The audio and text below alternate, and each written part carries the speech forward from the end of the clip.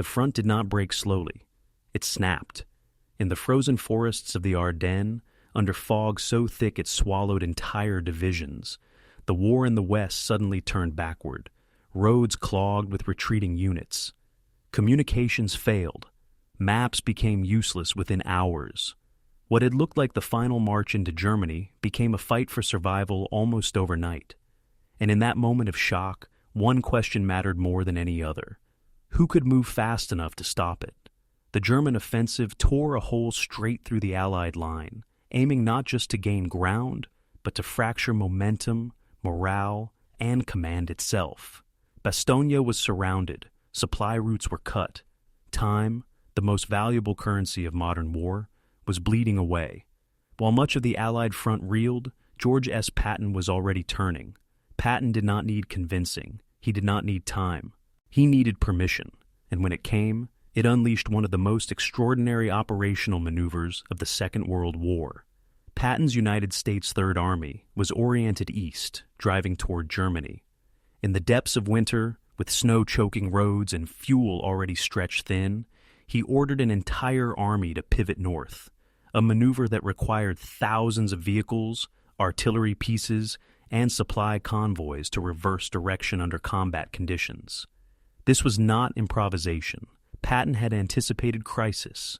He had prepared contingency plans. He had drilled his staff relentlessly. What looked like instinct was preparation revealing itself under pressure. The counteroffensive began as a race, against weather that froze engines, against roads reduced to ice and mud, against an enemy still advancing with momentum. Columns moved day and night. Drivers navigated without lights. Units advanced into contact before fully assembling. Orders were brief, clear, and unforgiving. Move fast, break through, reach Bastogne. The Germans did not yield ground easily. Roadblocks were fortified. Villages became strong points.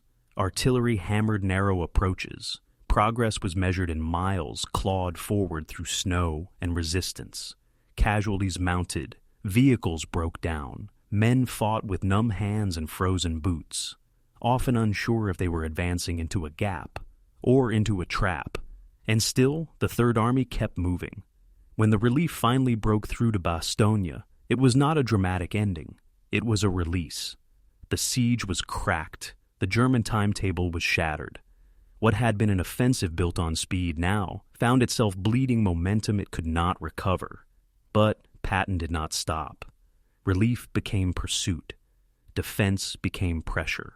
The Bulge began to collapse inward under sustained force. The Ardennes counteroffensive mattered not because it was flashy, but because it restored balance at the exact moment balance was slipping away. It proved that leadership, preparation, and decisiveness could still shape outcomes even when the war felt unpredictable. Patton's maneuver did more than save Bastogne. It stabilized the front.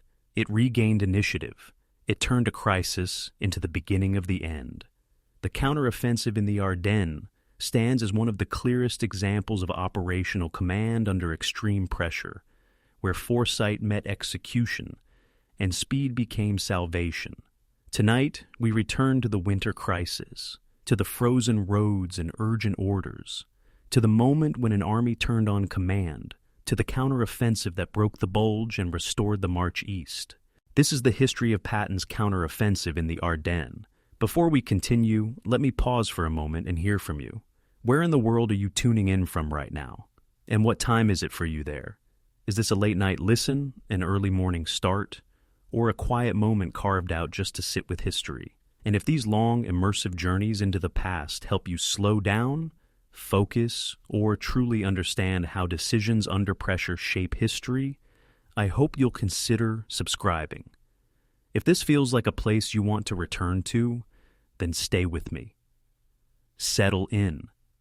This is Patton's counteroffensive in the Ardennes, December 10th, 1944. Major General Troy Middleton stands in a stone farmhouse in Luxembourg, spreading a tattered map across a wooden table scarred by years of use. The room smells of damp wool and burning wood. Outside, a cold rain falls on the rolling hills of the Ardennes forest. that ancient border country where Belgium bleeds into Luxembourg and Germany lurks beyond the trees. Middleton traces his finger along a red line that stretches 80 miles from north to south, a defensive boundary held by just 4 American divisions. He looks up at his staff officers, their faces lit by the amber glow of kerosene lamps, and makes a joke that will haunt him 6 days later. "Gentlemen," he says with a tired smile, "we're holding the ghost front. If the Germans want to attack here, they're welcome to freeze their asses off trying." The officers laugh, but the sound dies quickly in the cold room.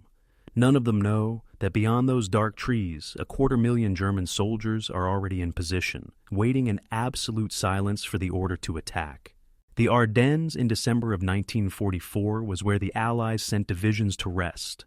After the savage fighting in the Hürtgen forest, after the endless artillery barrages around Aachen, after watching friends die in the mud of Normandy's hedgerows, soldiers came here to recover. The 83rd Corps held this sector not because it was important, but precisely because it wasn't. Intelligence officers at Supreme Headquarters Allied Expeditionary Force had studied the terrain and declared it unsuitable for major offensive operations. The forest was too dense, the roads too narrow, the rivers too numerous. No army in its right mind would attack through the Ardennes in winter. History seemed to confirm this judgment. When the Germans invaded France in 1914, they had gone around the Ardennes, not through it. The French had built the Maginot Line everywhere except here, confident that nature itself was defense enough. Even in May of 1940, when Hitler's panzers did crash through these forests and shocked the world, military analysts called it an aberration, a desperate gamble that succeeded through luck and French incompetence. Now, 4 years later, with Germany clearly losing the war, with the Wehrmacht retreating on all fronts, with American armies poised to cross the Rhine and invade the Reich itself, the idea that Hitler would stake everything on another Ardennes offensive seemed absurd.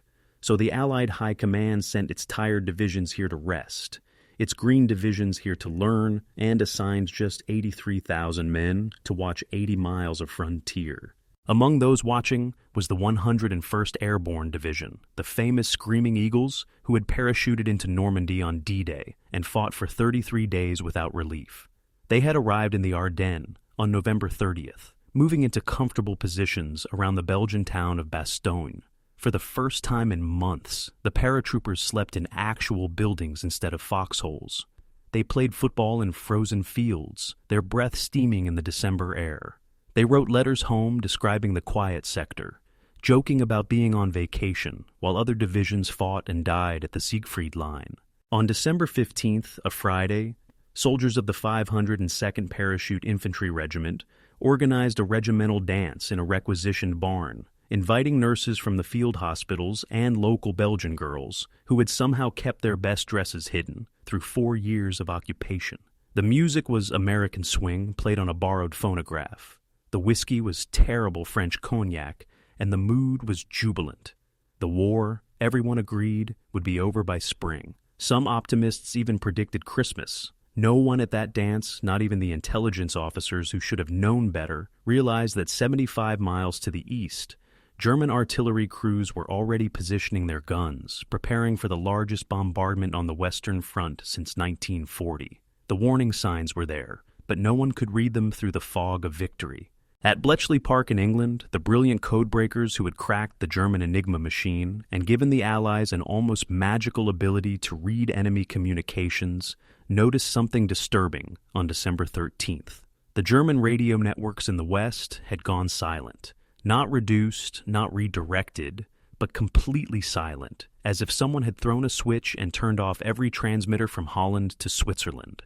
The analysts debated what this meant. Some argued it indicated collapse, that the German army was disintegrating so rapidly it had lost the ability to communicate.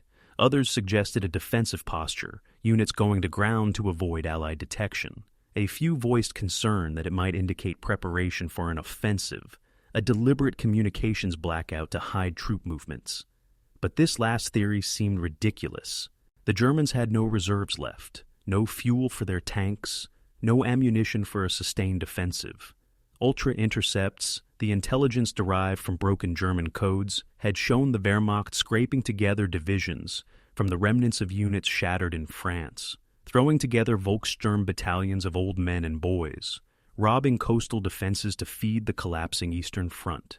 The idea that Germany could secretly assemble the forces for a major offensive without Allied intelligence detecting it seemed to violate everything the analysts knew about modern warfare. So the reports went up the chain with caveats and qualifications, warning of possible local counterattacks, but nothing suggesting the avalanche that was about to break.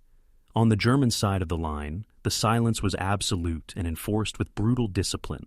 Field Marshal Gerd von Rundstedt, the old Prussian aristocrat Hitler had recalled from retirement to command the Western Front, had issued orders that made Wehrmacht officers blanch with disbelief. No radio communications whatsoever, no reconnaissance flights that might be observed, no increased activity near the front that might alert American patrols.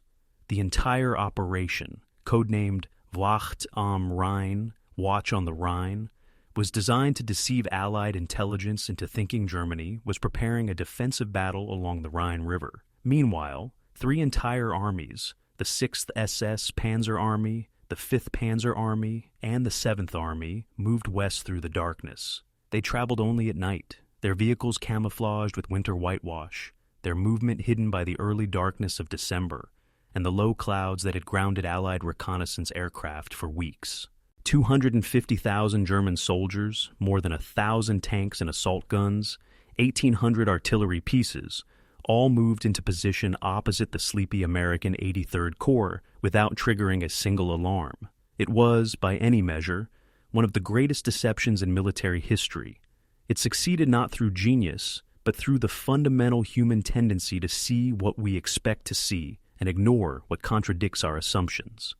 December the 16th, 1944, 5:30 in the morning, pitch black in the Ardennes forest, that absolute darkness of a winter night when the moon is hidden by clouds and the stars invisible behind the storm. American soldiers in their foxholes along the front line hear a sound like distant thunder, growing louder, closer, more distinct. Some think it's a storm moving in from the east. Others recognize it immediately for what it is, artillery, more artillery than anyone has heard since the great bombardments of the First World War. Then the world explodes. 1,800 German guns open fire simultaneously. A carefully orchestrated symphony of destruction that falls on the American positions with scientific precision. The German gunners have been planning this barrage for weeks, plotting every battery position, calculating every trajectory, stockpiling ammunition in hidden depots despite the desperate fuel shortages strangling the Wehrmacht. For 90 minutes, high explosive shells and rockets tear through the winter darkness, smashing command posts, severing telephone lines, obliterating forward observation positions, and most importantly, shattering the psychological composure of soldiers who thought they were on vacation. At 7 o'clock, as a gray dawn breaks over the smoking forest, the artillery lifts and shifts deeper. In the sudden relative quiet, American soldiers climb out of their foxholes, shake off the stupor of bombardment, and peer east into the lifting darkness.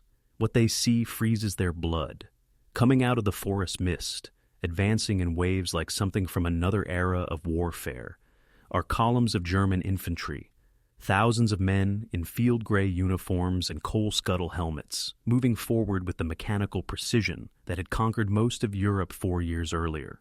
The initial American response was confusion, bordering on disbelief. At the 83rd Corps headquarters in Bastogne, the first reports to reach General Middleton were fragmentary and contradictory. The 106th Infantry Division, a green unit that had only arrived in the theater 3 weeks earlier, reported heavy attacks across its entire front, but couldn't estimate enemy strength through the fog and smoke.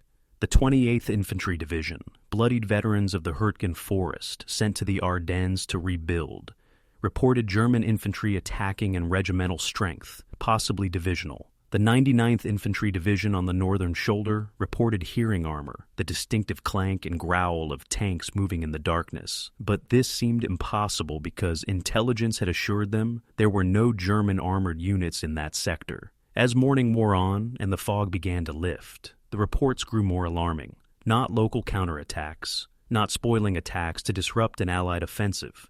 This was the real thing, a full-scale offensive involving multiple armies. By 9 in the morning, Middleton was on the phone to his superior, Lieutenant General Omar Bradley, commanding the 12th Army Group from his headquarters in Luxembourg City.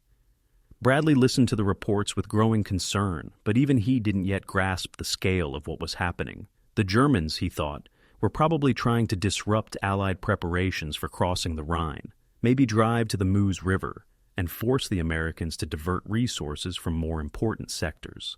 Serious, certainly, but manageable. He had no idea that Hitler had committed every available reserve to this offensive, that the Führer had promised his generals they would split the Allied armies, capture the port of Antwerp, and win the war in the West in a single crushing blow. 75 miles to the south, in the city of Nancy, Lieutenant General George Patton was having breakfast when his phone rang. Patton commanded the Third Army, arguably the most aggressive and successful American army in Europe, a force that had rampaged across France after the Normandy breakout, and was now preparing to attack through the Saar region into the heart of Germany.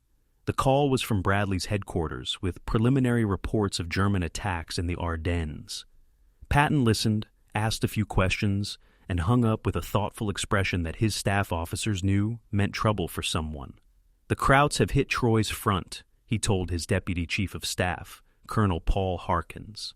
"Brad thinks it's a spoiling attack, maybe a couple of divisions."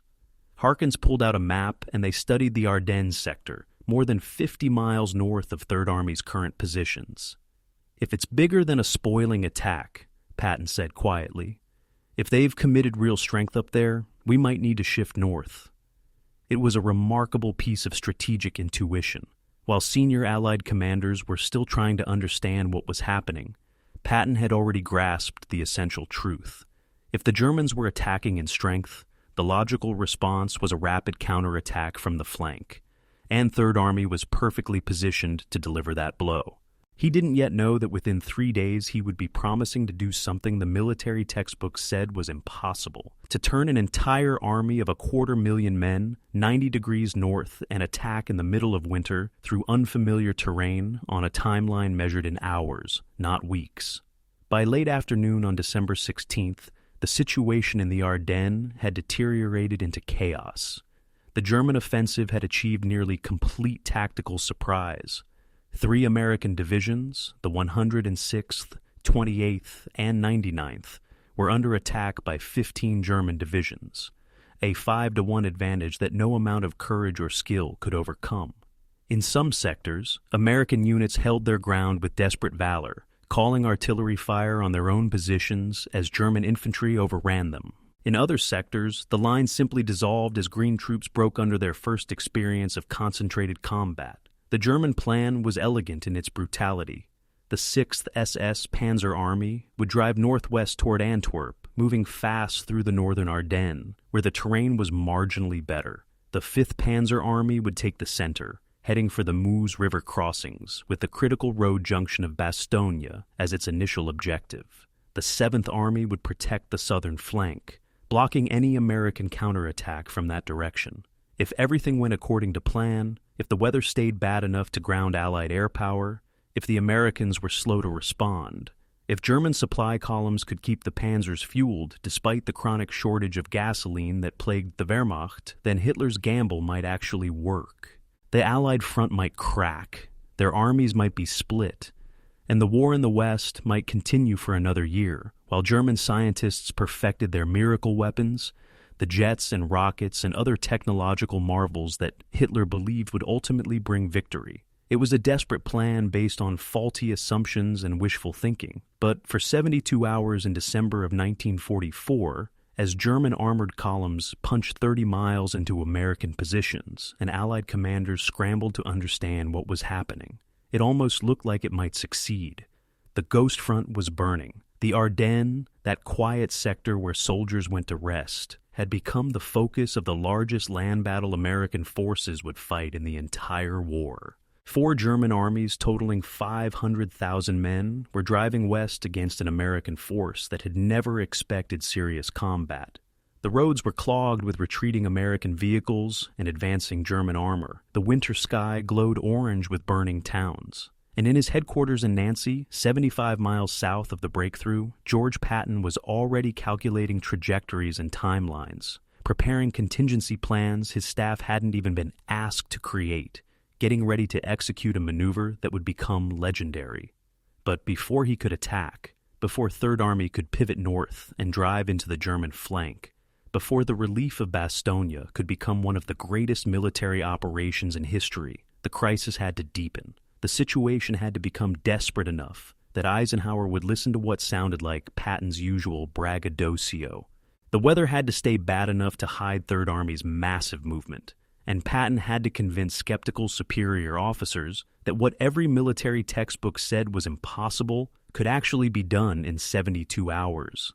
That story, the story of how one man's aggressive genius and obsessive preparation, combined with thousands of soldiers' courage and competence to turn the tide of battle, was about to begin. It would be written in blood and fuel and frozen mud across the winter landscape of Belgium and Luxembourg, and its lessons would reshape American military doctrine for the next 50 years. The telephone rang in George Patton's bedroom at 2:15 in the morning, December 17th, 1944. His wife Beatrice, visiting from the States, stirred in her sleep but didn't wake. Patton grabbed the receiver on the second ring, instantly alert in the way career soldiers develop after decades of emergency calls in the night. The voice on the other end belonged to his chief of staff, Brigadier General Hobart Gay, calling from Third Army headquarters with the latest reports from the Ardennes. The situation was worse than anyone had thought. The Germans had committed massive forces, perhaps 20 divisions, and had already penetrated 20 miles beyond the original American positions. Entire regiments were surrounded. Communication was breaking down, and the rate of advance suggested the Germans were aiming for the Meuse River, perhaps even Antwerp itself. Patton listened without interrupting, his mind already working through implications and possibilities. When Gay finished, Patton asked a single question. "Has Brad called for help yet?" The answer was no. Bradley still believed the 12th Army Group could handle the situation with its own resources, still thought this was a dangerous but containable offensive. Patton hung up and sat on the edge of his bed in the darkness, staring at nothing.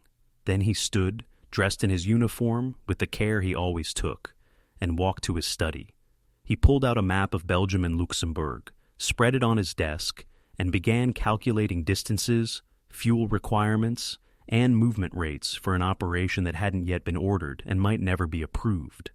Understanding what happened next requires understanding the unique relationship between the three men who would orchestrate the American response to Hitler's last gamble. George Patton, Omar Bradley, and Dwight Eisenhower were not just colleagues or fellow officers. They were bound together by personal history, shared mentorship, and a common understanding of warfare that had been shaped decades earlier by a man most Americans had never heard of, Brigadier General Fox Connor. In the early 1920s, when all three men were young officers marking time in an army that had shrunk to insignificance after the Great War, Connor had taken each of them under his wing at different times and taught them lessons the military schools didn't teach. Connor was a brilliant strategist who had served as chief of operations for the American Expeditionary Force in France, and he had studied warfare with an obsessive intensity that bordered on the mystical. For Eisenhower, who served as Connor's executive officer in Panama from 1922 to 1924, the older officer became the most important mentor of his life. Connor made Eisenhower read Clausewitz and Napoleon, study the campaigns of Grant and Lee. Think about warfare not as a collection of tactical problems, but as an art form requiring vision and audacity. "Always take your job seriously," Connor told the young major. "Never yourself." For Bradley, Connor's influence was more indirect, but equally profound, absorbed through Eisenhower and through the officer culture that revered Connor's ideas. For Patton, who had never served directly under Connor, but had studied his writings and absorbed his philosophy through professional channels, the connection was intellectual rather than personal, but no less important. What Connor taught, and what his protégés absorbed, was a theory of warfare that emphasized mobility, concentration of force, and the decisive value of speed. In the years after the First World War, when most military thinkers believed the machine gun and barbed wire had made offensive warfare obsolete, when the French were building the Maginot Line and the British were preparing for another grinding war of attrition, Connor argued that the next war would be won by armor and aircraft, by rapid movement and exploitation of breakthrough. He preached the importance of combined arms, infantry and tanks, and artillery working together in coordinated operations. He insisted that technology was changing the fundamental nature of war, that armies could now move at speeds impossible in previous centuries, and that the general who mastered this new mobility would dominate the battlefield. Most importantly, Connor taught that real warfare required improvisation, that the textbook solutions were usually wrong, and that victory went to the commander who could think faster and act more decisively than his opponent. These lessons had shaped all three men. Eisenhower, as Supreme Commander, understood that winning the war required taking risks and trusting subordinates. Bradley, as Army Group Commander, believed in careful preparation but rapid execution. And Patton, more than anyone else in the American Army, had internalized Connor's gospel of speed and made it his personal religion. He believed that a good plan executed violently today was better than a perfect plan executed next week. He believed that an army in motion was an army that won battles, and he believed, with an almost mystical certainty, that audacity and speed could overcome numerical disadvantages and logistical limitations. December 17th, 1944, 9 o'clock in the morning. Patton's phone rang again. This time it was Bradley himself, calling from his headquarters in Luxembourg City with the official request Patton had been expecting. Eisenhower wanted an emergency conference at Verdun in 2 days to discuss the Allied response to the German offensive.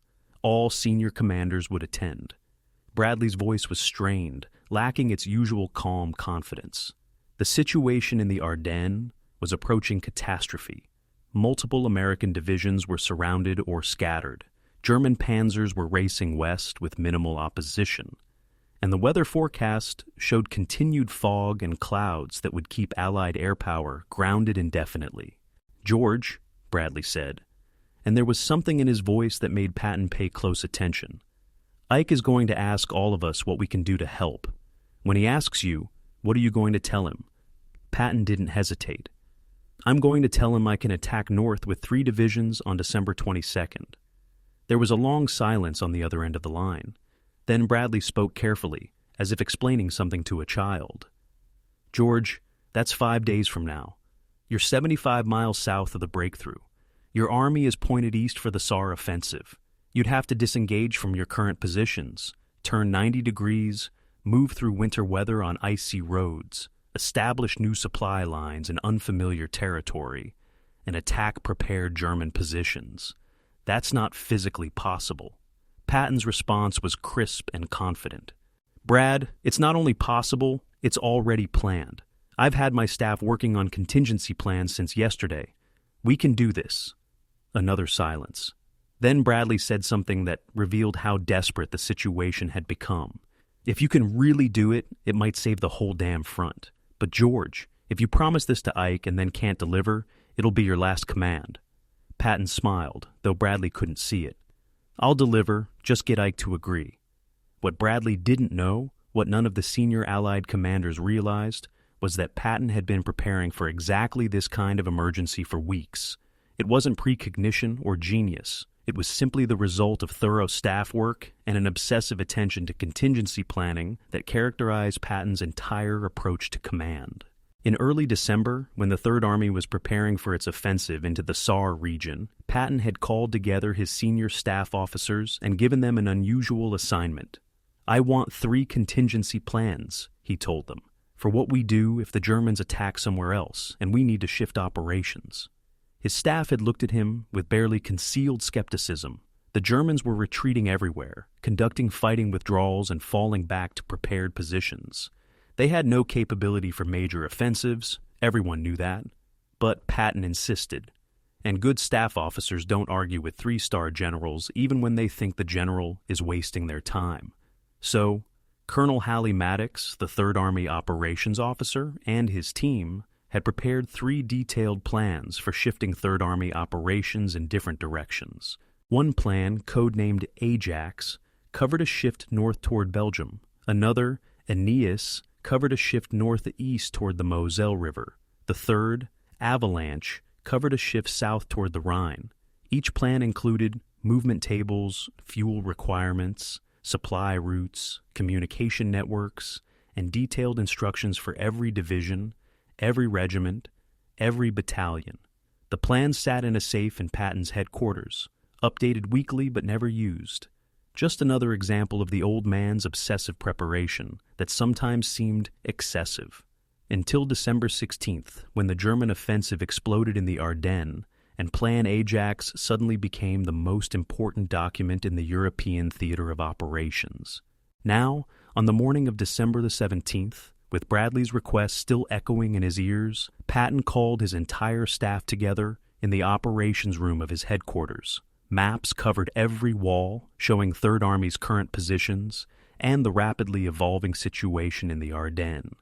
Patton stood before his officers, ramrod straight in his perfectly tailored uniform, ivory-handled pistols on his belt, and spoke with absolute confidence. "Gentlemen, we are going to attack north and save the sons of bitches. We will execute Plan Ajax starting immediately. I have promised General Eisenhower that we will attack on December the 22nd with 3 divisions. We will exceed that promise by attacking with 6 divisions within a week." He paused, looking each officer in the eye. "This will be the most difficult operation this army has ever attempted. We will move 250,000 men, 133,000 vehicles, through the middle of winter, establish new supply lines on roads we've never seen, and attack positions we haven't reconnoitered. We will do this while the Germans are still attacking, while our flanks are exposed, while the weather is against us. The textbooks say it cannot be done. The British think we're crazy. Even General Bradley has doubts, but I know this staff, I know this army, and I know we will do it." He smiled. That wolfish grin his staff knew meant trouble for the enemy. "We will do it because we must, because no one else can, and because history is watching." The next 48 hours at Third Army headquarters were controlled chaos of the kind that separates competent military organizations from excellent ones. Every staff section worked around the clock, preparing for the pivot north. The operations section pulled out Plan Ajax and began adapting it to current conditions, calculating precise movement routes for each division to avoid traffic jams at critical crossroads. The intelligence section scrambled to gather information about terrain north of Luxembourg, about German dispositions, about the locations of fuel dumps and supply depots that Third Army would need. The logistics section began the staggering task of calculating fuel requirements for moving 133,000 vehicles 60 to 80 miles in winter weather, then supporting sustained combat operations in unfamiliar territory. The communications section planned the installation of thousands of miles of telephone wire to establish command and control in the new sector. The medical section identified hospital locations and evacuation routes. The artillery section worked out firing plans for supporting the attack. The air liaison section coordinated with tactical air command for close air support once the weather cleared. Each section worked independently, but in perfect coordination, like instruments in an orchestra performing a complex symphony. Officers who had worked together for 2 years, who had learned through hard experience in North Africa and Sicily and France how to function as a team, now applied all that accumulated knowledge to the most demanding challenge they had ever faced. They worked without sleep, sustained by coffee and cigarettes, and the electric excitement of knowing they were about to attempt something unprecedented. On December 18th, Patton visited each of his division commanders personally, driving through the winter darkness to their command posts scattered across the Lorraine region. To each one he delivered the same message, adapted slightly for each unit's personality and commander. "We are going north," he told them. "We are going to hit the German flank and cut off their offensive. This will not be easy. You will move fast. You will attack immediately upon arrival, and you will accept casualties to maintain momentum. I don't want consolidation. I don't want careful preparation. I want violent execution." Some commanders nodded immediately, understanding what Patton required. Others asked questions about logistics, about support, about coordination.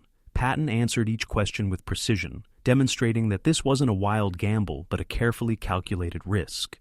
To Major General John Wood, commanding the 4th Armored Division, Patton was particularly specific. "Your division will lead the attack. You will relieve Bastogne. I don't care how many Germans are in your way. You will get through. I'm giving you priority on everything. Fuel, ammunition, air support, artillery. Use it." Wood, a armor expert who shared Patton's aggressive instincts, grinned and saluted. "We'll be there, sir." Patton looked at him hard. "You better be. Bastogne is the key to this whole battle. If it falls before we arrive, the Germans win. If we relieve it, we win. It's that simple." It wasn't really that simple. Nothing in war ever is. But Patton understood the power of clear objectives and decisive language. His commanders left those meetings knowing exactly what was expected, exactly what the stakes were, and exactly how much Patton trusted them to deliver results. December 19th, 1944, late morning. Patton climbed into his staff car for the drive to Verdun and the conference with Eisenhower. He brought with him Colonel Maddox and Colonel Harkins, his 2 key staff officers, and a leather case containing detailed orders for the northern attack. The roads were icy and traffic was heavy with military convoys moving in all directions. As they drove through the winter landscape, passing through villages with names Americans couldn't pronounce, Patton was uncharacteristically quiet. His staff officers knew this mood, knew that beneath the confident exterior, the old man was running through every possible scenario, every potential failure point, preparing himself for the most important meeting of his career. Everything he had trained for, everything he believed about warfare and leadership and the decisive value of speed, would be tested in the next few hours. If Eisenhower accepted his plan, if Bradley supported him, if his own staff could execute what they had promised, then Third Army would accomplish something unprecedented and possibly war-winning. If he failed, if the logistics collapsed, or the Germans reacted faster than expected, or the weather didn't cooperate, then his career would end in disgrace and the Allied front might collapse. The stakes could not be higher. But Patton didn't doubt. Not really. He had spent 4 decades preparing for exactly this moment, for the chance to prove that aggressive leadership and rapid maneuver could change the course of history. He had studied Napoleon's Italian campaign and Stonewall Jackson's Valley campaign and Sherman's March to the Sea. He had absorbed Fox Connor's lessons about mobility and concentration of force. He had commanded tanks in the First World War and learned from bitter experience what worked and what didn't. Every failure, every humiliation, every political setback of his controversial career had brought him to this moment. The Verdun Conference would determine whether George Smith Patton was a military genius or just another glory-hunting general who made promises he couldn't keep. In 2 hours, he would find out. The car pulled up to the barracks in Verdun at 10:50 in the morning, deliberately 10 minutes before the scheduled start of the conference. Patton believed in punctuality for others, but made a cult of his own carefully calculated lateness, a psychological ploy to establish dominance. But today was different. Today he needed to project confidence without arrogance, certainty without bluster. He entered the building with his staff officers, surrendering his coat to an aide, but keeping his pistols, and walked into the conference room where the fate of the Western Front would be decided. Eisenhower sat at the head of the table, looking worn and older than his 54 years, the weight of supreme command visible in every line of his face. Bradley sat to his right, calm as always, but with tension visible in his hands as he shuffled papers. Around the table were the other senior commanders, British and American, all of them grappling with the reality that Hitler's desperate gamble had caught them completely off guard and might actually succeed if they didn't respond decisively. The room fell silent as Patton entered. Every eye turned to him, some curious, some skeptical, some openly hostile. The British officers in particular regarded Patton with barely concealed distrust, seeing him as a showboat and a publicity hound. But Eisenhower looked at his old friend and former subordinate with something else in his eyes, something that looked like hope. "George," the Supreme Commander said quietly, "glad you could make it. Have a seat. We've got a hell of a problem to solve. The conference room in the old French barracks at Verdun was cold enough that men could see their breath.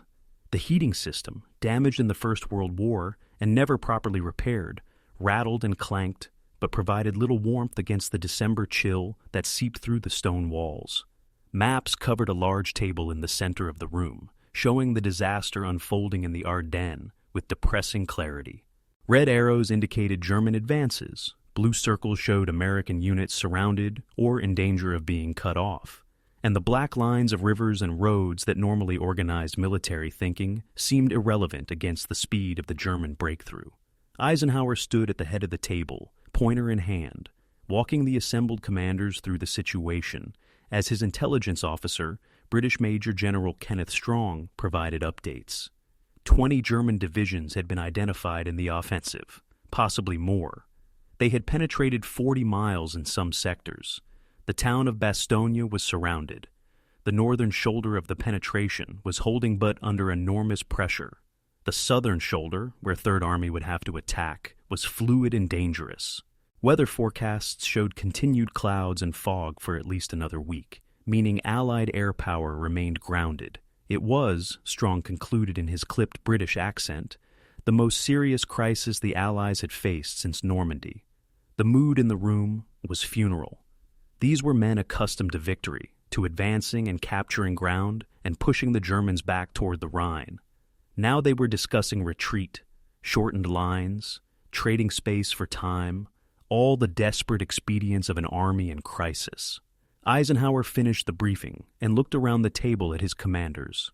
His voice was calm, but carried an undercurrent of steel that reminded everyone why this Kansas farm boy had been chosen to command the greatest military operation in history. "Gentlemen," he said, "the present situation is to be regarded as one of opportunity for us, and not of disaster. There will be only cheerful faces at this table."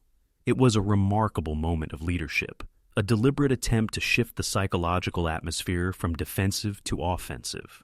Eisenhower understood that wars were won in the minds of commanders before they were won on battlefields. That confidence was a weapon as important as tanks or artillery. He continued, laying out his basic concept. The northern shoulder of the German penetration would be held by forces already engaged. Montgomery's 21st Army Group would provide additional support from the north. But the decisive blow, the counterstroke that would stop the German offensive and turn it into a defeat, would come from the south, which brought Eisenhower to his critical question, the one everyone in the room had been dreading. He looked directly at Patton. "George, when can you attack?" The room went silent. Every officer present understood the implications of that question. Third Army was 75 miles south of the breakthrough, engaged in its own offensive toward the Saar, pointed in completely the wrong direction. Turning an army that size, moving it north, establishing new supply lines, and launching a coordinated attack would take weeks under normal circumstances. The planning alone would require teams of staff officers working for days. The logistics of moving hundreds of thousands of men and vehicles would strain even the most efficient supply system. And this was December in the Ardennes, with icy roads and freezing weather and fuel in chronically short supply. The conventional military wisdom, taught at every staff college and confirmed by historical experience, was that you didn't execute major operational shifts in the middle of winter while still engaged with the enemy. You disengaged carefully, consolidated, planned thoroughly, and only then moved to new positions.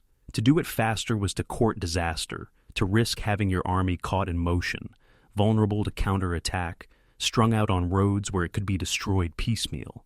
Bradley, sitting to Eisenhower's right, watched Patton carefully. He knew what his former subordinate was about to say, and still didn't quite believe it was possible. Patton stood, not to address the Supreme Commander, but because he thought better on his feet. He pulled out a small notebook from his jacket pocket, flipped it open to a page covered in his angular handwriting, and spoke with absolute confidence. "I can attack on December 22nd with 3 divisions." He paused, letting the words sink in. 4th Armored, 26th Infantry, and 80th Infantry Divisions will jump off at 0600 hours, driving north from the Arlon area toward Bastogne. The room erupted. Bradley closed his eyes briefly. British officers looked at each other in frank disbelief. Even Eisenhower, who knew Patton better than anyone in the room, looked startled. General Courtney Hodges, commanding 1st Army, which was bearing the brunt of the German attack, spoke first. "George, that's 3 days from now. You can't possibly move 3 divisions, establish supply lines, and attack in 3 days." His voice carried the patient condescension of a man explaining basic arithmetic to someone who had gotten the answer wrong. Patton smiled, and it was not a friendly expression. "Courtney, I'm not proposing to do it. I'm telling you I will do it. The orders are already written and sitting in sealed envelopes at my headquarters. The moment I return and make one phone call, the movement will begin." The British officers were openly skeptical.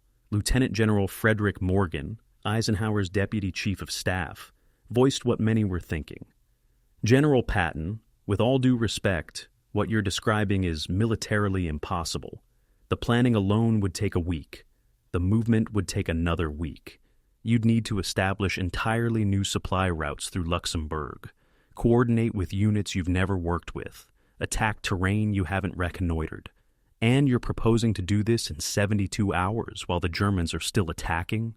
Patton turned to face Morgan, his jaw set. "General, I've been planning this operation since December 17th. I have 3 complete contingency plans for shifting 3rd Army operations in different directions. The plan for moving north, which we call Ajax, has been updated and refined over the past 2 days. My staff has calculated fuel requirements, movement routes, supply allocations, everything.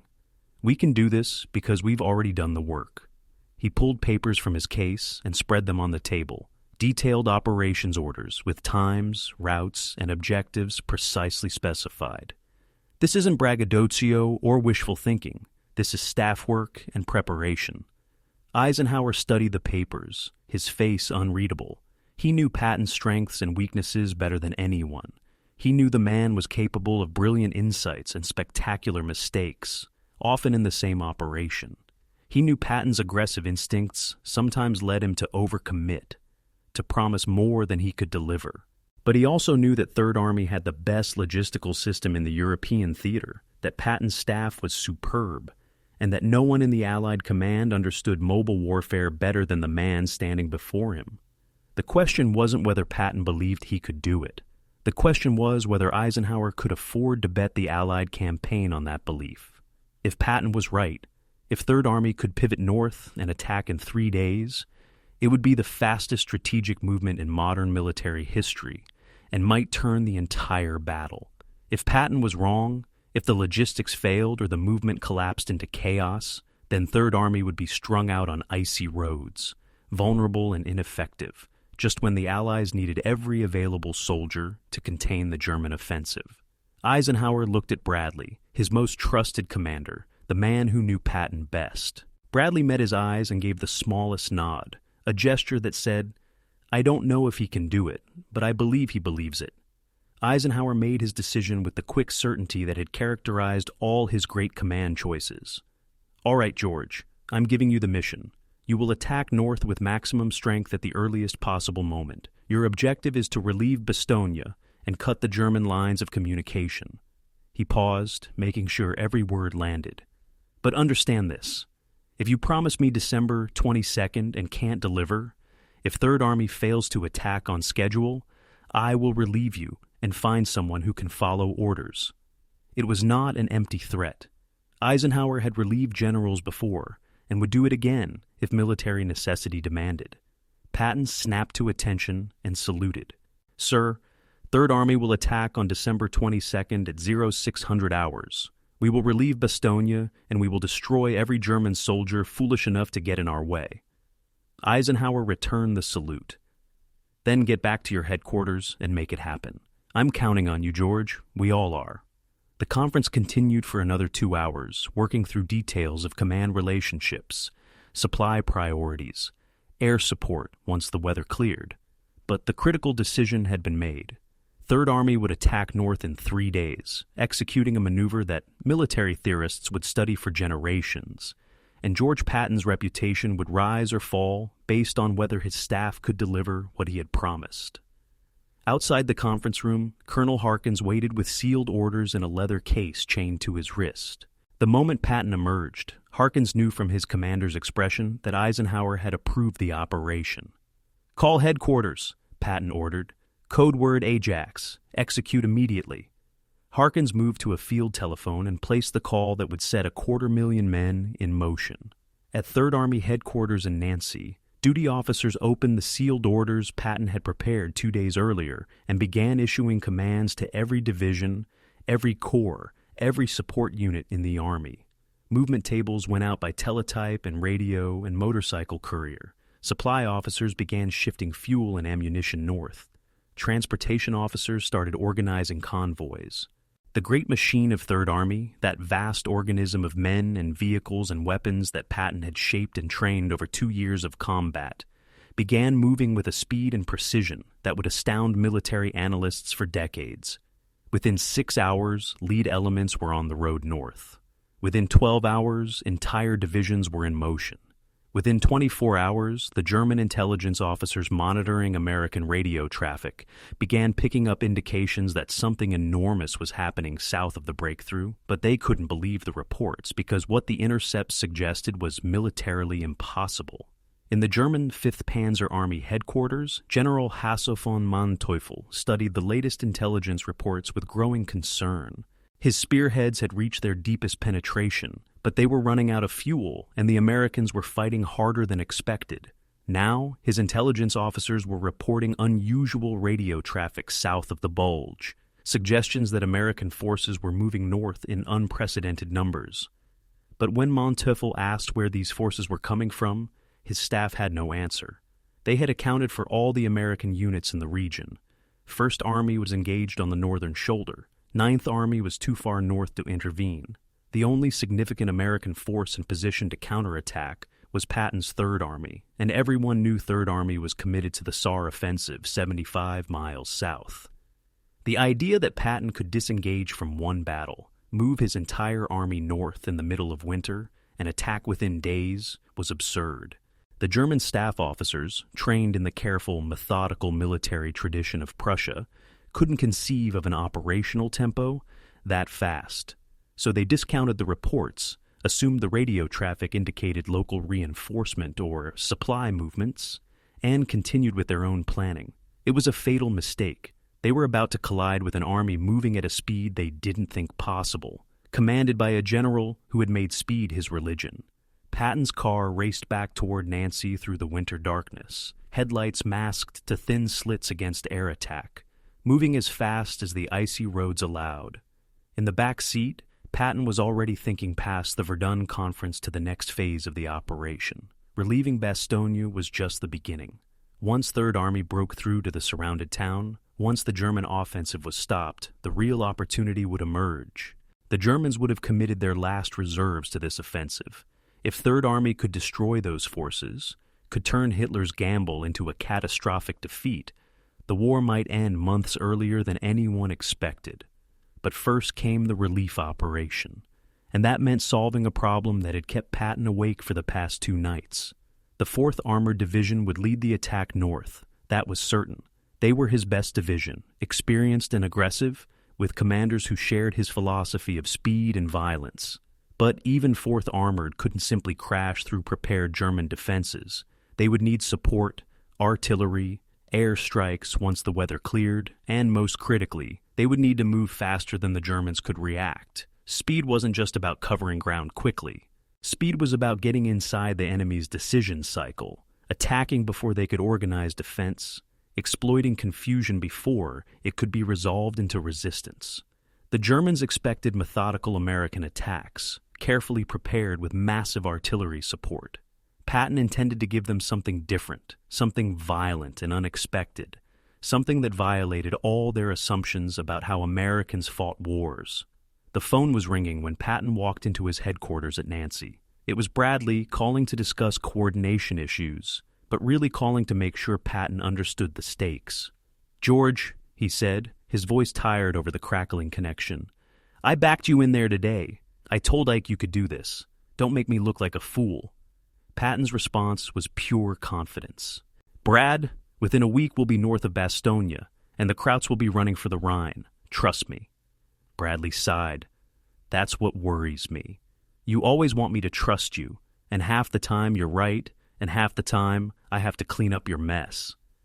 But there was affection in his voice, the bond of men who had served together for decades, who had been shaped by the same mentors and fought in the same wars. "Don't get yourself killed doing something stupid," Bradley added. "We still need you after this is over." Patton laughed. "Hell, Brad. If I was worried about getting killed, I'd have stayed in the cavalry where it was safe." He hung up and turned to his assembled staff officers, all of them waiting for his orders, all of them exhausted from 48 hours of continuous work, but energized by the knowledge that they were about to attempt something unprecedented. "Gentlemen," Patton said, his voice carrying to every corner of the room, "we have just been given the opportunity to save the Allied campaign and write our names in history. The hard work starts now. In 72 hours, Third Army attacks north. We will move faster, hit harder, and go farther than any army in this war. We will prove that speed and audacity can overcome any advantage of numbers or position. We will show the world what American soldiers can do when properly led." He paused, looking at each face. "Now, get back to work. History is watching, and we will not disappoint." December 19th, 1944, 4 o'clock in the afternoon. Colonel Walter Mueller, Chief of Staff for Third Army's Third Corps, sat in his office staring at a sealed envelope that had just been delivered by motorcycle courier. The envelope bore Patton's personal seal and instructions written in the general's distinctive angular handwriting. "Open immediately upon receipt of code word Ajax." The code word had arrived by radio 15 minutes earlier, and now Mueller broke the seal with hands that trembled slightly despite his best efforts at composure. Inside was a complete operations order, 37 pages of detailed instructions for moving the entire Third Corps from its current positions around Metz, north to Luxembourg and Belgium. Every unit had a specific route, departure time, intermediate checkpoints, and final assembly area. Fuel allocations were specified down to individual tank battalions. Communication plans showed exactly where headquarters would establish command posts and when telephone lines would be operational. It was the most comprehensive movement order Mueller had seen in 25 years of military service, and, according to the timestamp on the final page, it had been written 48 hours earlier. Patton had prepared this operation before Eisenhower had approved it, before the Verdun Conference had even convened, based on nothing more than strategic intuition and aggressive confidence. Mueller shook his head in reluctant admiration and reached for his telephone.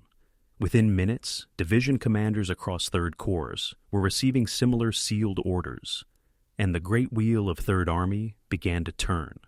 The logistics of what Third Army was about to attempt defied every principle of military common sense.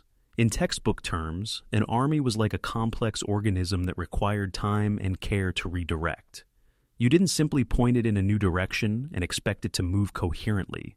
The standard procedure for an operational shift of this magnitude involved multiple phases. First, disengagement from current operations. Second, consolidation at assembly areas. Third, detailed planning and reconnaissance. Fourth, careful movement to new positions. Fifth, establishment of supply lines and command structures.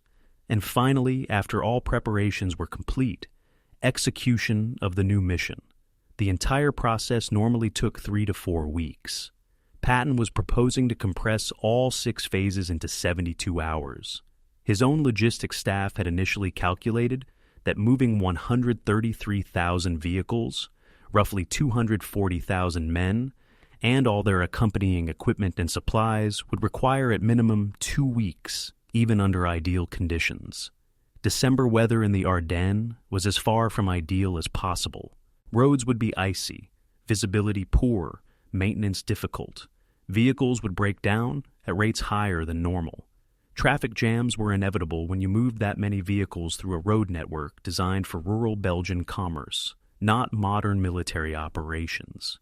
And all of this had to be accomplished while the Germans were still attacking, while the front lines were fluid, while any major traffic jam could leave American units stranded and vulnerable. But Third Army had one enormous advantage that made the impossible merely extremely difficult.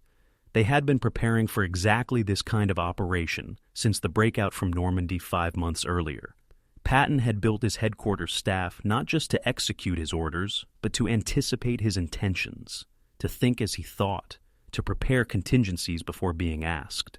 When he demanded sealed plans for shifting operations in any direction, his staff had delivered 3 complete operational designs. When he insisted on maintaining meticulous records of fuel consumption rates and vehicle maintenance schedules, his logistics officers had compiled data that now proved invaluable for calculating movement capabilities. When he required detailed maps of all territory within 100 miles of Third Army positions, his intelligence section had accumulated the precise information needed to plan routes through unfamiliar regions. Every seemingly excessive demand, every obsessive attention to detail that had sometimes seemed like Patton's paranoia or perfectionism, now paid dividends. Third Army was prepared for this challenge in ways that no other Allied army could have been, because Patton had spent 2 years building an organization designed for rapid movement and aggressive exploitation. The movement began at midnight on December 19th. In the darkness and cold, lead elements of the 4th Armored Division rolled north from their positions near the Saar River. Tank crews, who had been preparing for an attack eastward into Germany, now found themselves moving northwest toward Luxembourg. They drove with blackout lights, thin slits barely adequate to illuminate the icy roads, maintaining strict radio silence to avoid alerting German intelligence to the massive shift underway. Behind them came the artillery, the self-propelled guns and towed howitzers that would provide fire support for the attack. Then the infantry, riding in trucks and half-tracks, shivering in the December cold despite their wool uniforms and whatever extra clothing they had scrounged. The supply trucks followed, carrying ammunition and fuel and rations and all the thousands of items a modern mechanized division required to function. And behind them, stretching back for miles, came the maintenance vehicles, the medical evacuation ambulances, the engineering equipment, the signal trucks with their reels of communications wire, the entire logistical tale that made American combat power possible. 1 division became 2 divisions, became 6 divisions, all moving north in the darkness, all following routes calculated to avoid blocking each other at critical crossroads, all racing against a clock that allowed no delays. Military police established traffic control points at every major intersection, directing the endless stream of vehicles with flashlights and hand signals, orchestrating a ballet of movement that would have impressed even the most skeptical logistics expert. At a crossroads near the town of Thionville, Private James Hennessy from Brooklyn stood in freezing rain for 16 hours straight, directing traffic with precise hand signals he had learned in MP school and perfected through months of practice. Tanks turned left toward Bastogne. Trucks carrying fuel turned right toward supply points near Ardennes. Ambulances were waved straight through toward hospitals in the rear. Hennessy had no idea where these units were going or why, knew nothing about the strategic situation or Patton's plan, but he executed his assigned task with the professional competence that characterized Third Army at every level. When officers later calculated that Third Army had moved 133,000 vehicles through the road network, with only 11 major traffic jams, none lasting more than 2 hours, they credited meticulous planning and aggressive leadership. But the real secret was thousands of soldiers like Hennessy, anonymous men doing unglamorous jobs with skill and dedication, making the machine work through competence rather than heroics. The weather was brutal. Temperatures dropped below 0 Fahrenheit. Cold enough to freeze engine oil and transmission fluid if vehicles sat idle too long. Snow mixed with freezing rain created road surfaces that were treacherous even for experienced drivers in tracked vehicles. Wheeled trucks skidded and slid, requiring careful throttle control and constant attention. Every few miles, vehicles broke down, engines seizing, or transmissions failing, or electrical systems shorting out in the cold and wet. Recovery vehicles worked around the clock, pulling disabled trucks off the road, getting them to maintenance points where mechanics worked in darkness and freezing cold to make repairs. The maintenance battalions, those unglamorous units that kept American mechanized forces moving, performed miracles of improvisation and skill. When spare parts weren't available, mechanics fabricated them from scrap metal, When proper tools weren't at hand, they improvised with whatever came to hand.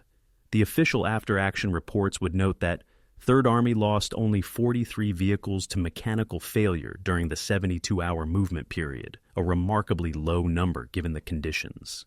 What the reports didn't capture was the exhausted mechanics who worked 20-hour shifts in freezing darkness, the drivers who nursed damaged vehicles forward one more mile to avoid blocking traffic, the 1,000 small acts of competence and determination that kept the great machine moving. By December 20th, less than 24 hours after the movement began, advance elements of the 4th Armored Division reached the town of Ardennes in Luxembourg, 50 miles north of their starting positions. They had covered the distance in darkness and terrible weather, maintained strict radio silence to avoid detection, and arrived with sufficient fuel and ammunition to begin combat operations immediately. German intelligence, monitoring Allied communications for any sign of reinforcement, detected nothing unusual. The Wehrmacht's radio intercept stations, some of the most effective intelligence-gathering systems in any army, picked up routine traffic, but saw no indication of a major movement. The Luftwaffe's reconnaissance aircraft remained grounded by weather, unable to spot the thousands of vehicles streaming north. And the German agents operating behind Allied lines, the spies and observers who normally provided tactical intelligence, failed to grasp the scale of what was happening because it seemed impossible that an entire army could move that fast in those conditions. The greatest movement of American military power in the European war was accomplished in near complete secrecy, a operational deception achieved not through cunning, but through sheer speed. The logistical challenges grew more complex as units moved farther from their established supply bases. Third Army's supply system had been optimized for an eastward drive toward Germany, with depots positioned along roads leading toward the Saar and Rhine. Now, with the Army pivoting 90 degrees north, every supply route had to be replanned. Fuel trucks that had been moving east toward the Siegfried Line now turned north toward Arlon and Luxembourg City. Ammunition convoys shifted from supporting attacks into Germany to supporting operations in Belgium. Medical evacuation routes, carefully planned to move wounded soldiers from frontline aid stations to rear hospitals, had to be completely redesigned. The Quartermaster Corps, responsible for everything from food to winter clothing to vehicle spare parts, worked frantically to establish forward supply points in locations their maps barely showed. Within 48 hours, Third Army's logistics staff had established functional supply depots in places they hadn't heard of 3 days earlier, had extended their supply network 60 miles north, and had accumulated sufficient stocks to support sustained combat operations. It was an achievement that military logistics experts would study in staff colleges for generations, an example of how thorough preparation and aggressive execution could overcome apparently insurmountable obstacles. On the morning of December 21st, Patton personally drove to Arlon to inspect the arriving units and confirm that his divisions were on schedule. He stood on a hillside overlooking the main road north, watching endless columns of vehicles roll past. And for once, the famous Patton showmanship was unnecessary. The soldiers in those vehicles, looking up to see their commanding general standing in the snow watching them pass, didn't need speeches or exhortations. They could see in his presence that something important was happening, that their difficult movement through freezing darkness had purpose and direction. Patton saluted every passing vehicle, a gesture that cost him 3 hours of standing in the cold, but bought him something more valuable than warm offices: the absolute confidence of his soldiers that their commanding general shared their hardships and understood what he was asking them to do. When officers later interviewed veterans of the Ardennes campaign, asking what kept them going through the brutal fighting ahead, many mentioned that moment, seeing the old man standing in the snow, saluting them as they drove north toward battle. Leadership at that level wasn't about complex tactics or brilliant strategy. It was about presence, about showing soldiers that someone cared enough to stand in the cold and watch them pass, about building the bond between commander and commanded that made impossible demands seem achievable. The establishment of 3rd Corps headquarters near Arlon on December 21st marked the operational pivot point. For the first time since the German offensive began, American forces had an operational command post south of the breakthrough, with the resources and authority to launch a major counterattack. The headquarters staff, working in a requisitioned school building that still smelled of chalk and children's books, quickly established communications with the 8th Corps near Bastogne, with 12th Army Group in Luxembourg, and with all subordinate divisions. Thousands of miles of telephone wire went up in 48 hours, strung from poles and trees and the ruins of buildings, creating a communications network that linked scattered units into a coherent command structure. Radio relay teams established stations every 10 miles, providing redundant communications in case telephone lines were cut by artillery or German raids. The Signal Corps, another unglamorous but absolutely essential component of modern military operations, worked with the same professional competence that characterized every support element of Third Army, building in hours what textbooks said required days. By the evening of December 21st, less than 72 hours after Patton had promised Eisenhower an attack on December 22nd, Third Corps was operational, divisions were in position, supply lines were functioning, and everything was ready for the assault north toward Bastogne. The impossible had been done, and now came the hard part, making the attack succeed. December the 22nd, 1944, 0500 hours. The darkness before dawn in the Ardennes winter was absolute, a blackness so complete that soldiers couldn't see their hands held inches before their faces. In assembly areas near Ardennes, Luxembourg, tank crews of the 4th Armored Division's Combat Command B went through final preparations in that blind darkness, checking fuel levels by touch, loading ammunition by feel, following procedures so practiced they required no light. Staff Sergeant Michael Rodriguez from San Antonio, commander of a Sherman tank named Apache Warrior, couldn't see the rest of his platoon, but could hear them, the metallic clinks of ammunition being loaded, the low voices of crew commanders giving final instructions, the nervous coughs and jokes of men about to enter combat. Rodriguez had been with 4th Armored since North Africa, had fought through Sicily and Normandy and across France, and he knew what experienced soldiers always knew, that the fear before battle was worse than the battle itself, that the waiting and anticipation were harder to endure than the actual violence. His gunner, Corporal Thomas Walsh from Chicago, broke the tension with his usual black humor. "Hey, Sarge, you think we'll make it to Bastogne in time for Christmas dinner?" Rodriguez's response was automatic, the kind of profane banter that bound combat crews together, but his mind was elsewhere, running through contingencies and tactical problems, preparing himself mentally for what was coming. The 4th Armored Division was Patton's favorite unit, the tip of Third Army's spear, and their commander Patton had chosen personally. Major General Hugh Gaffey was an armor expert who shared Patton's belief in speed and violence, who understood that tanks succeeded through momentum rather than defensive firepower. The division had earned its reputation through hard fighting across France, had proven repeatedly that properly led armor could achieve breakthroughs that infantry alone could never accomplish. But now they faced a different kind of challenge. The terrain between Ardennes and Bastogne was terrible for armor operations. Rolling hills cut by streams, roads channelized through small Belgian villages, forests that restricted visibility and mobility. The Germans defending this sector were veterans of the Eastern Front, paratroopers from the 5th Parachute Division who knew how to stop tanks with limited resources, and 4th Armored was attacking without the careful preparation American doctrine demanded, without detailed reconnaissance of enemy positions, without time to coordinate with supporting infantry and artillery. They were attacking because Patton had promised they would, because Bastogne was surrounded and running out of supplies, because speed mattered more than preparation. It was exactly the kind of operation Patton loved and Bradley feared, audacious to the point of recklessness, depending on speed and shock to overcome careful German defenses. At 0600 hours, as a gray dawn began to break over the snowy landscape, Combat Command. B crossed the line of departure and drove north toward contact.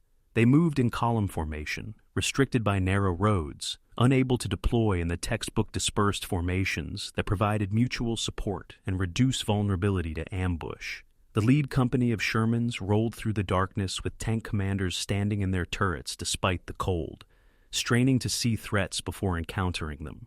Behind the tanks came half-tracks carrying armored infantry, then more tanks, then support vehicles, a steel snake winding through the winter landscape toward an enemy whose exact positions were unknown. For the first 4 miles, they encountered no resistance, passing through empty villages where Belgian civilians watched from behind shuttered windows, too afraid to show themselves. The silence was eerie and ominous. Experienced soldiers knew what it meant when the enemy wasn't where you expected them. It meant they had chosen their ground, prepared their positions, and were waiting for you to move into their killing zones. At 10 o'clock in the morning, the column reached the town of Martelange, a small village sitting on the Sour River with a single bridge providing the only crossing for miles. The lead Sherman approached the bridge cautiously, commander scanning for mines or prepared demolitions, and that saved his life. The bridge exploded in a fountain of timber and stone and water, a perfectly timed detonation that would have destroyed the lead tank if it had been 5 seconds faster. The German paratroopers holding the far bank had blown the bridge and now opened fire with machine guns and anti-tank guns, raking the stalled column with disciplined fire that forced tank commanders to button up and infantry to dismount and seek cover. Combat Command B had found the enemy, but finding them was just the beginning of the problem. The Sour River was swollen with winter rain, too deep for Shermans to ford, even if the approaches hadn't been covered by German guns. The road north went through Martelange and across that bridge, or it went nowhere. The entire attack, all of Patton's carefully calculated momentum, had just run into a river and a handful of German paratroopers with the tactical advantage of prepared positions.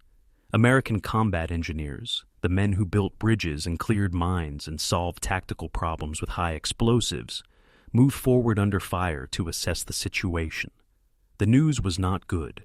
Building a Bailey Bridge, the standard American mobile bridge design, would take at least 12 hours, probably longer given German fire and the difficult approaches. A ford site might be possible a mile downstream, but that meant moving off the main road onto tracks that might not support tank weight, reorganizing the entire column, and exposing vehicles to ambush while crossing.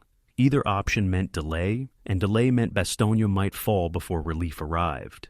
The engineer captain in charge of bridge construction explained all this to Lieutenant Colonel Creighton Abrams, commanding the 37th Tank Battalion and effectively leading the spearhead. Abrams listened, nodded, and asked a single question. "How long until you can get one Sherman across?" The engineer blinked. "Sir, I said 12 hours minimum for a full bridge." Abrams shook his head. "I didn't ask about a full bridge. I asked how long until you can get one tank across. We'll figure out the rest after that." It was pure Patton doctrine, speed over preparation, accepting risk to maintain momentum. 4 hours later, engineers had constructed a precarious ford downstream, reinforcing the bottom with logs and debris scavenged from destroyed buildings, just strong enough to maybe support a Sherman's weight. The first tank across was Abrams' own, a Sherman he had personally named Thunderbolt 7. It inched into the cold river water, track grousers biting into the reinforced bottom, water rising halfway up the hull as the 50-ton vehicle crept across. German machine gun fire spanged off the armor, forcing the crew to button up and navigate blind except for the narrow vision slits.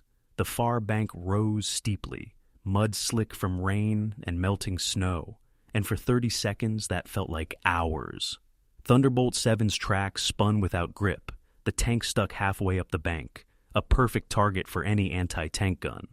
Then the driver found traction, the Sherman lurched forward, and Abrams' tank was across.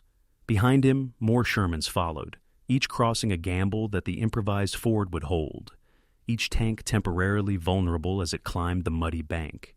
By mid-afternoon, Abrams had 12 tanks and 2 companies of infantry across the river, enough to push the German paratroopers out of their positions and secure the village. But the attack had lost 6 hours, and 6 hours in this battle was an eternity. December 22nd, 1400 hours.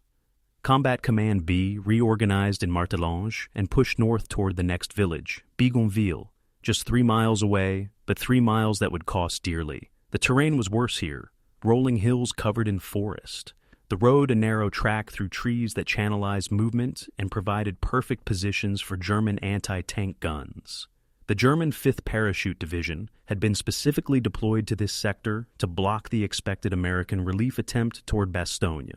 They were elite troops, veterans who had fought in Italy and Russia, men who knew how to defend difficult terrain with limited resources. They had positioned anti-tank guns at choke points where American tanks would have to slow down, had prepared infantry positions in the forests flanking the road, had mined likely approach routes, and registered artillery on probable crossing points. It was textbook defensive deployment, the kind of carefully prepared position that American doctrine said required at least a 3-to-1 numerical advantage and extensive artillery preparation to crack. Abrams had roughly equal numbers and no time for careful preparation. He attacked anyway, because that's what Patton expected and what Bastogne required. The battle for Bougainville was vicious and confused, the kind of close-range combat that reduced tactical sophistication to brutal survival instinct. German anti-tank guns, firing from concealed positions in the tree line, knocked out 4 Shermans in the first 10 minutes, brewing up crews who had survived campaigns across half of Europe, only to die 3 miles from their jump-off point. American infantry dismounted and began the dangerous work of clearing German positions. Small unit actions where sergeants and corporals made life or death decisions without waiting for orders from higher command. Staff Sergeant Rodriguez, his Sherman hit, but still mobile, watched his platoon leader's tank explode from an anti-tank round, the turret lifting off the hull in that horrific cartwheel characteristic of catastrophic ammunition explosion. Walsh, his gunner, spotted the muzzle flash and returned fire, the 75mm gun bucking as high explosive shells tore into the German position. But for every German position they destroyed, another opened fire, and the battle devolved into a grinding exchange of fire and maneuver that consumed afternoon daylight and turned the snow red. By evening, on December 22nd, Combat Command B had advanced just 4 miles from their morning start point. They had secured Martelange and Bougainville, but at significant cost. 23 tanks destroyed or disabled, 197 casualties including 48 men killed. The division that was supposed to drive rapidly to Bastogne and arrive as conquering liberators had instead spent an entire day fighting for villages most Americans had never heard of, against an enemy that intelligence had said was demoralized and retreating. The 4th Armored Division's after-action report for December 22nd was brutally honest. Progress slower than anticipated due to difficult terrain, determined enemy resistance, and lack of detailed reconnaissance. Current rate of advance suggests relief of Bastogne will require 5 to 7 days minimum. That report reached 3rd Army headquarters late on December 22nd, and Patton's response was characteristically blunt. He called Gaffey directly, his voice cold over the field telephone. "Hugh, I don't give a damn about difficult terrain or determined resistance. You will increase your rate of advance, or I will find someone who can. Bastogne doesn't have 5 to 7 days. Drive like hell and get through." Gaffey, who had commanded armor long enough to know when acceleration was possible and when it wasn't, tried to explain the tactical situation. Patton cut him off. "I don't want explanations. I want results. Attack again at first light with everything you've got." The soldiers of 4th Armored Division, shivering in their foxholes and tank hulls that December night, knew nothing about the exchange between their division commander and the army commander.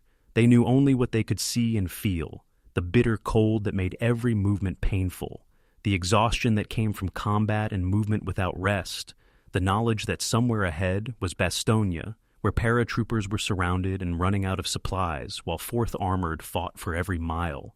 Medical aid stations behind the front lines were overwhelmed, not just with combat casualties, but with cold weather injuries, frostbite, and hypothermia cases that matched or exceeded wounds from German fire.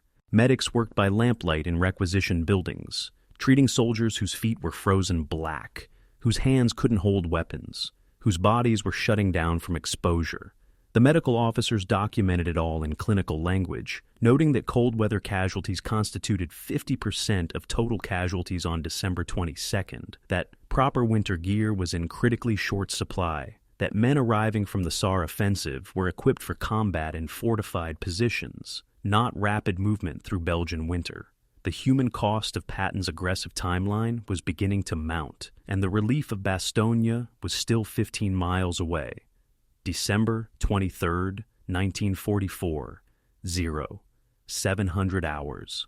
At German 5th Panzer Army headquarters in a stone farmhouse near Houffalize, General Hasse von Manteuffel stood over a map table studying reports that made no sense according to every principle of military intelligence. His staff officers, professional soldiers trained in the methodical Prussian tradition, had spent the night analyzing radio intercepts and prisoner interrogations, trying to understand what was happening on their southern flank. The Americans, who should have been retreating or consolidating, were instead attacking, and not with local counterattacks or spoiling actions, but with entire divisions appearing where no divisions should exist. The 4th Armored Division, which German intelligence had positively identified as being committed to the Saar offensive 75 miles south, was now engaged in combat near Arlon. The 26th Infantry Division, another unit supposedly far from the Ardennes, had been identified attacking toward the town of Wiltz.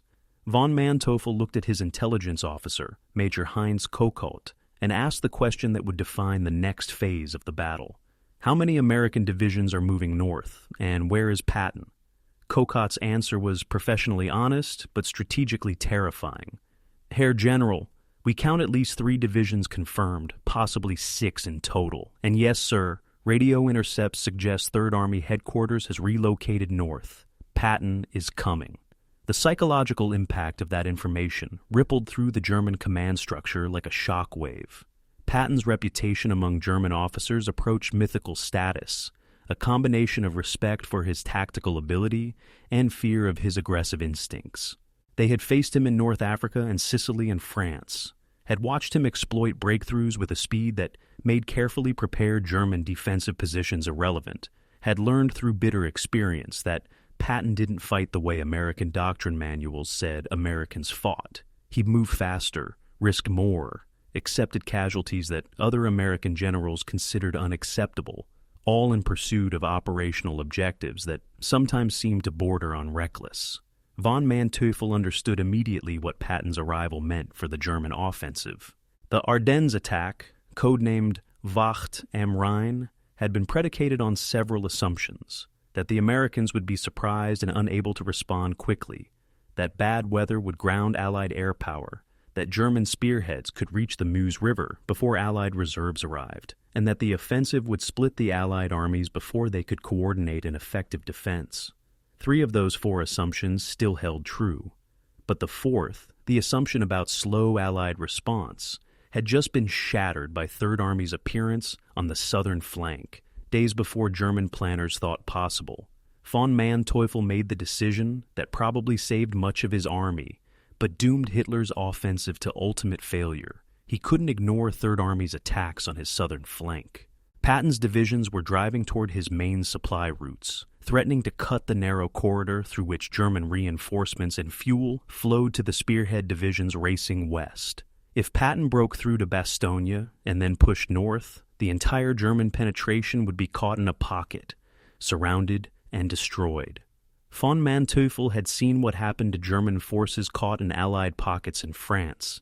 He had no desire to repeat that experience.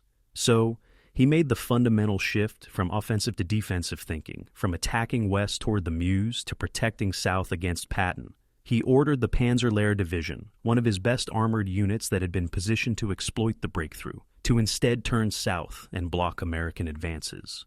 He diverted the Führer Grenadier Brigade, an elite unit Hitler had personally authorized for the offensive, to reinforce the southern shoulder.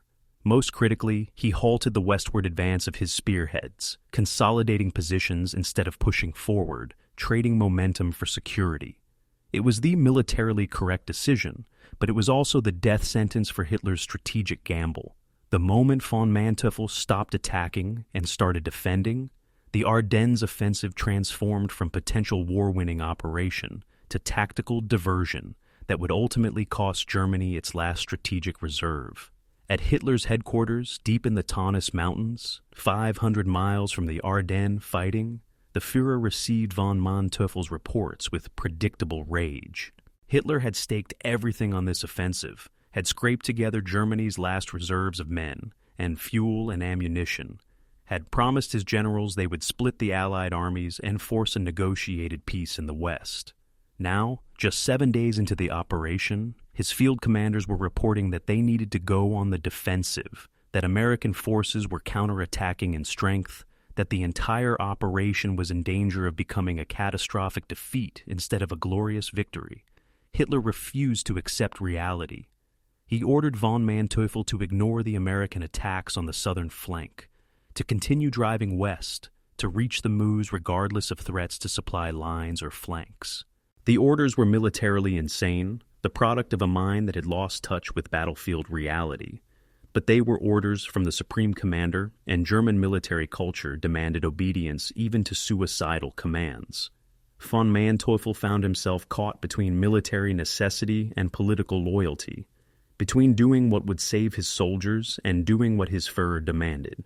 He split the difference in the way professional officers have always split such differences, obeying the letter of Hitler's orders while violating their spirit, continuing some westward attacks while quietly reinforcing his southern defenses, creating enough movement to satisfy Berlin, while preparing for the battle he knew was actually coming. December 23, 1944, afternoon. The weather cleared for the first time in more than a week, and the sky over the Ardennes filled with Allied aircraft in numbers that stunned German soldiers who had grown accustomed to operating under cloud cover. Fighter bombers, the P-47s that American pilots called Thunderbolts and German soldiers called Jabos, appeared in waves, hunting for targets on every road and in every village. They carried bombs and rockets and napalm, and they fell on German supply columns with devastating effect.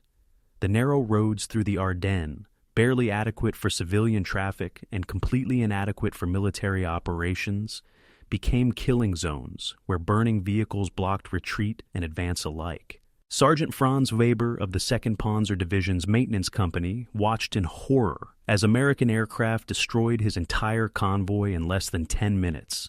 23 trucks loaded with spare parts and ammunition transformed into burning wreckage.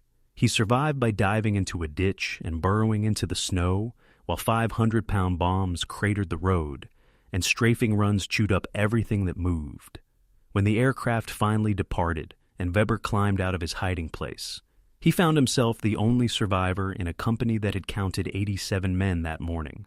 The scene was repeated hundreds of times across the German rear areas. Supply columns were destroyed, fuel trucks exploded, reinforcement units were scattered and demoralized before reaching the front. The Luftwaffe, which had promised air support for the offensive, was nowhere to be seen, its few remaining aircraft grounded by fuel shortages and the overwhelming numerical superiority of Allied air power. The air attacks had strategic consequences beyond the immediate destruction of vehicles and supplies.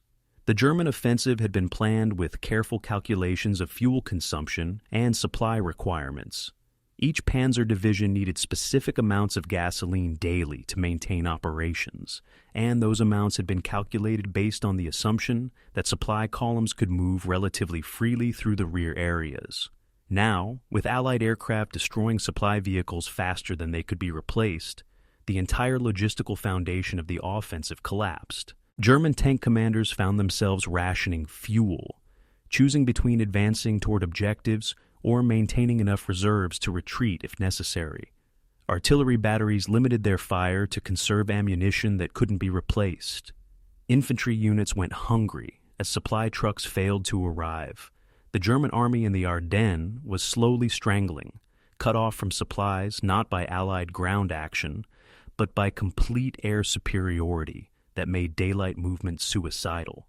Von Manteuffel's staff calculated that the army was receiving approximately 30% of required supplies, enough to sustain defensive operations, but completely inadequate for continued offensive action. The reports went up the chain to Hitler's headquarters, where they were dismissed as defeatism and cowardice, as if willpower could conjure fuel and ammunition from thin air. At 3rd Army headquarters in Luxembourg, Patton received the weather report for December 23rd with visible satisfaction. He had been praying for clear skies, literally praying, and had even ordered his chaplain to prepare a weather prayer for distribution to the troops. Now, his prayers were answered, and Allied air power could finally join the battle. He immediately contacted the Tactical Air Command and requested maximum effort against German positions south of Bastogne, in the sector where a 4th Armored Division was fighting. The airmen, frustrated by a week of enforced idleness, threw everything they had at the mission. Groups of 6 aircraft worked in rotating shifts, maintaining continuous coverage over the battlefield, dropping bombs and firing rockets at any German position identified by ground controllers. Tank commanders learned to mark their forward positions with colored smoke panels so aircraft could distinguish friend from foe in the confused fighting. The coordination between ground forces and air support, which had been refined through months of combat across France, reached new levels of effectiveness in the desperate fighting around Bastogne. German soldiers, accustomed to fighting only ground battles during the extended period of bad weather, now faced the full weight of American combined arms doctrine, and the psychological impact was devastating. Prisoner interrogations revealed that many German units were losing cohesion, that soldiers were more afraid of American aircraft than American tanks, that entire companies were refusing to move during daylight hours. The effect of Third Army's appearance and Allied air power on the German strategic position became clear by December the 24th. The German offensive, which had penetrated 40 miles in the first 72 hours, had now stalled everywhere. On the northern shoulder, American and British forces were holding their ground, and even counterattacking locally. In the center, German spearheads had reached their maximum penetration, but lacked the fuel to continue. On the southern shoulder, where Patton's divisions were attacking, the Germans were now entirely on the defensive, committing divisions intended for exploitation to instead plug holes in crumbling defenses. The grand strategic vision of splitting the Allied armies, capturing Antwerp, and forcing a negotiated peace had devolved into a desperate struggle to avoid encirclement. At Bletchley Park, British codebreakers reading decrypted German communications noted the shift in tone from aggressive confidence to defensive concern, from orders to attack to requests for reinforcement and permission to withdraw. The ultra-intelligence summaries sent to Eisenhower's headquarters carried a new assessment. The German offensive had reached culminating point, that moment in military operations where attacking force loses momentum and becomes vulnerable to counterattack. The crisis phase of the battle was ending. The opportunity phase was beginning. On Christmas Eve, December 24th, soldiers on both sides of the line experienced a surreal juxtaposition of holiday traditions and brutal combat. In the surrounded town of Bastogne, paratroopers of the 101st Airborne Division attended religious services in damaged churches and sang Christmas carols between artillery barrages. German soldiers in their positions around the perimeter did the same, the sounds of Silent Night in German and English drifting across no man's land in the winter darkness. In the attacking American divisions, chaplains held services in barns and cellars and even in the open air, offering communion to soldiers who might be dead before New Year. The juxtaposition of sacred ritual and profane violence highlighted the essential tragedy of war, the way human beings created meaning and sought transcendence even while systematically destroying each other. Sergeant Rodriguez attended midnight mass in a damaged Belgian church, kneeling on cold stone beside men he had watched die throughout the week, and found himself weeping for reasons he couldn't articulate, a release of tension and fear and exhaustion that had nothing to do with religion and everything to do with being human in inhuman circumstances. The chaplain, a young Catholic priest from Philadelphia who had volunteered for combat duty despite having safer options, offered no easy comfort or false promises, just the ancient liturgy and the simple statement that God was present even in this frozen hell. It was enough, or it had to be enough, because dawn would bring more fighting and more dying, and the grinding work of war that allowed no time for philosophical reflection. December 25th, Christmas Day, 1944.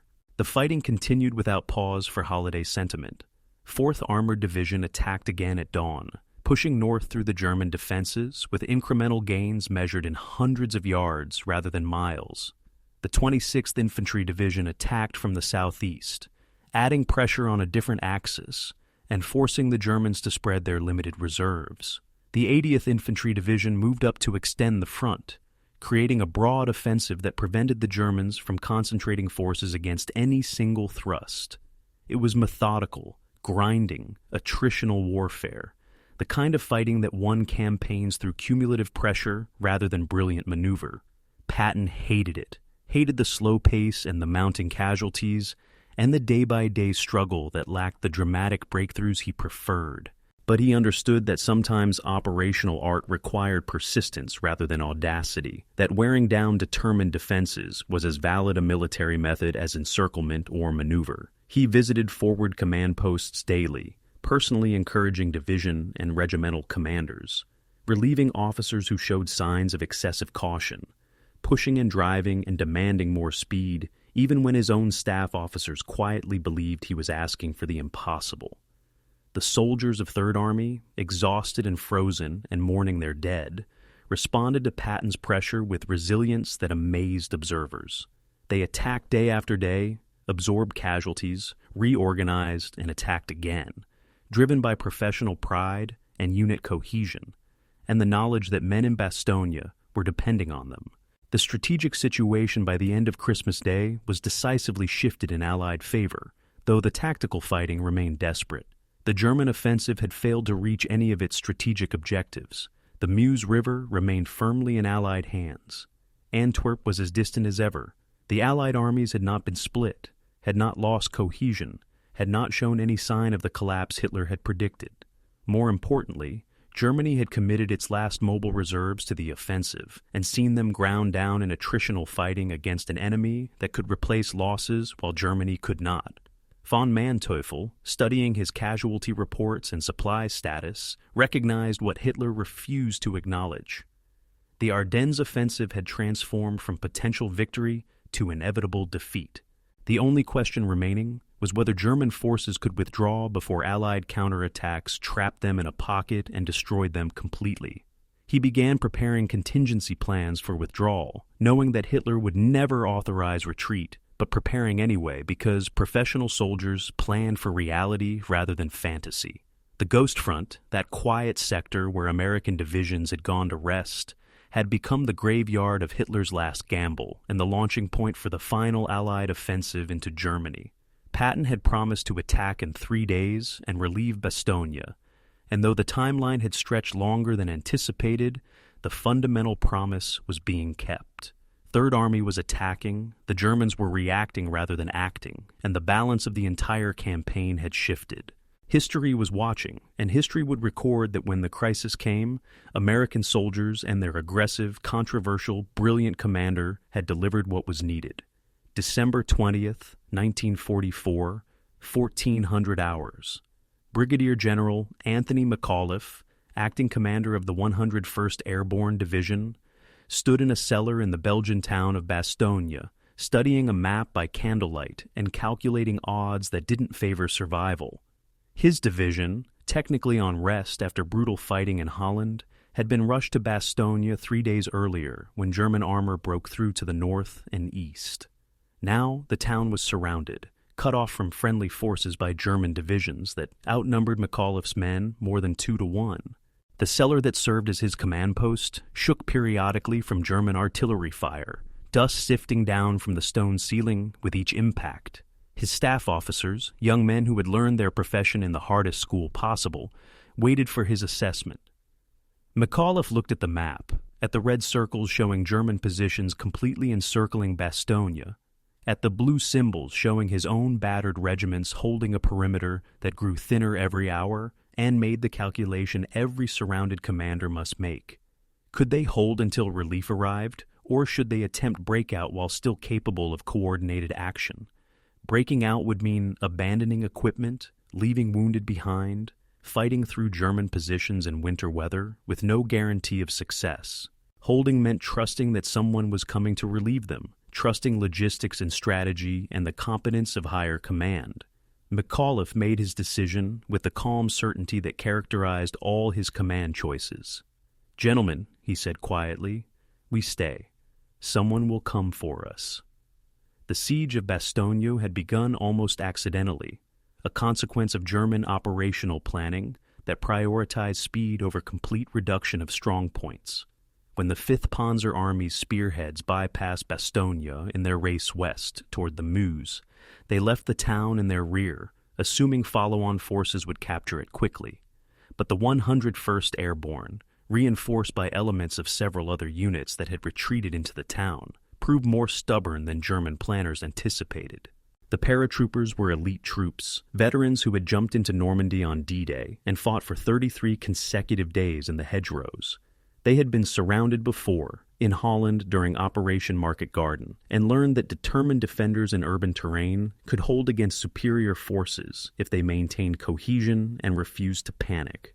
Bastogne itself was strategically critical because 7 roads converged there, the only good road network in this sector of the Ardennes. Whoever controlled Bastogne controlled movement through the region, and the Germans desperately needed those roads for their supply columns trying to reach forward units. So, what began as a temporary bypass became a determined siege, with German divisions committing more and more resources to reducing this stubborn pocket of resistance that disrupted their entire operational plan.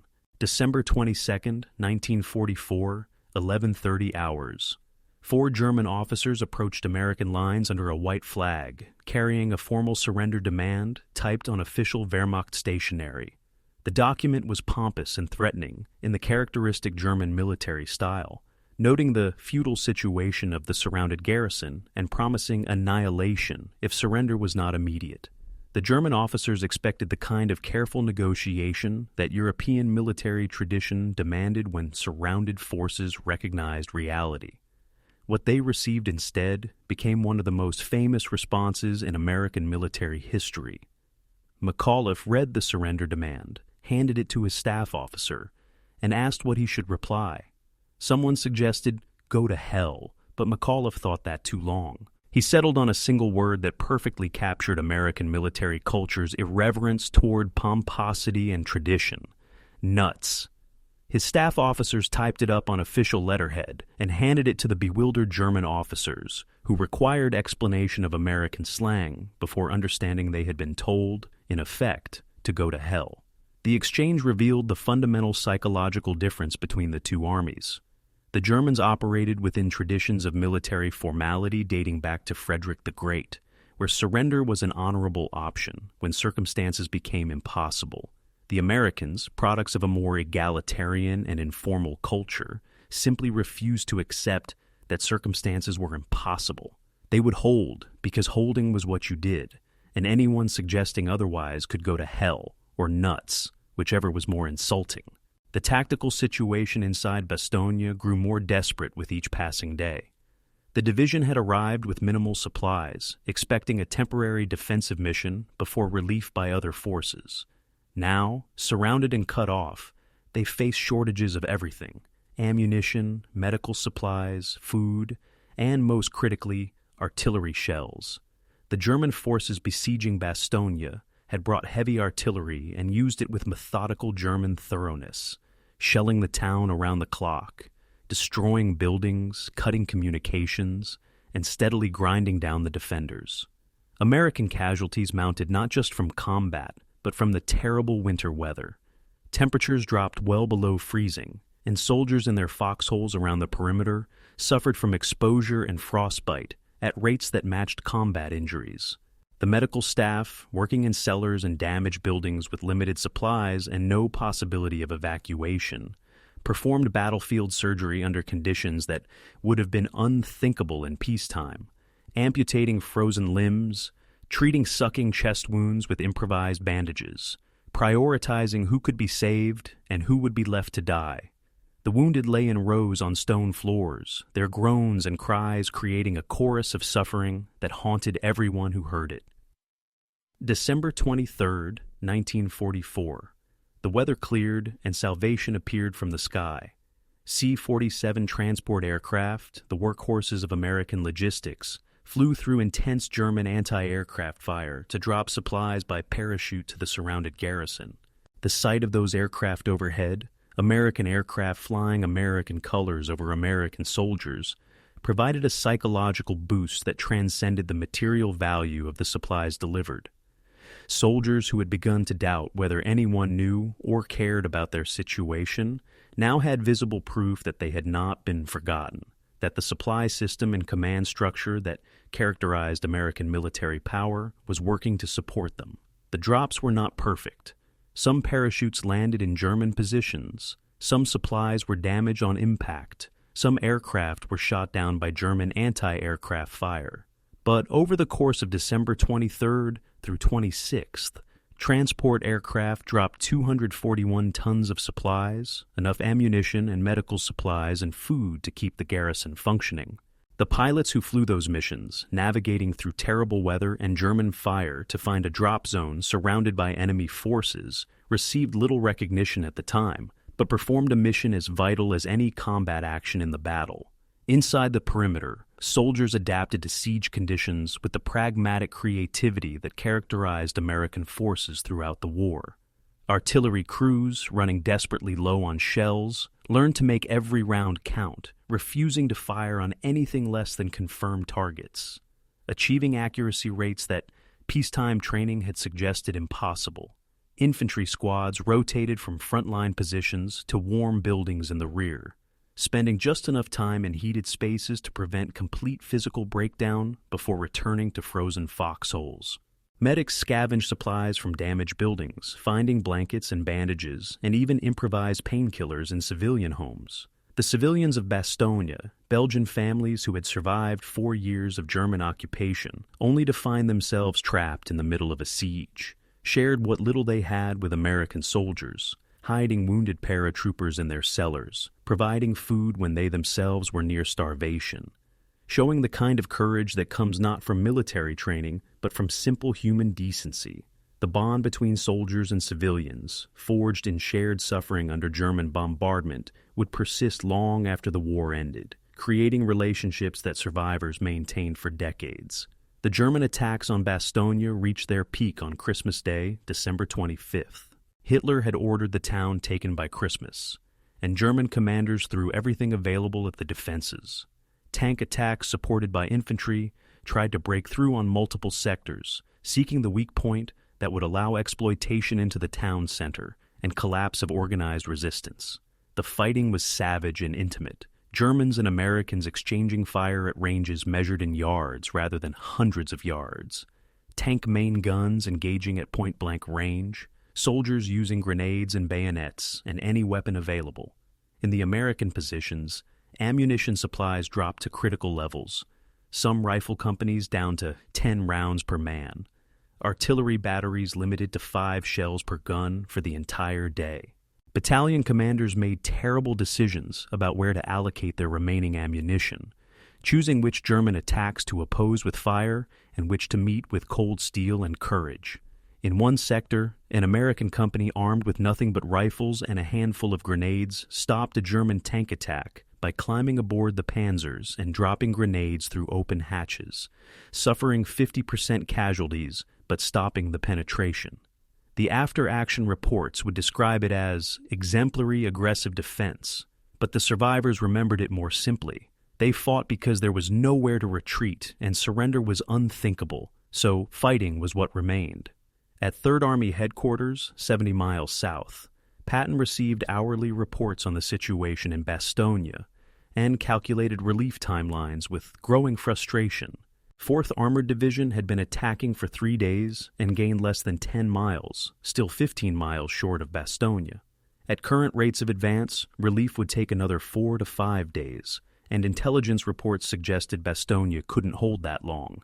Ammunition would run out. German attacks would eventually find and exploit the weak points that every defense contained, and the garrison would be destroyed or forced to surrender. The strategic consequences would be severe. Bastogne's fall would free German divisions currently tied down in the siege, would provide the road network the German supply system desperately needed, and would deal a psychological blow to Allied morale at exactly the moment when victory seemed possible.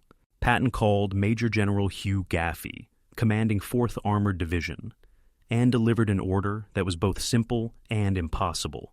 Accelerate your advance. Accept unacceptable casualties if necessary. Get to Bastogne within 48 hours or I'll relieve you and find someone who can. It was harsh and arguably unfair, pushing responsibility for strategic necessity onto a division commander who was doing everything possible with limited resources. But Patton understood that sometimes leadership meant demanding the impossible and trusting subordinates to find a way to deliver it. Gaffey, receiving Patton's order, called in his combat command leaders and explained the situation with brutal honesty.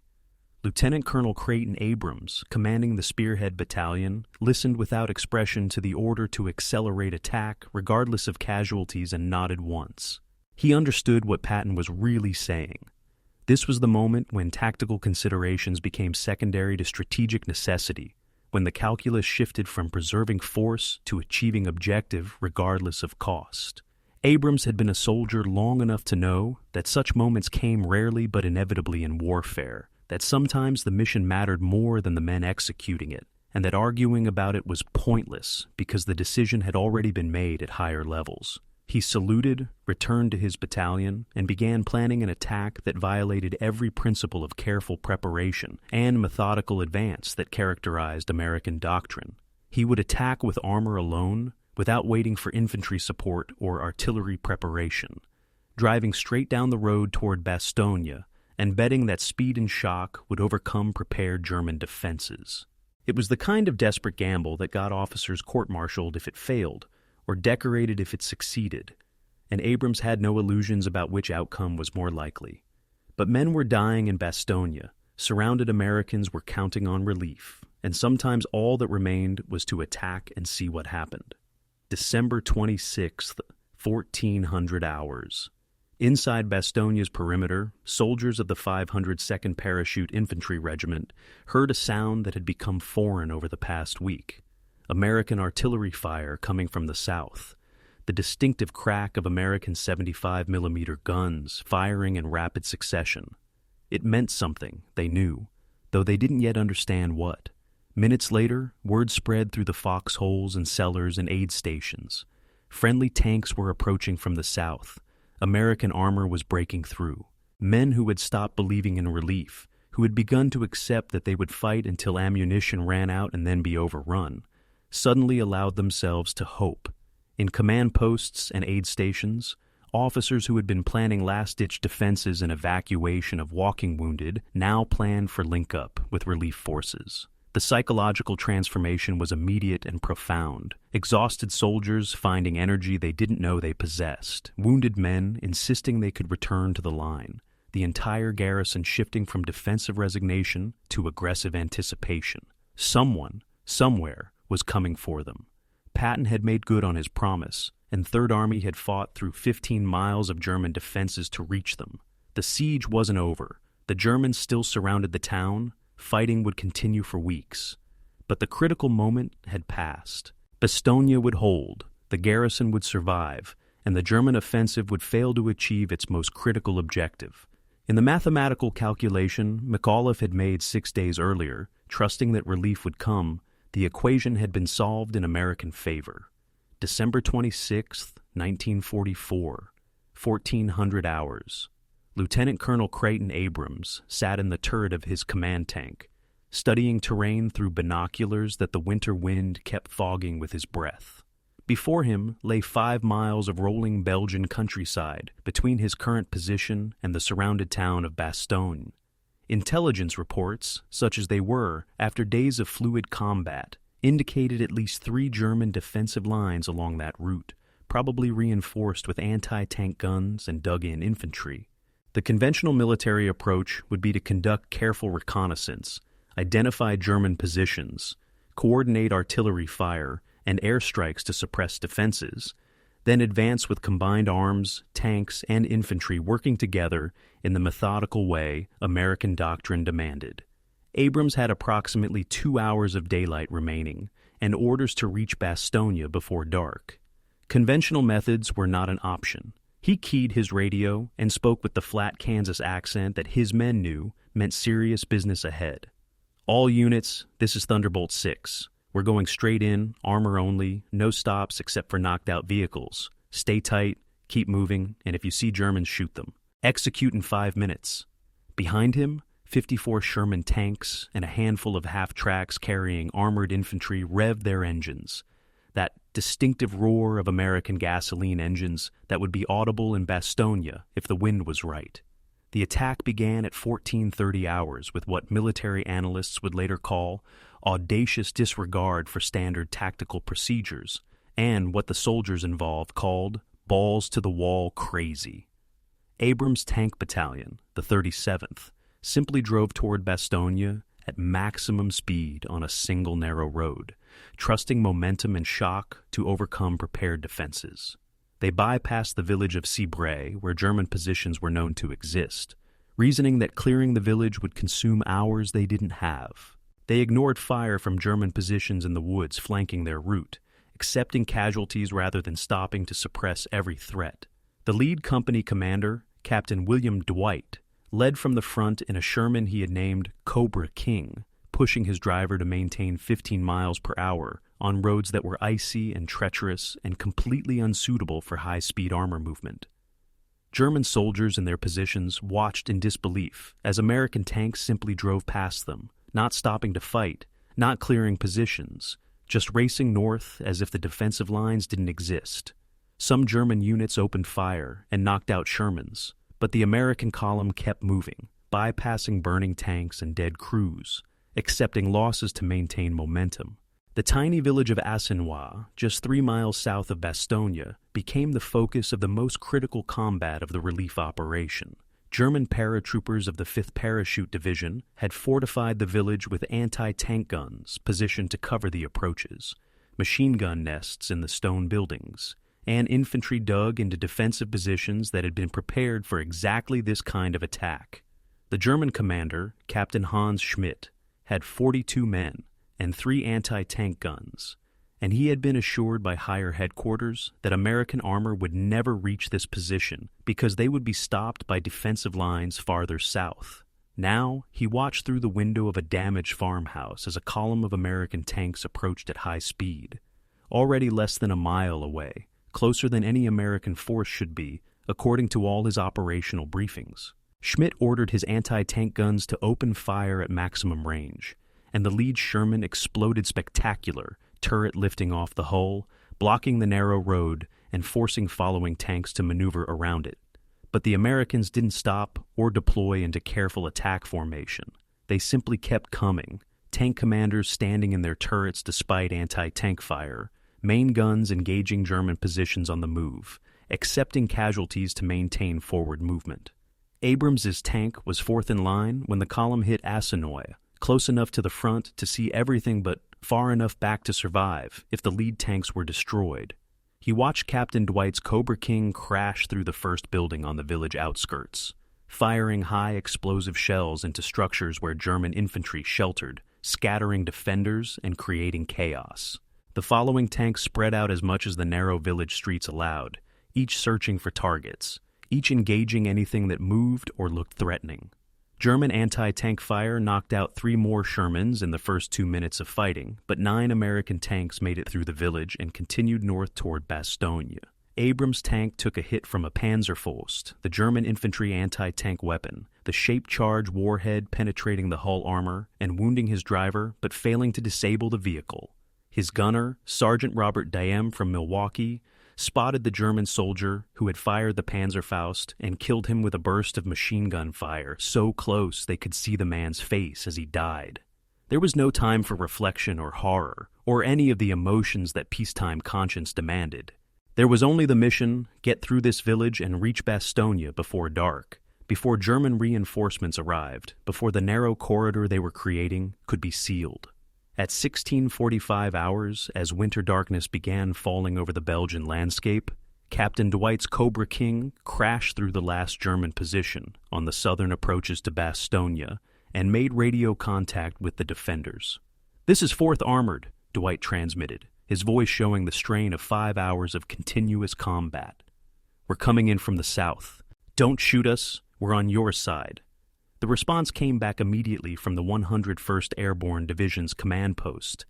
"Come ahead, we're waiting for you, and by God are we glad to hear American voices."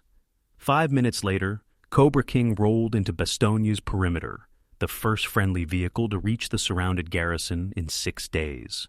Paratroopers who had been living on ammunition and scraps and hope emerged from their foxholes to stare at the Sherman tank, many of them with tears freezing on their faces, too exhausted and overwhelmed to cheer. Dwight climbed out of his tank and was immediately surrounded by airborne soldiers who wanted to touch the tank, to confirm that relief was real and not some desperate hallucination born of exhaustion and hope.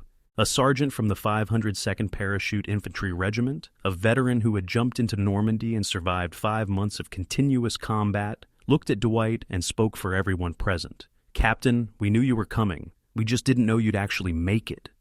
Behind Cobra King, more tanks from Abrams' battalion poured through the narrow corridor into Bastogne, but the corridor was terrifyingly thin and vulnerable. At its narrowest point, the route was less than 400 yards wide, with German positions on both flanks close enough to engage vehicles with machine gun fire. German artillery, finally reacting to the American breakthrough, began shelling the corridor, trying to close it and trap the relief force inside Bastogne with the defenders. American tanks racing through the gauntlet took casualties from artillery fire and flanking attacks, but enough made it through that. By nightfall, Abrams had 40 tanks and approximately 800 men inside the perimeter. It was not enough to decisively change the tactical situation. Bastogne was still surrounded, and Germans still outnumbered Americans significantly, but it was enough to keep the garrison supplied and fighting. More importantly, the psychological impact of successful relief was enormous, transforming the siege from a desperate last stand into a manageable defensive operation that would eventually transition to offensive operations. McAuliffe, meeting Abrams in the cellar that served as division headquarters, shook his hand with genuine emotion. "Colonel, we've been waiting for you. What took you so long?" It was a joke, an attempt to lighten a moment heavy with implications, but the exhaustion in McAuliffe's face made clear how close the garrison had come to collapse. The cost of Abrams' relief operation was heavy by any measure. The 37th Tank Battalion had started the attack with 54 tanks and nearly 800 men. By the time they reached Bastogne, 23 tanks were destroyed or disabled. 197 men were casualties, including 48 killed. The corridor they had created was so narrow and vulnerable that higher headquarters immediately began planning to widen it, recognizing that a supply line 400 yards wide under constant German fire was barely adequate for sustaining the garrison. But Patton, receiving news of the breakthrough at his headquarters, understood that tactical costs were secondary to strategic success. He had promised Eisenhower he would relieve Bastogne, had staked his reputation and his career on that promise, and now that promise was fulfilled. He immediately called Bradley to report success, then called each of his division commanders to congratulate them and order continuation of attacks to widen the corridor. To Gaffey, commanding 4th Armored, he was characteristically blunt. "Hugh, you've done the impossible and made it look easy. Now do it again. Widen that corridor, destroy every German unit stupid enough to stand in your way, and don't stop until this entire sector is secure." It was vintage Patton, refusing to acknowledge success as an endpoint, always pushing forward to the next objective, never allowing his subordinates to rest or consolidate or do anything except attack. The German reaction to Bastogne's relief revealed the strategic bankruptcy of their entire offensive.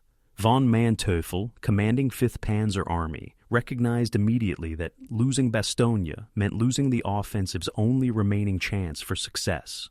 Without the road network converging on Bastogne, German supply columns couldn't reach forward units. Without reducing the American garrison, German forces had to maintain divisions in siege operations that could have been used more profitably elsewhere.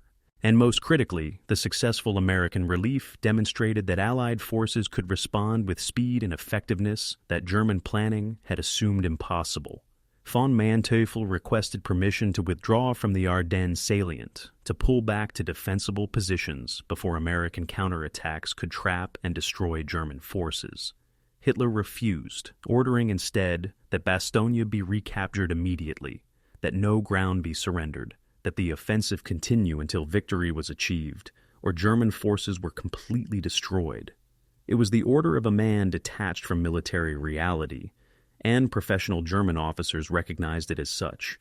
But the political culture of Nazi Germany made disobedience impossible even when obedience guaranteed disaster. In Bastogne itself, the night of December 26th brought the first hope of eventual survival the garrison had experienced in a week. Wounded soldiers received proper medical care for the first time as supplies arrived through the corridor. Ammunition stocks were replenished. Artillery batteries that had been rationing shells now fired defensive concentrations freely. Food arrived, hot meals replacing the starvation rations that had sustained soldiers through the siege. The psychological transformation was as important as the material improvement. Soldiers who had been fighting with the desperation of men, surrounded and abandoned, now fought with the confidence of men who knew their army supported them. That higher command had not forgotten them, that eventually they would be relieved completely and rotated to rear areas. The siege would continue for weeks more. The Germans would launch repeated attacks trying to cut the corridor or overwhelm the defenses, but the critical moment had passed. Bastogne had become the symbol of American determination and German failure, the place where Hitler's last gamble crashed against stubborn defense and aggressive relief, the tactical key point that determined the strategic outcome of the entire Ardennes campaign. And Creighton Abrams, the tank officer who had defied conventional wisdom and driven straight through German defenses, had earned a place in military history alongside the other audacious commanders who understood that sometimes the impossible just required courage and determination and a willingness to pay the price that success demanded. December 27, 1944, 0600 hours. The 35th Infantry Division, Kansas and Missouri National Guard soldiers who had seen hard fighting across France, crossed the line of departure south of the narrow Bastogne corridor with orders that were simple and brutal. Attack north, widen the corridor, and destroy any German force encountered. Major General Paul Body, the division commander, had studied the tactical situation and recognized what every infantryman knew instinctively. The 400-yard wide corridor Abrams had created was a death trap, vulnerable to German fire from both flanks, inadequate for supplying the garrison and moving reinforcements. His mission was to push the Germans back far enough that supply trucks could travel without being destroyed by artillery fire, that ambulances could evacuate wounded without running gauntlet of machine guns, that the relief of Bastogne could transition from desperate improvisation to sustainable military operation. Bade had 3 regiments of infantry, roughly 12,000 men, and he planned to use them the way infantry had been used in every war since men first organized violence. Advance under fire, locate and destroy enemy positions. Hold gained ground, repeat until objective achieved. It was not glamorous or innovative, just hard, dangerous work that killed soldiers and won battles. The fighting to widen the Bastogne corridor was some of the most brutal combat of the entire Ardennes campaign. Attritional warfare stripped of any strategic complexity or operational sophistication.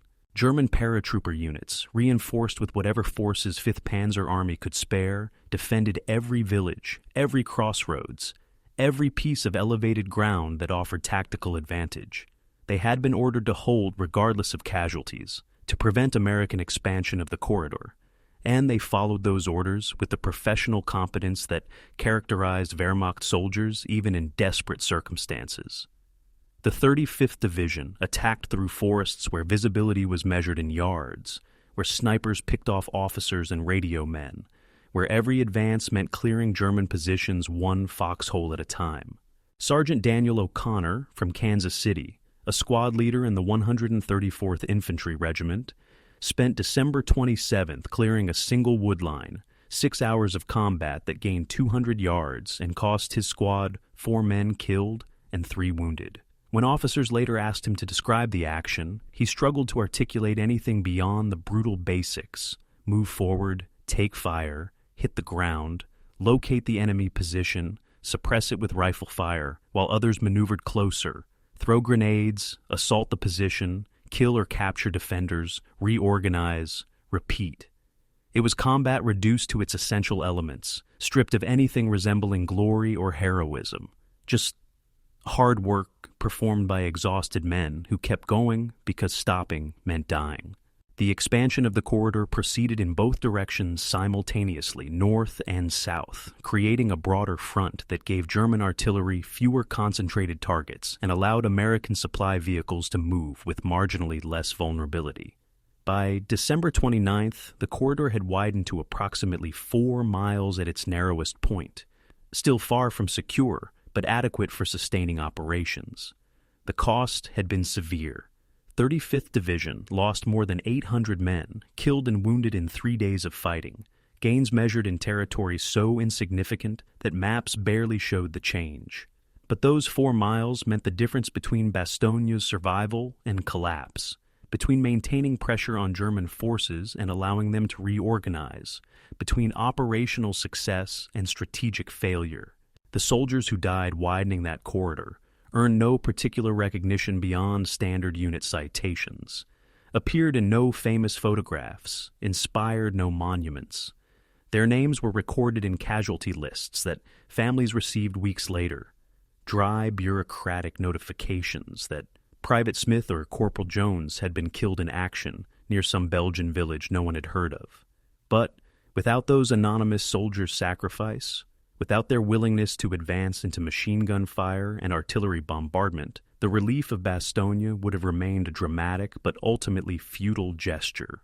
Simultaneously with the corridor expansion, other Third Army divisions launched supporting attacks that stretched German defensive capabilities beyond breaking point.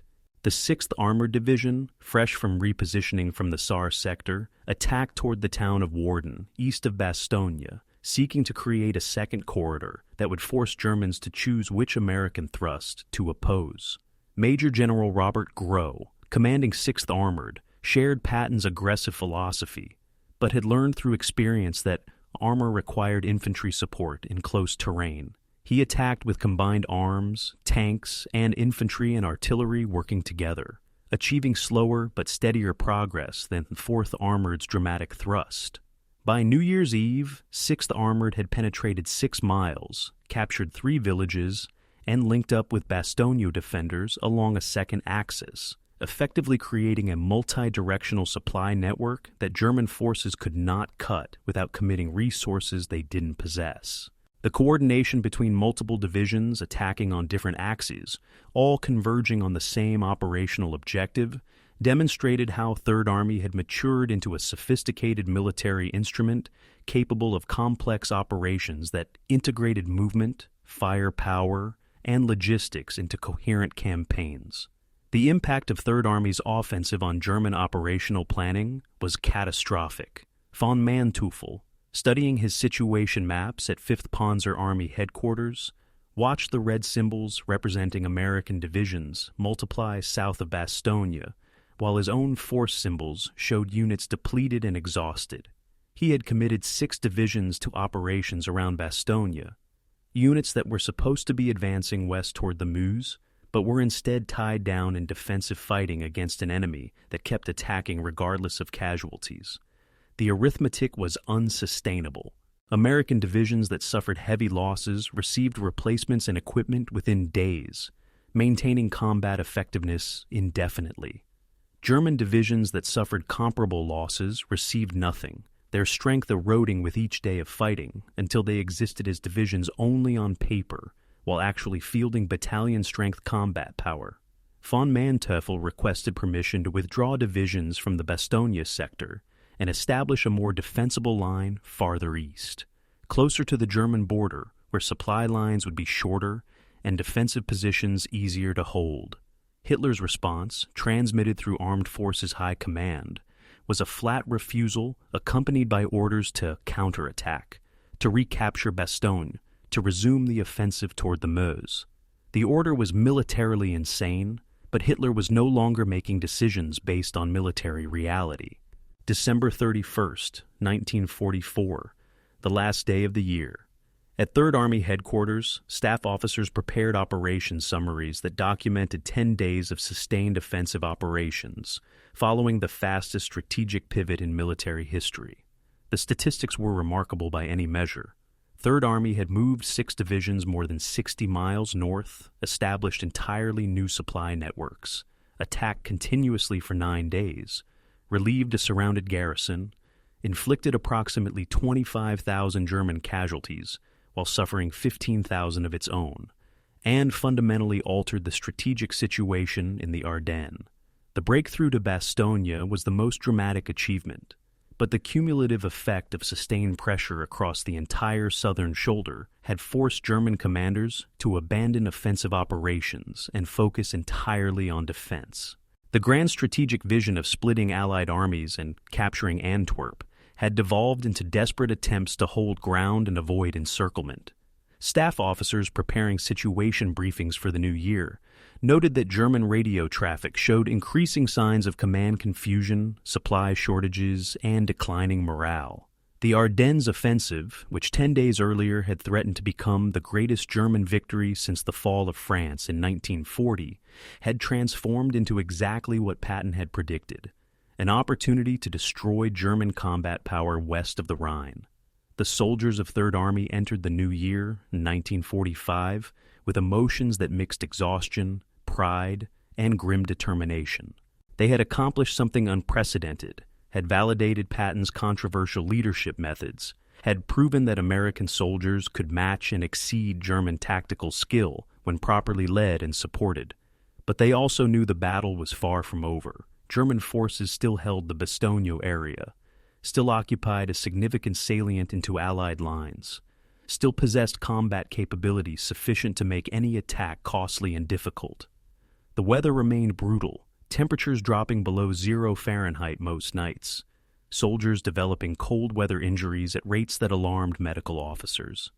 Equipment was wearing out under the strain of continuous operations, tanks needing major maintenance after weeks of combat and movement, trucks breaking down from overuse, weapons requiring repair or replacement.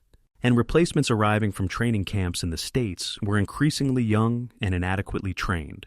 18-year-olds with 8 weeks of basic training thrown into veteran divisions where survival depended on skills that took months to develop.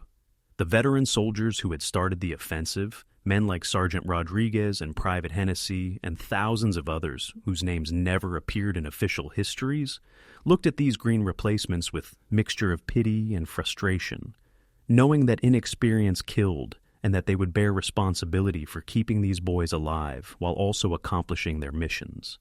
Patton spent New Year's Eve visiting forward units, a tradition he maintained throughout his command, refusing to celebrate holidays in comfortable headquarters while soldiers fought and died. He drove through freezing darkness to regimental command posts, spoke with battalion commanders, appeared unexpectedly at aid stations where wounded soldiers lay waiting for evacuation. His presence was carefully calculated theater, the ivory-handled pistols and perfectly tailored uniform, and theatrical gestures all designed to create an image that inspired soldiers and intimidated subordinates. But beneath the showmanship was genuine concern for his soldiers' welfare, genuine pride in what they had accomplished, and genuine determination to complete the mission regardless of cost.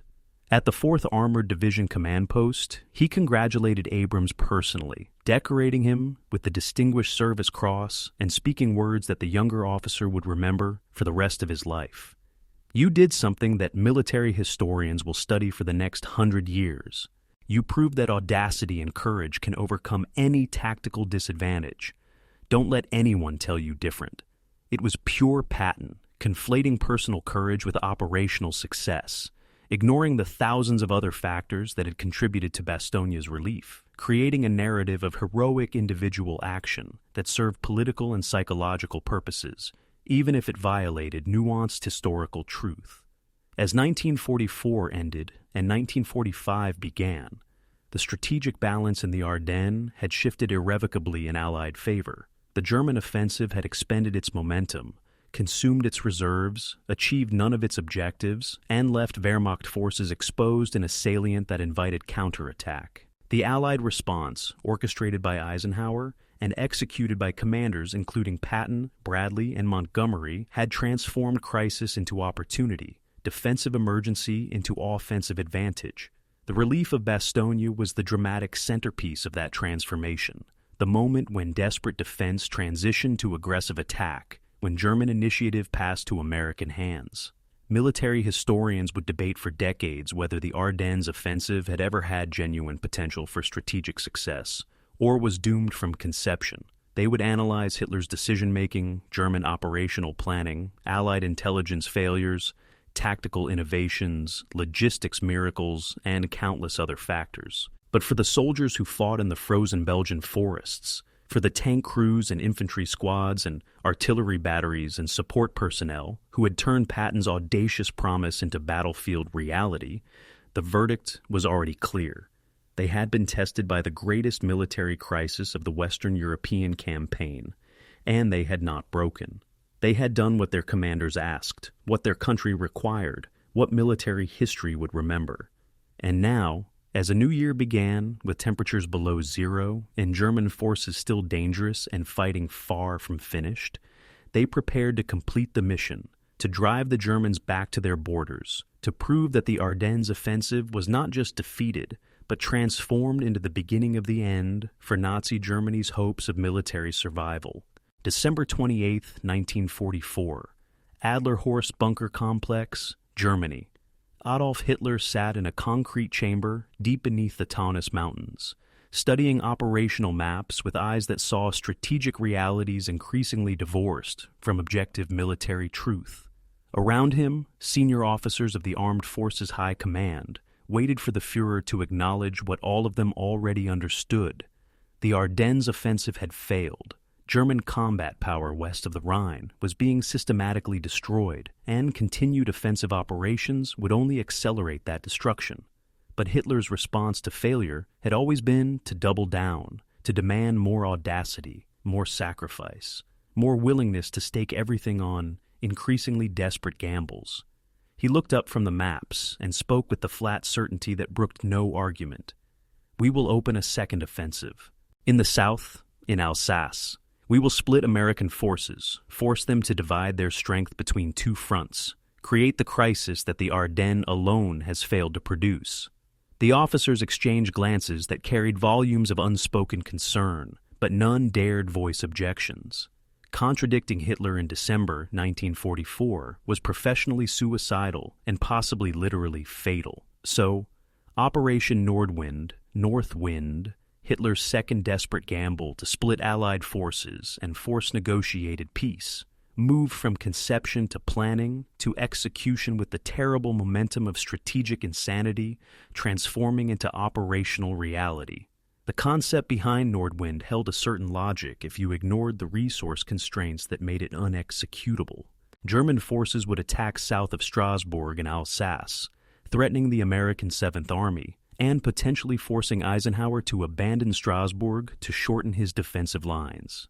The attack would draw American reserves away from the Ardennes, relieving pressure on German forces there, and demonstrate to the Allies that Germany retained offensive capability despite recent setbacks. It might even trigger political crisis between Americans and French, since Charles de Gaulle had publicly declared that France would never again surrender Strasbourg, and any American withdrawal would rupture the alliance. On paper, in the abstract strategic discussions Hitler preferred, the plan was elegant. In reality, where armies required fuel and ammunition and replacement soldiers that Germany no longer possessed, Nordwind was a recipe for accelerating the Wehrmacht's collapse. But Hitler had stopped listening to advisors who described reality, surrounded himself with men who told him what he wanted to hear, and convinced himself that willpower could overcome material disadvantages. So, 8 German divisions, scraped together from quiet sectors and strategic reserves that should have been held for Rhine defense, prepared to attack in Alsace while the Ardennes battle still raged. December 31st, 1944, midnight. As soldiers in the Ardennes celebrated New Year with whatever grim festivities combat conditions allowed, German infantry attacked American positions south of Strasbourg through the Vosges Mountains. The assault achieved tactical surprise, catching American units that had been warned about possible attacks, but not expecting major offensive operations. The 7th Army, commanded by Lieutenant General Alexander Patch, had been holding a relatively quiet sector, while more dramatic events unfolded in Belgium to the north. Now, suddenly, they faced determined German attacks supported by armor and artillery. attacks that penetrated their front lines and threatened to collapse the entire southern sector of Allied positions. Patch immediately requested reinforcements from higher command, and Eisenhower faced the strategic dilemma Hitler had hoped to create: allocate resources to defend in Alsace or maintain offensive pressure in the Ardennes. It was exactly the kind of crisis-driven decision-making that favored the Germans, forcing Allied commanders to react rather than act, to defend rather than attack, to divert resources from successful operations to contain unexpected threats. Eisenhower's response demonstrated the mature strategic judgment that had made him supreme commander. He refused to panic, refused to allow tactical emergencies to dictate strategic priorities, refused to give Hitler the psychological victory of forcing Allied armies onto the defensive. He authorized Patch to use reserves already assigned to 7th Army, but declined to redirect forces from the Ardennes, recognizing that the battle in Belgium was strategically more important than any German offensive in Alsace could be. But he did make one critical exception to that policy, and that exception fell heavily on 3rd Army. Eisenhower ordered Patton to send the 6th Armored Division, one of his best units, south to reinforce 7th Army in Alsace. The order reached 3rd Army headquarters on January 1, 1945, while Patton was planning expanded operations north of Bastogne. His reaction was predictable and profane. He raged at Bradley over the telephone, argued that pulling divisions from successful operations to defend against secondary threats was exactly the kind of defensive thinking that prolonged wars unnecessarily, insisted that 3rd Army should be reinforced rather than weakened so they could complete the destruction of German forces in the Ardennes. Bradley listened patiently to the tirade, then delivered the message that ended debate. "George, the order comes from Ike. You'll comply immediately." Patton complied, but he made sure everyone in 3rd Army headquarters understood his opinion of strategic decisions made by men who didn't understand offensive warfare. The diversion of 6th Armored Division to Alsace had immediate tactical consequences in the Ardennes. 3rd Army was now fighting on 2 fronts separated by more than 100 miles, coordinating operations in Belgium while simultaneously reinforcing defenses in France, dividing command attention and logistics capacity in exactly the way Hitler had hoped. Patton's staff worked around the clock to manage the complexity, routing supply convoys to different sectors, coordinating air support between widely separated operations, ensuring communications links functioned across the expanded operational area. It was staff work at its most demanding, the kind of logistical and operational coordination that characterize modern warfare and determine success or failure as surely as tactical brilliance. Colonel Hallie Maddox, 3rd Army's operations officer, later described this period as the most challenging of the entire campaign, more demanding than the relief of Bastogne or the race across France, because it required simultaneous management of multiple complex operations without the luxury of focusing all resources on single objective. The fact that 3rd Army accomplished it successfully, maintained offensive pressure in the Ardennes while defending successfully in Alsace, testified to the quality of staff work and organizational competence that Patton's theatrical personality often overshadowed. The political dimension of Nordwind complicated military operations in ways American commanders found frustrating and incomprehensible. Charles de Gaulle, the imperious leader of Free French forces, had declared Strasbourg sacred French territory that must never again be surrendered to German occupation. Eisenhower, calculating purely military factors, considered abandoning Strasbourg to shorten defensive lines and concentrate forces more effectively. When de Gaulle learned of this possibility, he threatened to remove French divisions from Allied command, to refuse French logistical support to American forces, to create precisely the political crisis Hitler hoped would fracture the alliance. The confrontation between Eisenhower and de Gaulle in early January 1945 was tense and bitter, with the French leader invoking national honor and the Supreme Commander citing military necessity. Ultimately, Eisenhower yielded, agreeing to defend Strasbourg despite his military judgment that it was strategically unnecessary. The decision meant committing forces to hold symbolically important but militarily insignificant ground. Exactly the kind of decision that frustrated American commanders who thought wars should be fought for military advantage rather than political symbolism. But it also preserved Allied unity at a moment when Hitler desperately hoped internal friction would split the coalition. And in that sense, the decision was strategically correct, even if tactically questionable. January 3rd through January 15, 1945. The fighting in Al-Sol settled into the same pattern that characterized operations in the Ardennes: determined German attacks meeting increasingly effective American defense, initial German gains followed by Allied counterattacks, attritional warfare that favored the side with superior resources and replacement capacity. The 6th Armored Division, arriving from the Ardennes, blunted German advances and began pushing back, demonstrating the flexibility and responsiveness that characterized American mobile warfare. 7th Army, reinforced and reorganized, stabilized its front and prevented the breakthrough Hitler had hoped would create crisis. The Nordwind Offensive, like the Ardennes Offensive before it, achieved tactical surprise and initial success, but lacked the resources necessary to translate tactical gains into strategic victory. By mid-January, German forces in Alsace had exhausted their offensive capability and transitioned to desperate defense, trying to hold captured ground against American counterattacks, consuming irreplaceable combat power in battles that achieved nothing except delay the inevitable.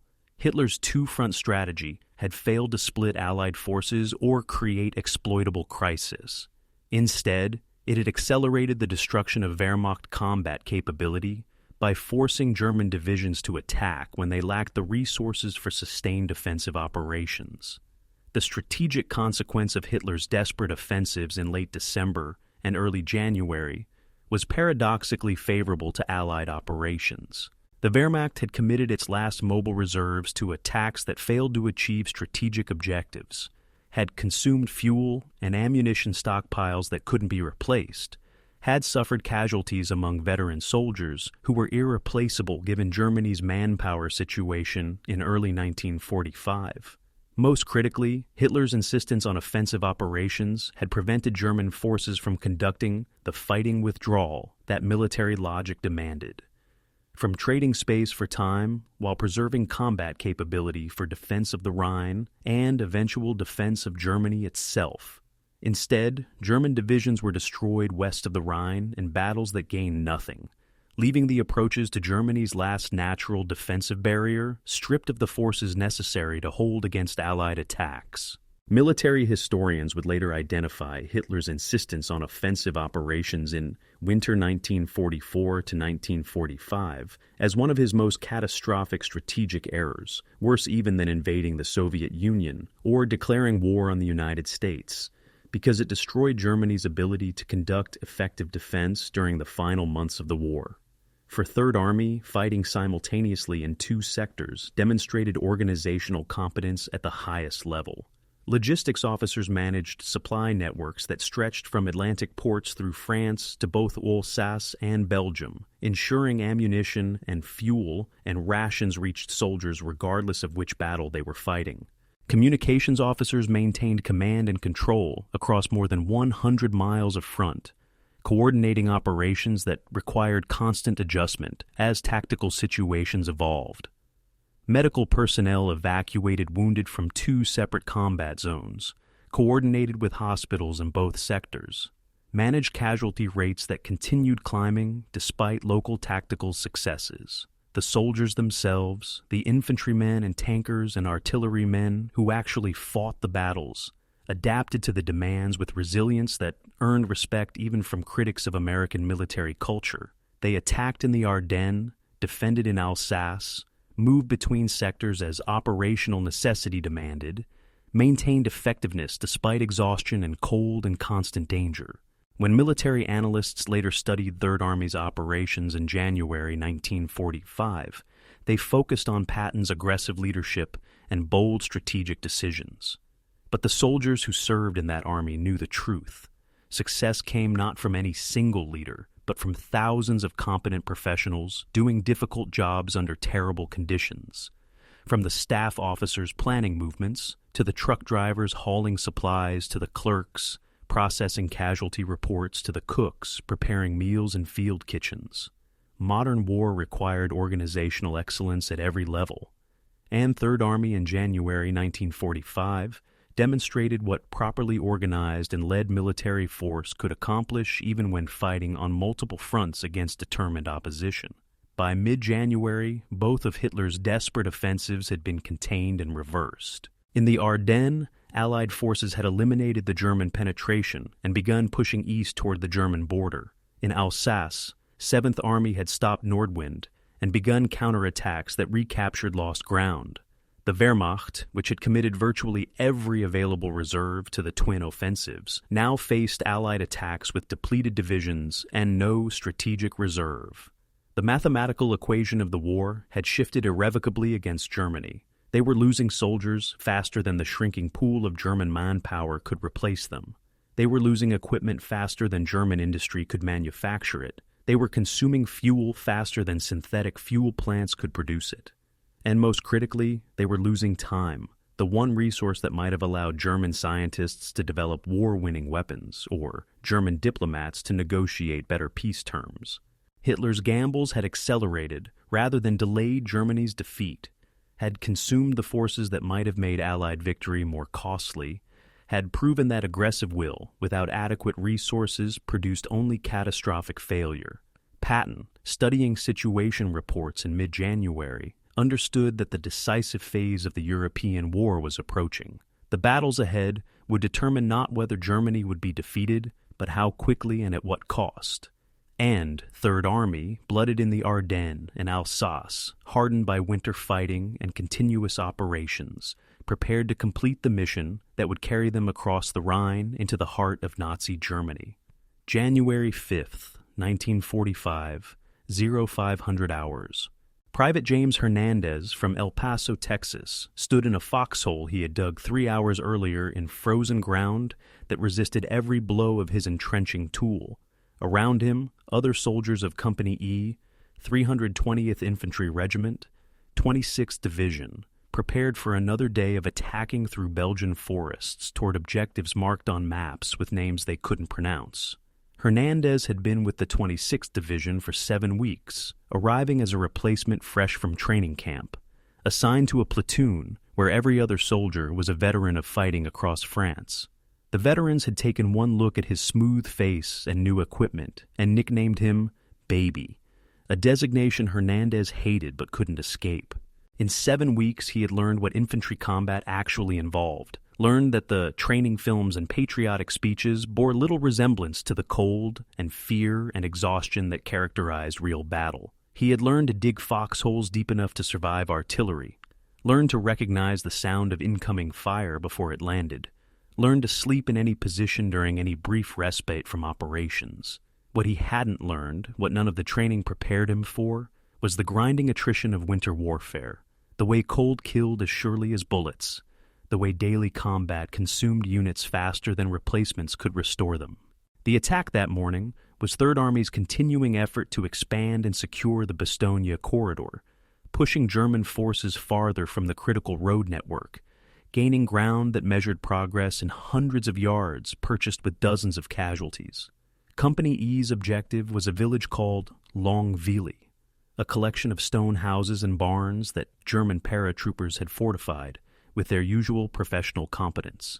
Intelligence briefings suggested the village was held by approximately 1 company of German infantry, maybe 80 to 100 men, supported by machine guns and possibly anti-tank guns. Standard American doctrine called for attacking with at least 3-to-1 numerical advantage, supported by artillery and armor, advancing methodically while suppressing German defensive fire. Company E had 132 men, no attached armor because tanks couldn't maneuver in the dense forest, and artillery support limited by ammunition, shortages that plagued all Third Army units in early January.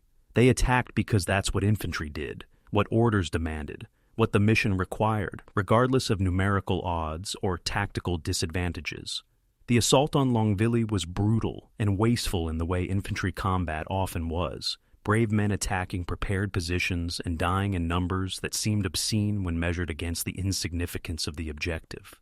Company E advanced through woods where snow concealed mines and fallen logs and the bodies of soldiers killed in earlier fighting. German machine guns opened fire at ranges where accuracy was certain, tracers cutting through winter air, rounds snapping past soldiers' heads with sounds that left permanent memory scars. Men fell, some killed instantly, others wounded and screaming, creating the chorus of suffering that characterized every infantry attack. Hernandez found himself on the ground, without memory of diving for cover, his rifle pressed against frozen earth, his platoon leader shouting orders that made no sense through the noise of gunfire and explosions. He looked left and saw his squad leader, Sergeant Morrison, shot through the chest, blood steaming in the cold air. He looked right and saw replacements even newer than himself, boys who had arrived 2 days earlier and whose names he hadn't learned, lying motionless in positions suggesting death had come without warning. The attack stalled 200 yards from the village, Company E pinned by machine gun fire, unable to advance or retreat, taking casualties from German mortars that dropped with mechanical regularity into their positions. The battle for Longville consumed the entire day, company after company feeding into the attack, each gaining a few yards before German fire forced them to ground. By afternoon, the 26th Division had committed an entire battalion to capturing one village, suffering casualties that approached 20%, and still the Germans held. Artillery support, when it arrived, was inadequate, limited by shell rationing that reflected army-wide ammunition shortages, unable to suppress all the German positions defending the approaches. Tank support proved impossible when 2 Shermans attempting to maneuver through the forest bogged in mud beneath the snow and became targets for German Panzerfaust teams. By evening, American forces had gained perhaps 400 yards, held a tenuous position on the edge of Longville, and taken 217 casualties, including 63 men killed. The butcher's bill, as soldiers called it, for one village that would appear in history books only as a footnote to larger operations, if it appeared at all. Company E's strength at nightfall was 74 men from the 132 who had attacked that morning, and even those numbers were misleading because several of the 74 were walking wounded, who should have been evacuated but remained because the company couldn't function with further losses. The pattern repeated across Third Army's front throughout early January. Every village required attack, every attack required casualties. Every day's fighting consumed men and units in grinding attrition that yielded ground but destroyed combat effectiveness. The 4th Armored Division, which had achieved the dramatic relief of Bastogne, now found itself in static fighting for villages northeast of the town. Terrain unsuitable for armor operations, but requiring armor support because infantry alone couldn't crack German defenses. Their tank strength dropped steadily, not primarily from combat losses, but from mechanical failures that months of continuous operations made inevitable. Maintenance crews worked around the clock, cannibalizing damaged tanks to keep others operational, improvising repairs with whatever materials they could scavenge, performing miracles of mechanical competence under impossible conditions. But even skilled mechanics couldn't overcome the fundamental reality that tanks required proper maintenance facilities and spare parts and time, none of which Third Army could provide during sustained offensive operations. By mid-January, 4th Armored Division was down to approximately 140 operational tanks from the 263 they had started with in December, a reduction that cut combat effectiveness more than the numbers suggested because experienced crews had been lost along with their vehicles. The medical system, that vast network of aid stations and field hospitals and evacuation routes that kept American soldiers alive at rates unmatched in military history, strained under the weight of January casualties. Battalion aid stations, typically located just behind front lines, received wounded soldiers at rates that exceeded their processing capability. Medics worked with assembly line efficiency, triaging casualties into categories that determined treatment priority. Those who would die, regardless of care, received morphine and comfort. Those who might survive with immediate surgery were evacuated immediately. Those with non-life-threatening wounds were treated and returned to units. The decisions were made in seconds by 23-year-old corpsmen with limited training but extensive experience. Young men who had learned through brutal repetition how to distinguish salvageable casualties from unsalvageable ones. The statistics they compiled told grim stories. In the first 2 weeks of January, Third Army suffered approximately 12,000 casualties, 70% from direct combat and 30% from cold weather injuries. The ratio revealed the double enemy American soldiers faced: German firepower and Belgian winter. Frostbite cases alone approached 4,000 men, many requiring amputation of fingers or toes, some suffering permanent disability that would affect them for the rest of their lives. The replacement system that fed new soldiers into depleted units broke down under the strain of January operations. Training camps in the United States, pressured to provide bodies for a European theater consuming men at alarming rates, shortened training cycles and lowered standards. Soldiers arrived at frontline units with 8 weeks of basic training instead of the 17 weeks that had been standard earlier in the war, with minimal weapons training and no combat experience whatsoever. Veteran soldiers looked at these replacements with emotions mixing pity and resentment, knowing inexperience got people killed, and that they would bear responsibility for keeping these boys alive while also accomplishing missions that assume full-strength, experienced units. Sergeant Morrison, before he was killed at Longville, had expressed the feeling common among veterans. "They're sending us children. Half of them don't know how to use their weapons. Most of them freeze in their first firefight. And we're supposed to attack with these kids while Jerry has veterans who've been fighting since Poland." It was harsh and arguably unfair to the replacements who were trying their best in circumstances beyond their control, but it reflected the reality that combat effectiveness depended on experience and cohesion, both of which took time to develop and neither of which the replacement system provided. January 8, 1945. Private Hernandez, no longer called Baby by the veterans who had died or been wounded in the previous week's fighting, now led a fire team in his squad because everyone senior to him had become a casualty. He was 20 years old, had been in combat for 7 weeks, and by the standards of Company E in mid-January was now a veteran whose judgment could be trusted. The progression from replacement to veteran had required no formal training or promotion, just survival through repeated exposure to combat, demonstrated competence under fire, willingness to function when exhausted and terrified. Hernandez understood that he was no longer the person who had arrived at the unit in December. That version of himself, the boy from El Paso who had believed war would be glorious adventure, or at least purposeful sacrifice, had died somewhere in the frozen Belgian forests, along with 58 of the 132 men he had started with.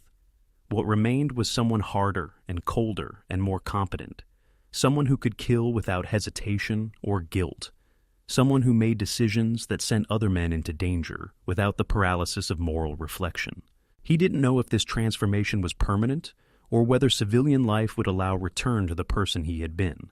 He didn't spend much time thinking about it because survival required focus on immediate tactical problems. How to keep his fire team alive through another day of attacking. How to identify German positions before they opened fire. How to move across open ground without getting shot. Long-term questions about meaning and morality would have to wait until the war ended, if he survived that long. The officers commanding Third Army's divisions looked at their casualty reports and replacement quality assessments with growing concern about combat effectiveness. Major General Willard Paul, commanding the 26th Division, submitted a report to Corps headquarters that was unusual in its blunt honesty about unit status. His division, he wrote, had suffered 31% casualties since entering combat in the Ardennes. Replacements were inadequate both in numbers and quality, arriving at rates that replaced perhaps 60% of losses with soldiers whose training prepared them poorly for combat operations. If current casualty rates continued, he estimated his division would be combat ineffective, unable to execute offensive operations within 3 weeks. The report requested either significant reinforcement with properly trained soldiers or rotation to defensive sector to allow reconstitution. Similar reports arrived from other division commanders, all of them dancing carefully around the politically sensitive question of whether Third Army was being pushed beyond sustainable limits. Patton's response to these concerns was characteristically aggressive. He visited each complaining division commander personally, and delivered essentially the same message. The mission required continued offensive operations regardless of casualties. Higher headquarters would provide replacements as available, and any officer unable to maintain aggressive operations would be relieved and replaced by someone who could. It was harsh leadership bordering on brutality, the kind of command climate that drove results but destroyed men. And it worked because Third Army's organizational culture had been shaped by 2 years of Patton's personality. By mid-January, the human cost of Third Army's operations in the Ardennes had become impossible to ignore or minimize. Casualty reports documented it in cold numbers: 27,000 total casualties since December 19th, including 9,000 killed, 18,000 wounded or missing. Cold weather injuries added another 14,000 men to medical system, many with permanent disabilities. Tank losses exceeded 470 vehicles. Truck losses approached 1,200. Artillery piece losses totaled 230 guns. Behind each statistic was human tragedy, families receiving telegrams informing them that sons or husbands or fathers had been killed in Belgium, wounded soldiers facing amputations or permanent disabilities, young men traumatized by experiences that would haunt them for decades. The official histories would describe these operations with clinical language, discussing operational tempo and casualty exchange ratios and mission accomplishment. But the soldiers who fought in the January slaughter, who advanced every day through frozen forests against determined opposition, who watched friends die for objectives that seemed meaningless, who kept going because orders demanded it and because stopping meant others would have to take their place, they understood what the historians would sanitize. War consumed human beings, transformed them, or destroyed them, extracted costs that no strategic objective could fully justify. They had done what their country asked, what their commanders ordered, what military duty required, but the price had been terrible, and the bills would come due for decades in veterans' hospitals and psychiatric wards, and quiet moments when survivors woke screaming from nightmares of Belgian forests in winter. January 16th, 1945, 0900 hours. Lieutenant James McKinley of the 2nd Armored Division's 41st Infantry Regiment walked cautiously through the ruins of Houffalize, a Belgian town that had been beautiful before the war and was now little more than shattered stone and splintered timber. Every building bore scars from artillery fire or aerial bombardment. Roofs collapsed, walls punched through by high explosive shells, cellars filled with rubble and frozen water.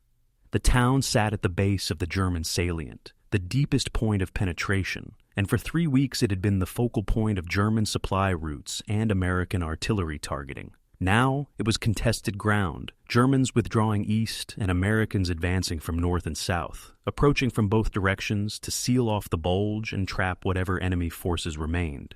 McKinley's patrol moved carefully through the wreckage, weapons ready, expecting German rearguard forces or booby traps, or any of the deadly surprises that characterized urban combat. What they found instead, emerging from the southern edge of town, were American soldiers wearing different uniform patches, men from 3rd Army moving north, while 1st Army moved south. The link-up that would officially close the Ardennes Bulge and mark the beginning of the end for Hitler's winter offensive. The meeting was anticlimactic in the way military operations often were, lacking any dramatic ceremony or historical grandeur, despite its strategic significance.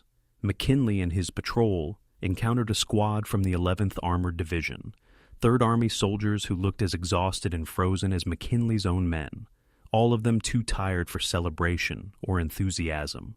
The lieutenant in command of the 3rd Army Patrol, a young man from Iowa, whose name McKinley didn't catch in the confusion, simply nodded and said, "Guess we finally linked up. Took you guys long enough." McKinley, who had been fighting his way south through brutal resistance for 2 weeks, bristled at the implied criticism, but was too exhausted to argue. They exchanged information about German positions, confirmed their respective unit identifications, and radioed back to their commands that contact had been made at Houffalize. Higher headquarters received the reports with satisfaction, bordering on relief. immediately began planning the carefully staged photo opportunities that would show American armies unified and victorious. But for the soldiers who actually met in that frozen ruin, the moment carried little emotional weight. They had done what they were ordered to do, reached objectives assigned by people who would never see this devastated town. And now they would receive new orders for new objectives in the continuing offensive that seemed to have no end. Within hours, senior officers arrived in Houffalize for the public relations event that higher command deemed necessary.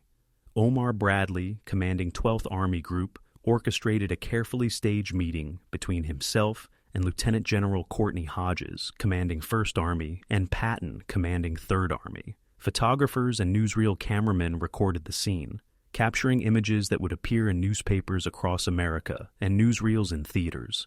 Visual proof that Allied armies had defeated Hitler's offensive and restored their lines. Bradley and Patton shook hands for the cameras, both men smiling despite their complicated relationship, both understanding that this moment required performance of unity regardless of private tensions. The photographs showed confident commanders surveying victory, but they concealed the reality that both men understood. The link-up at Houffalize was symbolically important, but tactically incomplete. German forces had withdrawn from the Bulge in relatively good order, avoiding the encirclement that Allied commanders had hoped to achieve, taking most of their remaining equipment and combat capability with them. The victory was real, but not decisive, successful but not devastating, exactly the kind of operational success that one campaigns through accumulation rather than single dramatic strokes. The withdrawal of German forces from the Ardennes salient revealed both Wehrmacht professionalism and Hitler's continuing strategic incompetence. Field commanders like von Manteuffel had begun planning withdrawal in early January, recognizing that the offensive had failed and that remaining in the extended salient invited disaster. But Hitler refused to authorize retreat until January 8th, and even then insisted that withdrawals be minimal and that no territory be surrendered without explicit permission from headquarters. The result was a fighting withdrawal conducted under terrible conditions. German units engaged with pursuing Americans while simultaneously trying to extract themselves from positions they should have abandoned weeks earlier. The discipline required to conduct coordinated withdrawal while under pressure from superior forces demonstrated the professional competence that had made Wehrmacht so formidable throughout the war. But the delay imposed by Hitler's refusal to face reality meant German forces abandoned equipment they might have saved, suffered casualties they might have avoided, and consumed fuel and ammunition better used for defense of the Rhine. Military professionals on both sides recognized the pattern. Hitler's personal command was actively harmful to German military effectiveness, but the political culture of Nazi Germany made it impossible for officers to override or circumvent his destructive decisions. The battlefield debris left behind as German forces withdrew told the story of an army that had gambled everything and lost. American intelligence teams following close behind advancing units documented abandoned vehicles in numbers that shocked even optimistic assessments. 600 tanks and assault guns left behind, some damaged and deliberately destroyed, others simply abandoned when fuel ran out. 250 artillery pieces, ranging from light anti-tank guns to heavy siege artillery. More than 1,500 trucks and support vehicles. Ammunition dumps that had been set on fire to prevent capture, creating spectacular secondary explosions that rattled windows in villages miles away. The equipment losses represented a catastrophic blow to Wehrmacht combat capability at exactly the moment when Germany needed every available resource to defend against Allied offensives on both eastern and western fronts. The Ardennes offensive had consumed Germany's last mobile reserve and produced nothing except temporary disruption of Allied operations. Strategic gambling had produced strategic disaster, validating every professional military officer who had argued that Germany's only hope lay in defensive operations that preserved forces rather than offensive operations that consumed them.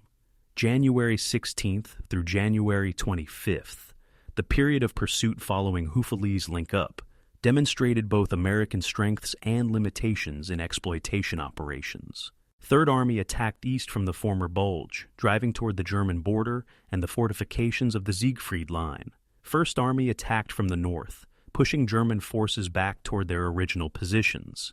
The advance rates varied depending on terrain and German resistance, some days gaining 5 or 6 miles, other days stalling against determined rearguard actions. Patton pushed his commanders relentlessly, demanding faster movement, refusing to accept tactical difficulties as excuses for slow progress, relieving officers who reported operations impossible. His operational philosophy remained constant. Speed mattered more than careful preparation. Maintaining pressure on retreating enemy was worth accepting casualties. Opportunities existed only for commanders willing to seize them aggressively. The approach produced results. Third Army advancing farther and faster than First Army, despite facing similar German opposition. But it also produced casualties that more careful commanders would have avoided. The tactical debate about Patton's methods, whether his aggressive philosophy saved lives by shortening campaigns or cost lives through hasty attacks, would continue long after the war ended. The condition of German prisoners captured during the pursuit phase revealed Wehrmacht's deteriorating situation more clearly than any intelligence report. Young soldiers, many 16 or 17 years old, conscripted from schools and given minimal training before being thrown into combat. Old soldiers, men in their 40s and 50s who should have been working in factories but were instead carrying rifles they could barely lift. Men from Eastern territories, Poles and Czechs and other conquered peoples pressed into German service with dubious loyalty and minimal motivation. The contrast with German prisoners taken earlier in the war was stark and significant. In 1944, captured Wehrmacht soldiers had been professional and confident. Veterans who accepted temporary defeat but believed in ultimate victory. In January 1945, prisoners were demoralized and fatalistic, describing a Germany where civilian morale was collapsing, where food shortages approached starvation levels, where Allied bombing had destroyed not just military targets, but the social fabric that sustained modern states. Interrogators noted that many prisoners expressed relief at being captured, viewing American prisoner of war camps as preferable to continued service in an army that was clearly losing.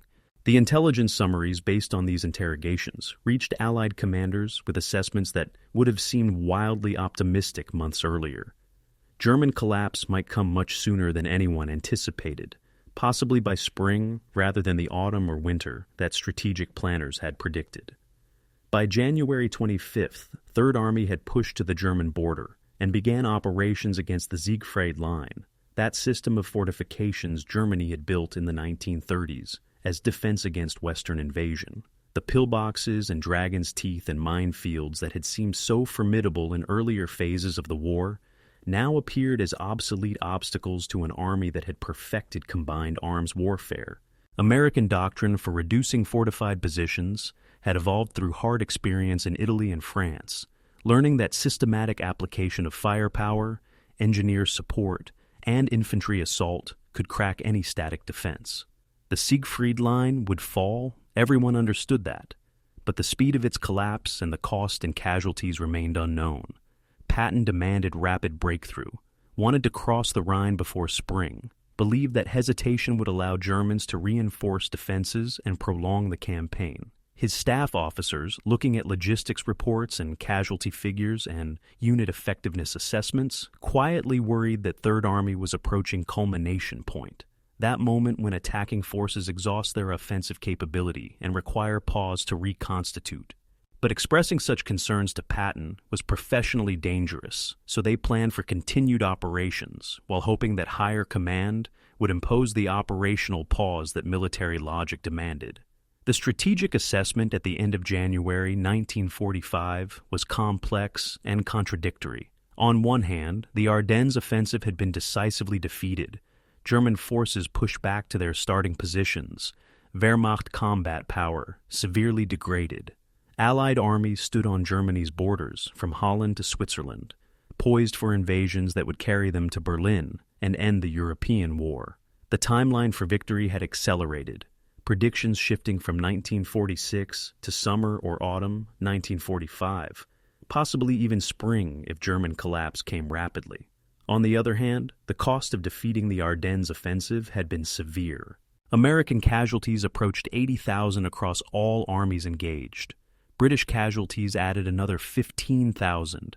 Equipment losses were significant, and divisions that had fought continuously since December needed reconstitution before resuming offensive operations. The victory was real, but not cheap, decisive, but not overwhelming, exactly the kind of hard-fought success that characterized the entire Western European campaign. For the soldiers who had fought from the initial German attack through the link-up at Houffalize and pursuit to the German border, the victory brought no particular satisfaction or relief. They had done difficult and dangerous work under terrible conditions, had survived when many of their friends had not, and now they prepared for more of the same. The Ardennes campaign would be commemorated in official histories and veterans' reunions, would become one of the iconic battles of American military history, would inspire books and films and scholarly studies. But for Private Hernandez and Sergeant Rodriguez and Lieutenant McKinley and thousands of others whose names would never appear in those histories, it was simply another phase of a war that seemed endless, another set of orders to follow, another series of attacks to survive, another collection of memories they would spend lifetimes trying to forget or understand. They had fought not for glory or even clear understanding of strategic objectives, but because that's what soldiers did, because their units depended on them, because competence and duty and simple human loyalty demanded they continue even when continuation seemed impossible. The handshake at Houffalize marked the official end of the crisis phase and beginning of the pursuit phase, but for the men doing the fighting, it was just another day in a war that consumed everything and offered nothing except the possibility of eventually going home. January 20th, 1945, 0600 hours. Captain Robert Marsh of the 10th Armored Division's Combat Command. A stood in the cupola of his command tank, watching the winter dawn break over the Belgian-German border. Behind him, his tank company and attached infantry prepared for the day's advance, maintenance crews making final checks, soldiers brewing coffee over small gasoline fires, officers studying maps in the gray light. Ahead, perhaps 3 miles distance, lay the first fortifications of the Siegfried Line, that defensive system the Germans called the West Wall, concrete pillboxes and anti-tank obstacles that stretched from Switzerland to the North Sea. Intelligence briefings had described the fortifications in detail: reinforced concrete bunkers with interlocking fields of fire, dragon's teeth, anti-tank obstacles arranged in belts to channel attacking armor into kill zones, minefields extensive enough to require days of clearing, artillery positions registered on every likely approach route. It was exactly the kind of prepared defensive position that military textbooks said required overwhelming superiority and careful preparation to crack. Marsh's orders were to attack immediately, maintain momentum from the pursuit phase, give Germans no opportunity to organize coherent defense. It was pure Patton doctrine, sacrificing careful preparation for operational tempo, accepting tactical risks to achieve strategic objectives. Marsh didn't particularly like the orders, but he understood their logic and had learned through experience that arguing with Patton's philosophy was pointless. The advance toward the Siegfried Line in late January demonstrated both the power and limitations of American operational methods.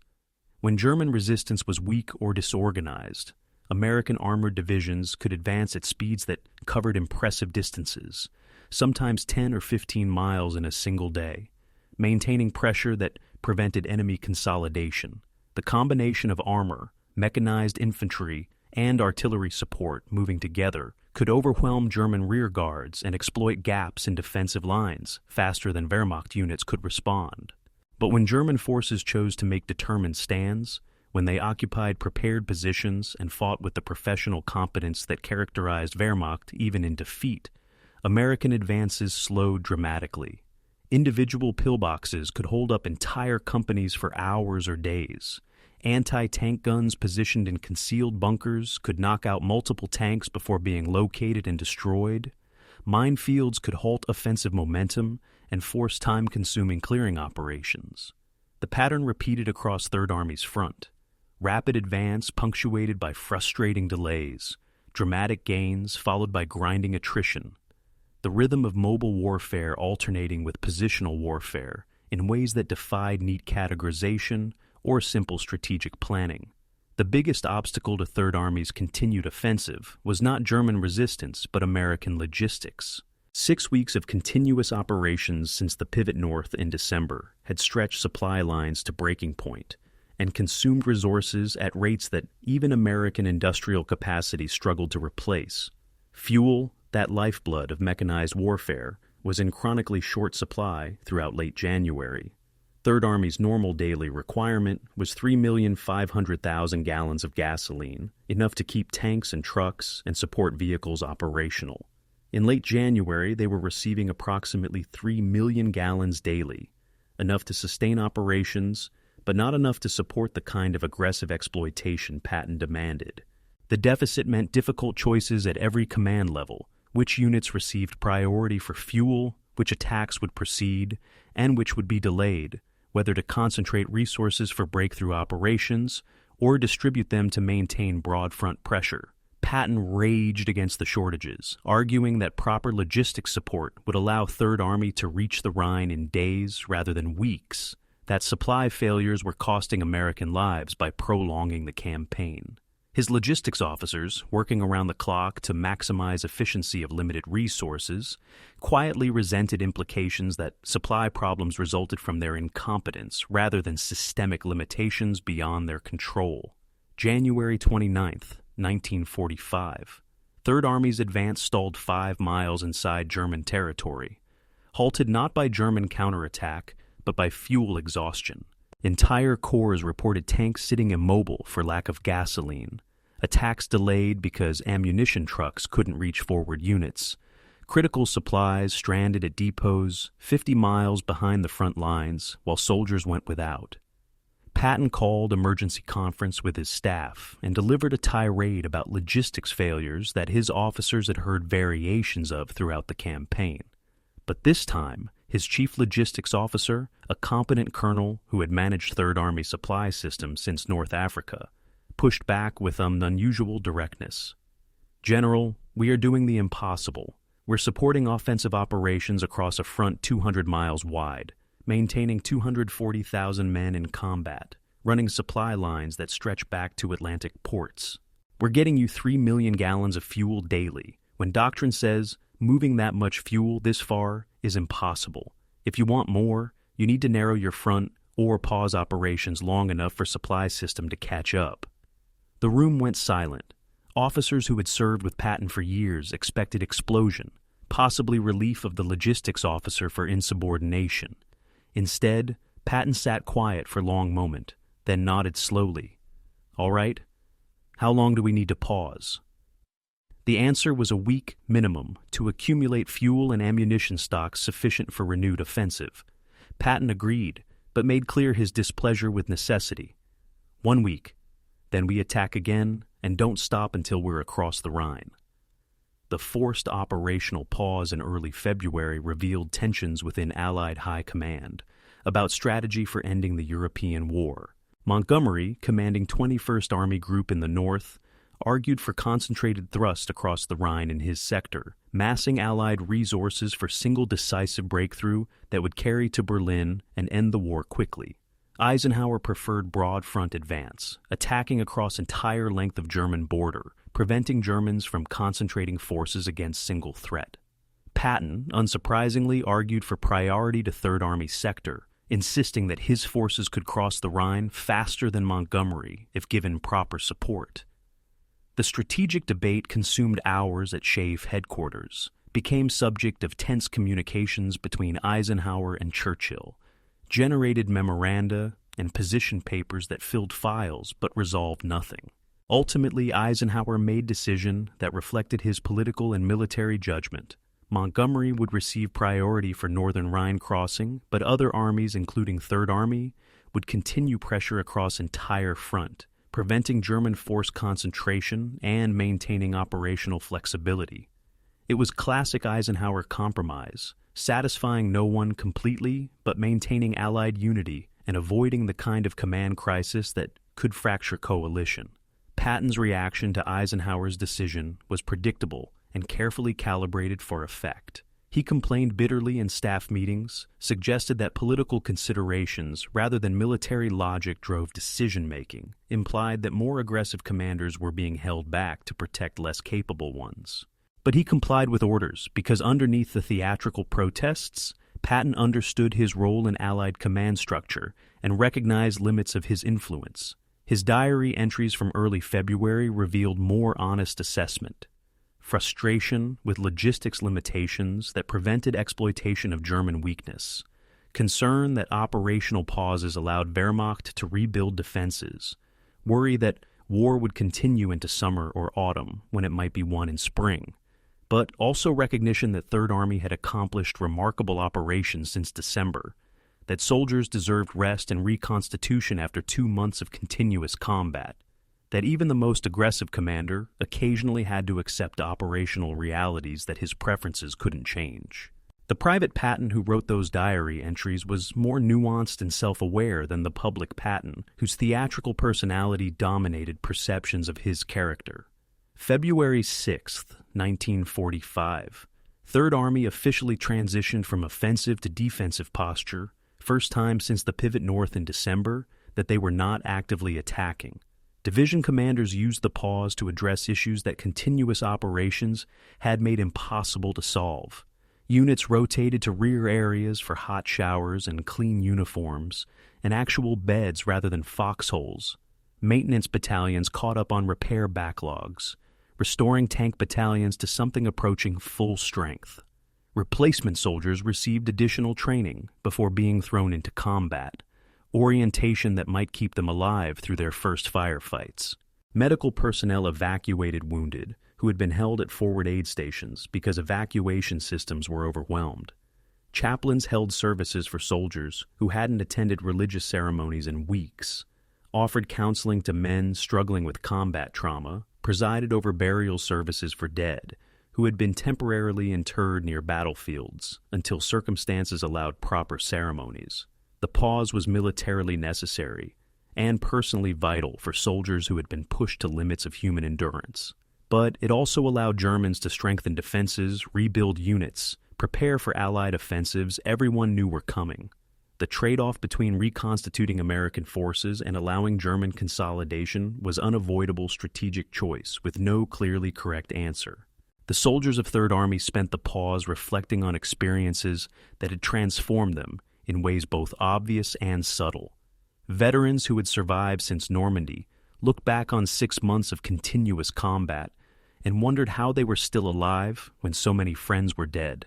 Replacements who had arrived in December or January assessed whether they had become real soldiers or were just surviving through luck. Officers evaluated their own performance, questioning decisions that had gotten men killed, wondering whether different tactical approaches might have achieved objectives with fewer casualties. The introspection was natural and inevitable after sustained combat operations, but it also risked undermining confidence and cohesion if allowed to become excessive. Smart commanders recognized the psychology and worked to redirect soldiers' attention toward future operations, toward missions that required focus and preparation, rather than dwelling on past losses. Unit cohesion, that intangible quality that made collections of individuals into effective military organizations, required careful maintenance during operational pauses when external pressures that bonded soldiers together temporarily relaxed. For the German soldiers facing Third Army across the fortifications of the West Wall, the pause brought no relief or reconstitution opportunity. Wehrmacht units in the West were receiving virtually no replacements, no new equipment, minimal supplies of fuel and ammunition. The divisions that had fought in the Ardennes had been shattered and could not be rebuilt. New units arrived from other sectors, transferred from quieter fronts or stripped from coastal defenses. But they were understrength and poorly equipped, lacking the combat power that earlier Wehrmacht formations had possessed. More critically, German soldiers increasingly understood that their cause was lost, that fighting only delayed inevitable defeat, while consuming lives that could never be restored. Desertion rates increased dramatically in early 1945, entire units surrendering rather than fighting, officers abandoning commands rather than leading men into hopeless battles. The The psychological collapse of Wehrmacht morale was as significant as material shortages in determining Germany's military effectiveness. An army that doesn't believe it can win, that sees surrender as preferable to continued combat, cannot fight effectively regardless of equipment or tactical positions. Third Army intelligence officers, reading interrogation reports and analyzing German radio intercepts, recognized that Wehrmacht was approaching breaking point, that resumed Allied offensives might trigger complete collapse rather than determined resistance. The week-long pause ended on February 14th, and Third Army resumed offensive operations with attacks toward the Rhine River. The operational objective was clear and dramatic: cross Germany's last natural defensive barrier, establish bridgeheads on the eastern bank, begin the final campaign into the heart of Nazi Germany. The timeline remained uncertain, predictions ranging from weeks to months depending on German resistance and Allied logistics. But direction was no longer in doubt. The Ardennes had been Hitler's last throw of the dice, his final attempt to split Allied armies and force negotiated peace. That gamble had failed catastrophically, consuming Germany's last reserves and creating conditions that made Allied victory inevitable. Now came the endgame, the final bloody chapters of European war, and Third Army prepared to write those chapters with methods they had perfected through 2 years of combat. Aggressive leadership, combined arms operations, relentless forward pressure. Patton addressed his division commanders at a conference on February 13th, delivering a message that mixed practical guidance with theatrical inspiration. Gentlemen, we're going to cross the Rhine, drive to Berlin, and end this war. We're going to do it faster and more decisively than anyone thinks possible. And when it's over, when historians write about the defeat of Nazi Germany, they'll write about Third Army and what we accomplished. Now, get back to your divisions and make it happen. It was vintage Patton, equal parts operational direction and personal ego. But it worked because his soldiers had learned to trust his judgment and believe his promises.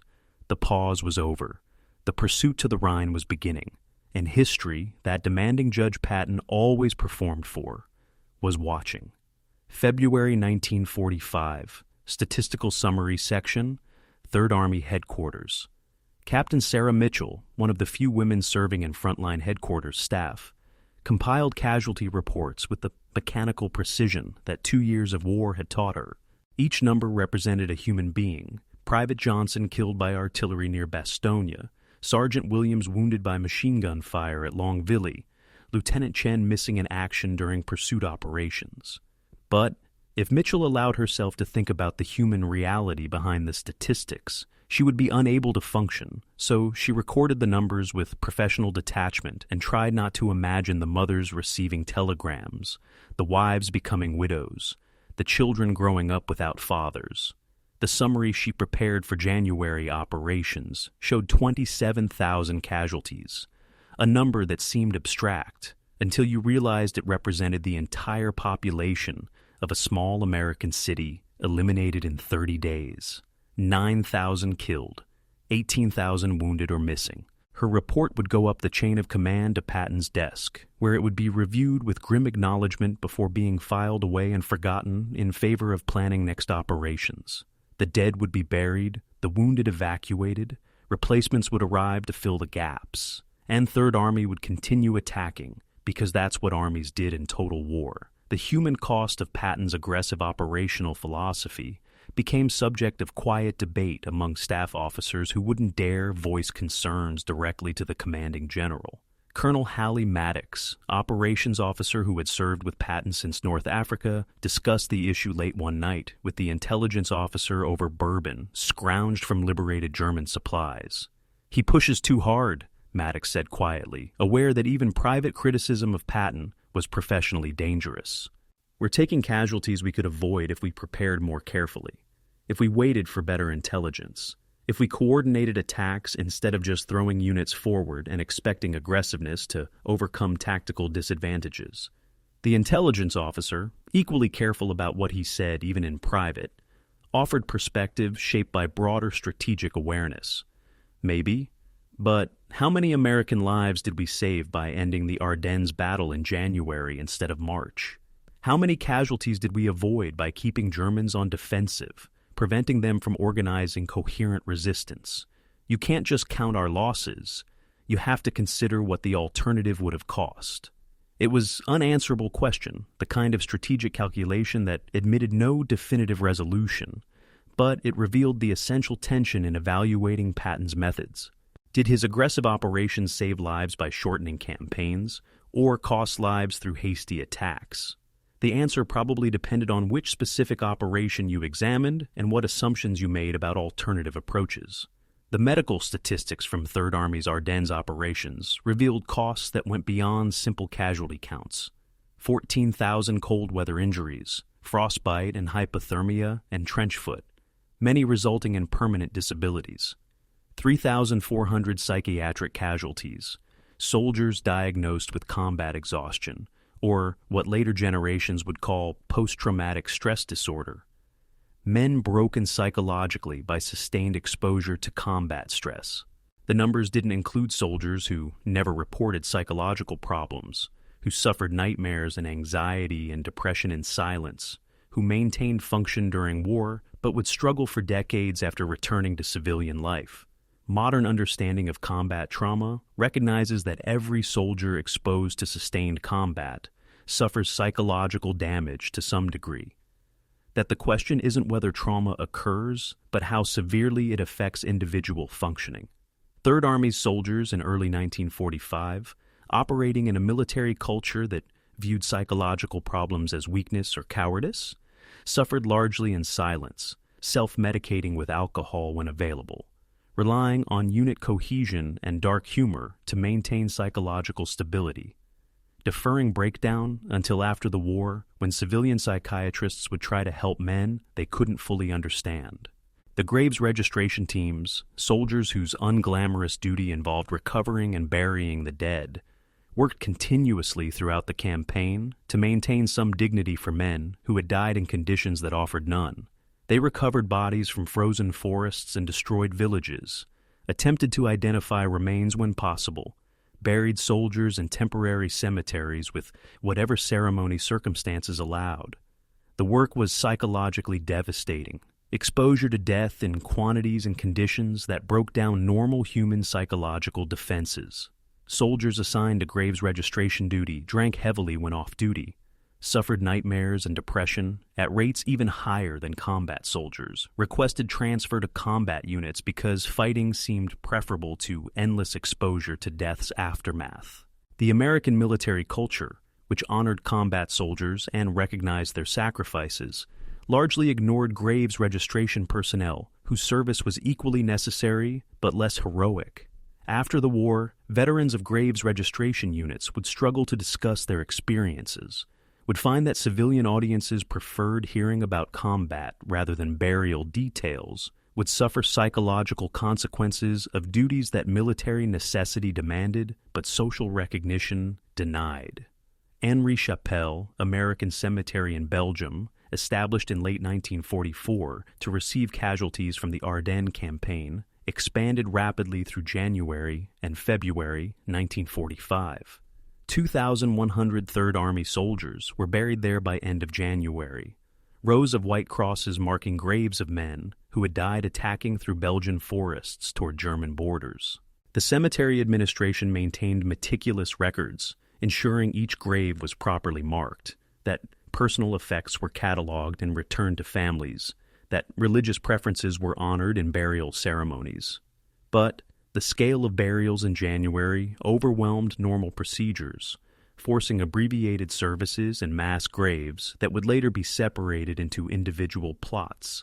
Chaplains who conducted burial services, sometimes presiding over dozens of funerals daily, struggled to maintain appropriate solemnity and individual recognition when dealing with death in industrial quantities. They read familiar liturgies over unfamiliar bodies, offered prayers for soldiers whose names they barely knew, tried to provide comfort to absent families through ceremonies those families would never witness. The emotional toll on chaplains was severe, but rarely acknowledged, military culture expecting them to provide spiritual support, while offering little support for their own psychological needs. The replacement system's inability to adequately replace combat losses created cascading effects on unit effectiveness that statistics couldn't fully capture. When a veteran infantry company lost 30% casualties and received replacements with 8 weeks of training, overall combat effectiveness didn't just drop 30%. It dropped perhaps 50 or 60% because inexperienced soldiers required veteran supervision and support that diverted attention from combat missions. Squad leaders who should have been focusing on tactical execution instead spent time teaching basic skills to replacements who should have learned them in training. Platoon commanders who should have been coordinating maneuvers instead babysat frightened teenagers who froze under fire.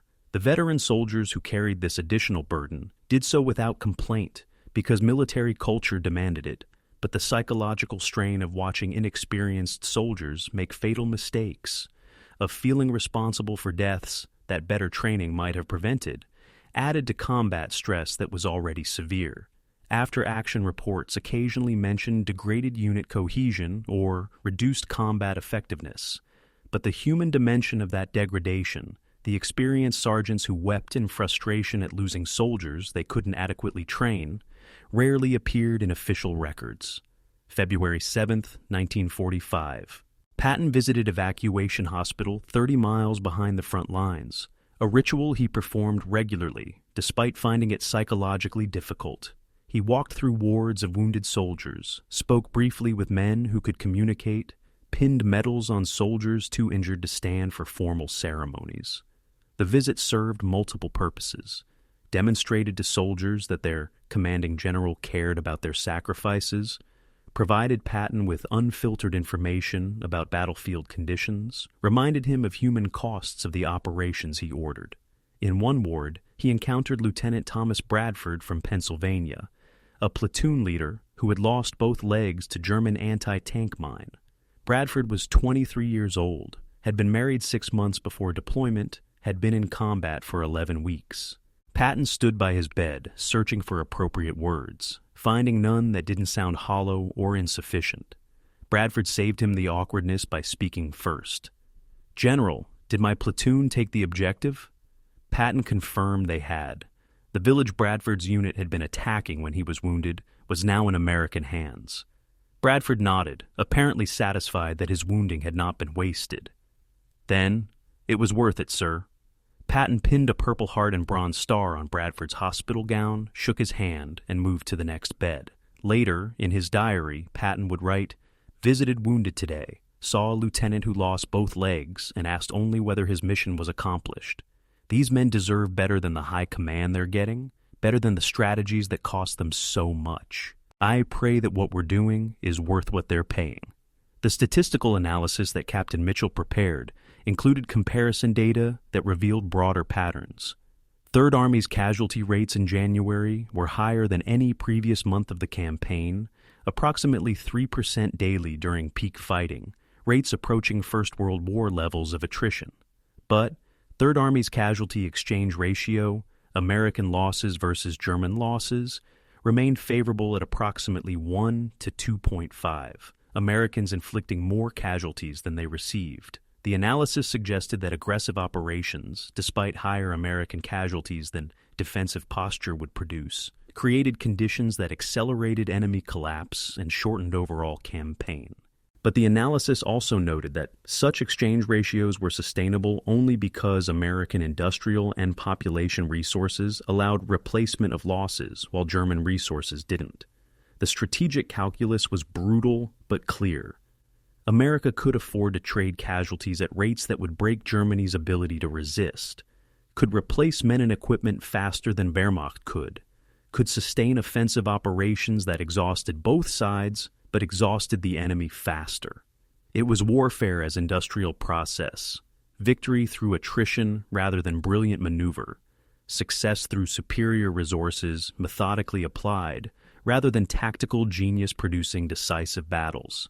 Patton hated the implications, wanted victory through operational art rather than industrial grinding, but understood that modern total war often reduced strategy to mathematics of resource application.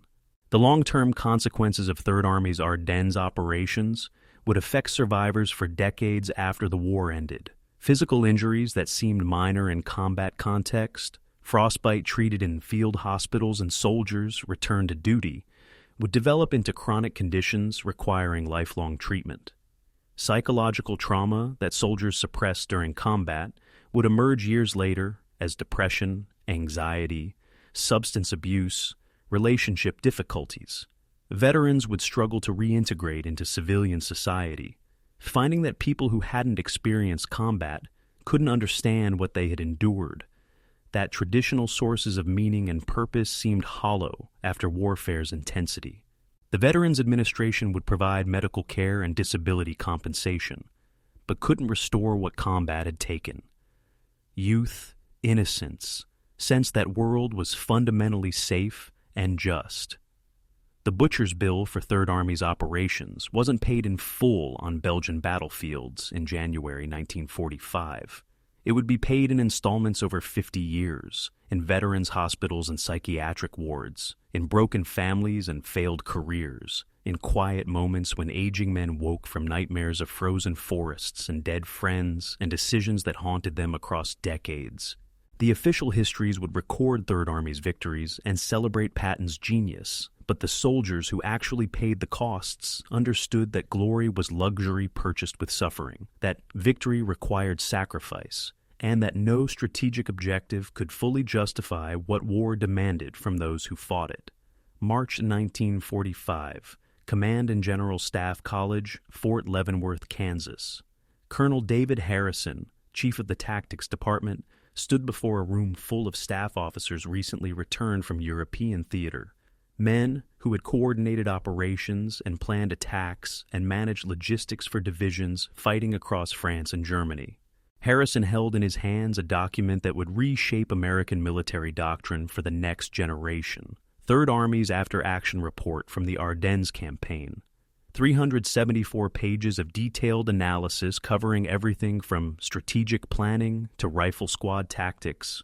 The report was remarkable not just for its comprehensiveness, but for its brutal honesty, acknowledging failures alongside successes, identifying problems without defensive justifications, offering lessons learned rather than self-congratulatory narratives.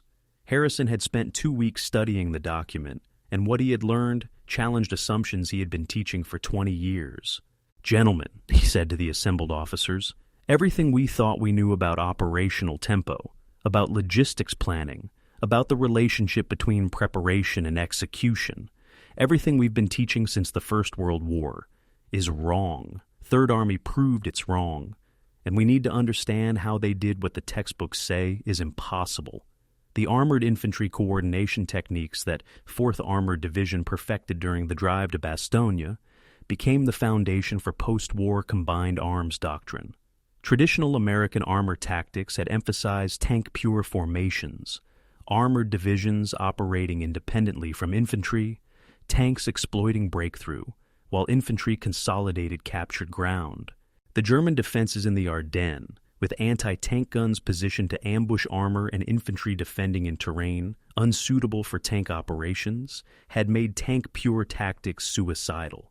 Abrams and other 4th Armored commanders had instead developed integrated teams where tanks, infantry, and engineers operated as single units, each element supporting the others in real-time coordination. Tanks suppressed German positions while infantry maneuvered to assault them. Infantry identified anti-tank guns that tanks couldn't see. Engineers cleared obstacles that both tanks and infantry needed removed. The integration required communication systems and training and command relationships that hadn't existed earlier in the war, but 4th Armored had improvised them under fire and proven their effectiveness through results. By 1946, the combined arms teams 4th Armored pioneered would be standard throughout American armored forces, codified in doctrine manuals and taught at every armor school. The communications revolution that Third Army pioneered received less public attention than tank tactics, but was equally significant for modern warfare. Traditional military communications relied heavily on radio, but radio had limitations in range and security that made it inadequate for controlling operations spanning hundreds of miles.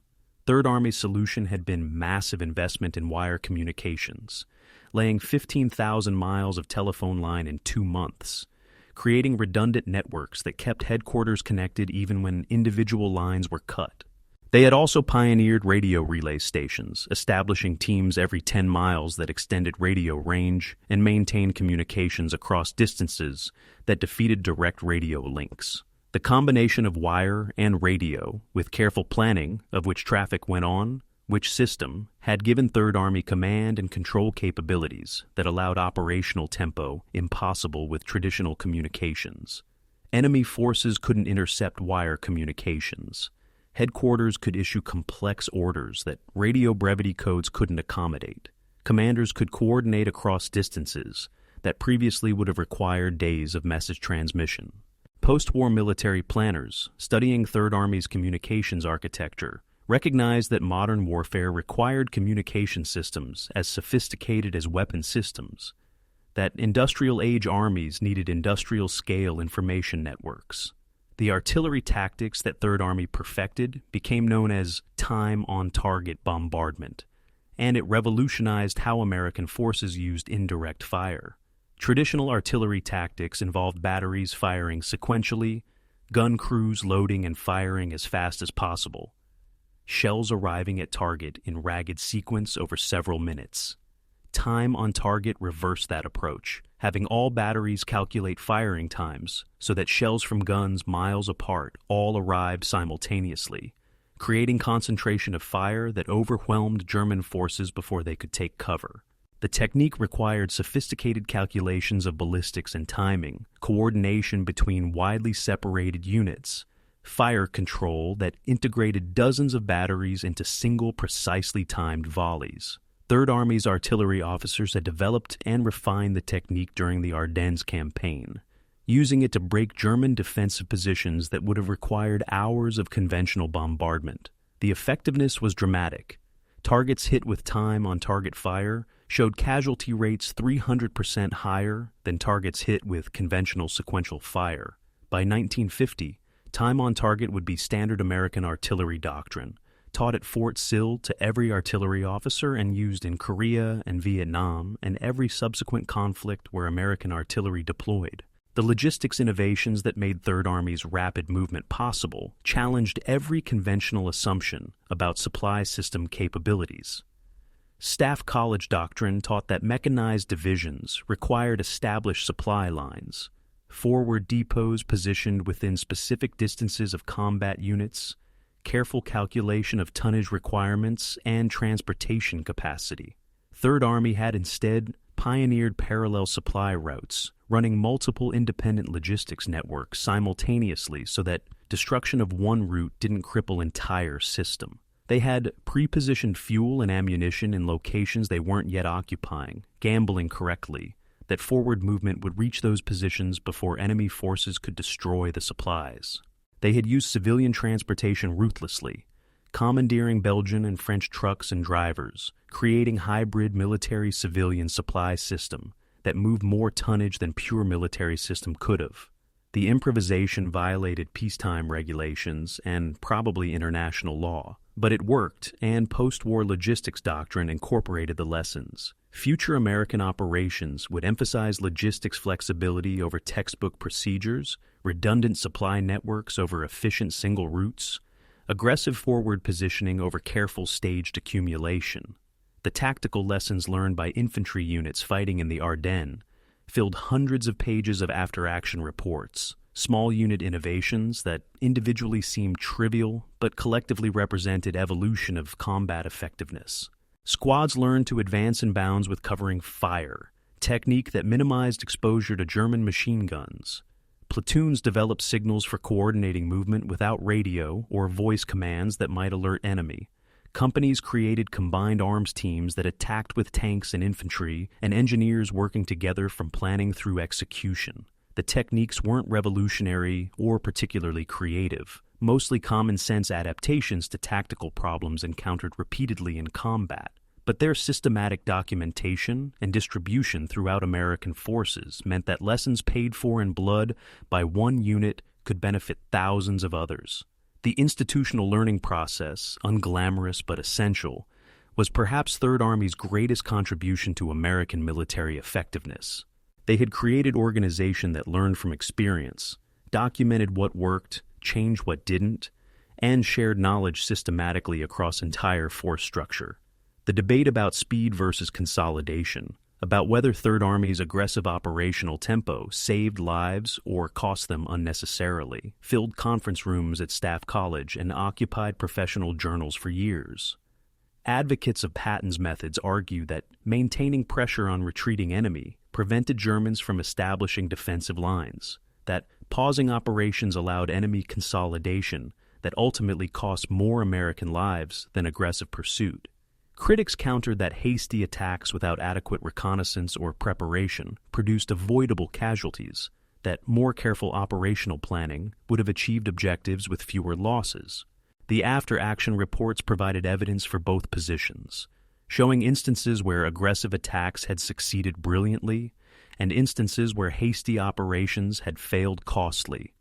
The honest assessment, which military professionals eventually reached after passion cooled and perspective developed, was that operational tempo was tactical variable requiring judgment rather than doctrinal constant. Sometimes aggressive pursuit was correct answer, sometimes careful preparation was necessary. The genius lay in knowing which approach fit which circumstances, and the judgment couldn't be codified in doctrine or taught in classroom. It required experience and intuition and willingness to accept responsibility for decisions that sent men to their deaths. The lessons that Third Army learned about winter warfare came at terrible cost, but proved invaluable for future operations. Frostbite prevention required aggressive medical intervention, frequent rotation of soldiers from forward positions to heated rest areas, provision of adequate cold weather gear before soldiers needed it rather than after casualties mounted. Vehicle maintenance in freezing conditions required different procedures than temperate climate operations, engine preheating before starting, specialized lubricants, protection from moisture that froze in fuel lines and disabled equipment. Soldiers needed more calories in winter combat, bodies burning energy to maintain core temperature in addition to energy expended in combat operations. The lessons seemed obvious in retrospect, but hadn't been obvious in December 1944 when Third Army pivoted north into winter campaign. They had learned through experience that killed and disabled thousands of soldiers who might have been saved by knowledge the Army subsequently possessed. Post-war military planners, studying Third Army's reports, built winter warfare doctrine that would save American lives in Korea and later conflicts, knowledge purchased with suffering in Belgian forests. The after-action analysis included surprising recommendation that challenged Patton's personal command philosophy. Staff officers noted that relief of battalion and regimental commanders during operations, while sometimes necessary, often disrupted unit cohesion and degraded effectiveness more than retaining marginally competent officers would have. Patton's practice of relieving commanders who didn't attack aggressively enough, who reported missions impossible, who showed any hesitation or caution, had created culture of fear that discouraged honest reporting and forced officers to attempt operations they knew were unwise. The analysis suggested that more selective relief, focused on officers who actually failed rather than officers who expressed concerns, would improve overall performance. It was direct criticism of Patton's leadership methods, rare in military culture that discouraged challenging senior commanders, but the analysis was supported by data showing that units with stable leadership outperformed units with frequent commander changes. The recommendation was quietly ignored by senior officers who understood that criticizing Patton's methods was politically unwise, but it influenced post-war thinking about balance between aggressive leadership and stable command relationships. The final section of Third Army's after-action report addressed questions that military professionals debated, but could never definitively answer: whether the Ardennes campaign had been necessary strategic operation or costly diversion from more important objectives. Some analysts argued that resources committed to Ardennes could have been used for earlier Rhine crossing, that defeating Hitler's offensive had consumed time and casualties that careful defense might have avoided. Others countered that destroying Wehrmacht's last reserves in the Ardennes had made subsequent Rhine crossing easier, that defeating German offensive decisively had psychological and political effects beyond pure military calculation. Third Army's analysis avoided taking position on strategic debate, noting that theater-level decisions were beyond their scope, but provided data that informed discussion. They had accomplished mission assigned by higher command, relieved Bastogne, and defeated German offensive, and pursued enemy to German border, and whether that mission had been strategically optimal wasn't their judgment to make. The professional humility reflected in that analysis, willingness to acknowledge limits of their perspective while providing facts for others to judge, characterized the entire report. It was document created by military professionals for military professionals, honest assessment of what had worked and what hadn't, intended to improve future operations rather than celebrate past victories. The lessons it contained would influence American military operations for next 50 years, shaping doctrine and training and operational planning in ways that outlasted personalities and specific battles, proving that the real victory Third Army achieved wasn't tactical success in Belgium, but institutional learning that made entire American military more effective. May 1946, Frankfurt, Germany. Colonel Burton Wright of the U.S. Army Historical Division sat across a scarred wooden table from General Hasso von Manteuffel, former commander of the German 5th Panzer Army, now a prisoner of war awaiting final disposition. The interview was part of a comprehensive effort to document the German perspective on the Ardennes offensive, to understand how Wehrmacht commanders had planned and executed operations, to analyze what had gone wrong from their perspective. Von Manteuffel, stripped of military insignia but retaining the bearing of professional soldier, spoke with brutal honesty that defeat had liberated. The offensive was doomed from the beginning, he said in careful English learned during better times. We knew it. Every professional officer knew it. But Hitler demanded miracles, and we tried to deliver them because that was our duty. The moment Third Army appeared on our southern flank, moving faster than we thought physically possible, the entire operation became exercise and damage control rather than strategic victory. Wright leaned forward, interested in the critical detail. What would have happened if Third Army had taken 10 days to pivot north instead of 3? If Patton had moved at conventional operational tempo? Von Manteuffel's response would haunt American strategic analysis for decades. We would have reached the Meuse River, possibly Antwerp. The offensive still would have ultimately failed because we lacked fuel and reserves for sustained operations. But it would have failed in March or April, not January. And the casualties on both sides would have been catastrophically higher. The counterfactual analysis of the Ardennes campaign, the examination of what might have happened under different circumstances, revealed the decisive importance of Third Army's rapid response.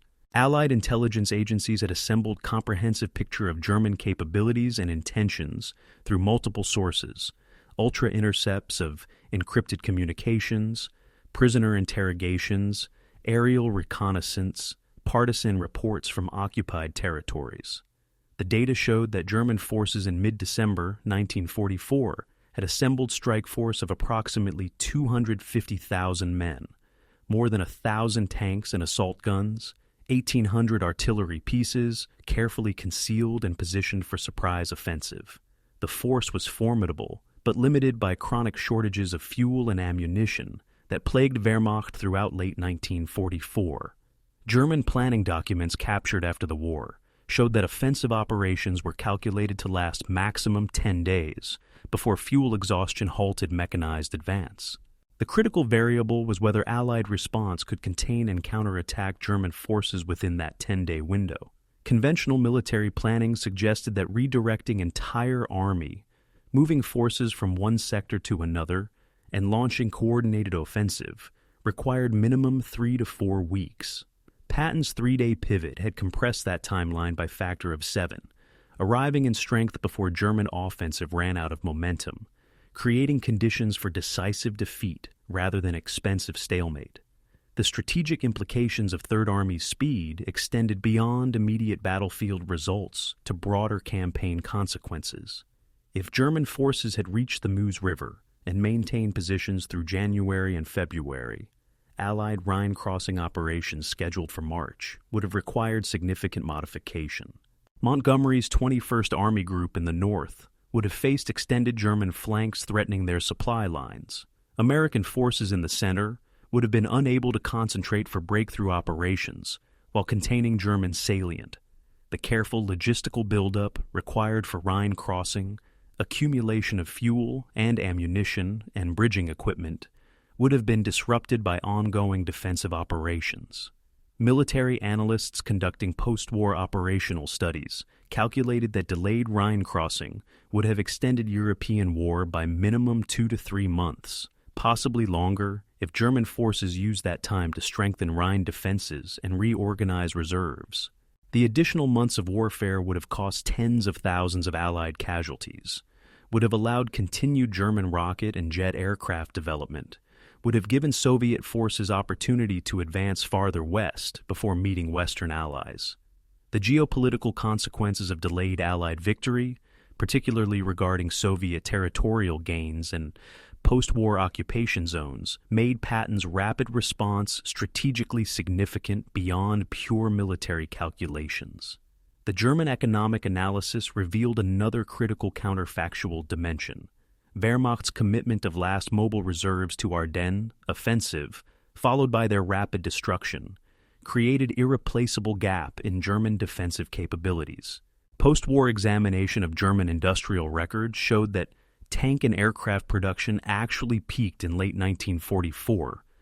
German factories producing approximately 4,000 tanks and 1,500 aircraft in fourth quarter, despite Allied bombing.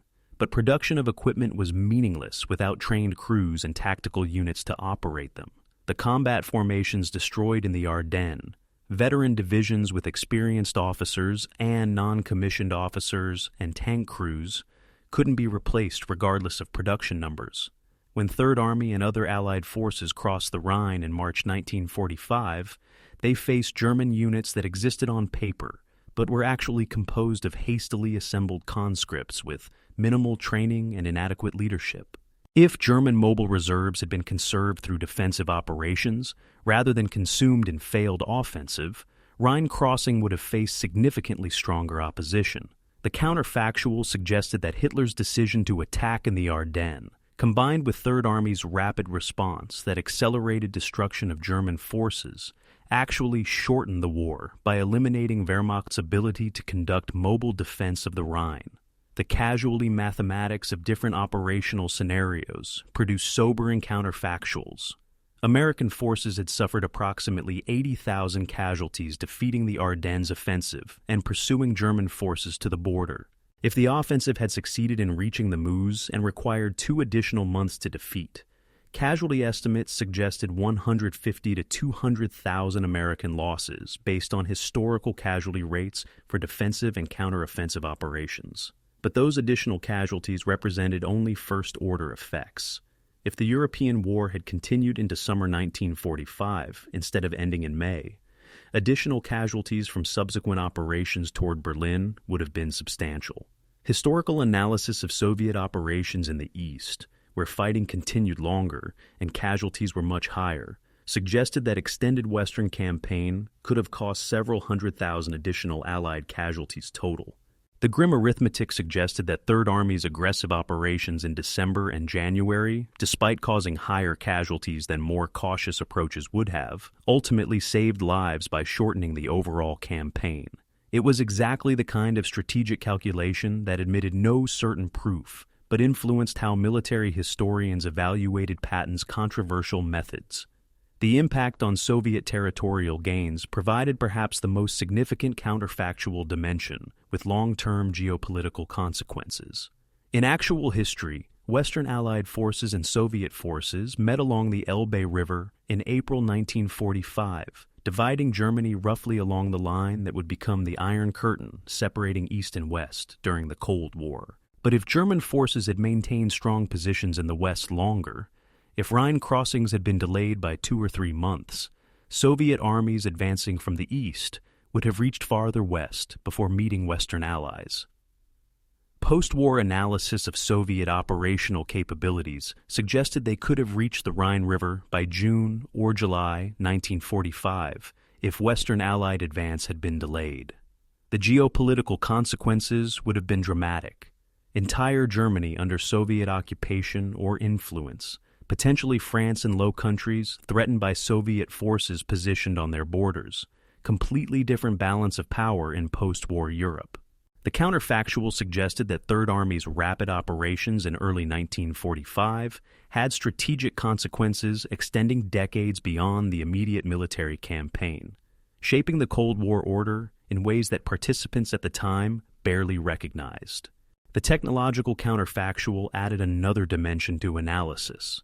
German weapons development in late 1944 included jet aircraft, ballistic missiles, advanced submarines, and other technologies that were revolutionary for the period.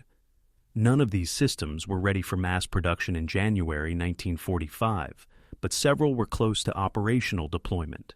If the war had continued through summer 1945, allowing additional months of development and production, German technological advantages might have imposed significant costs on Allied operations.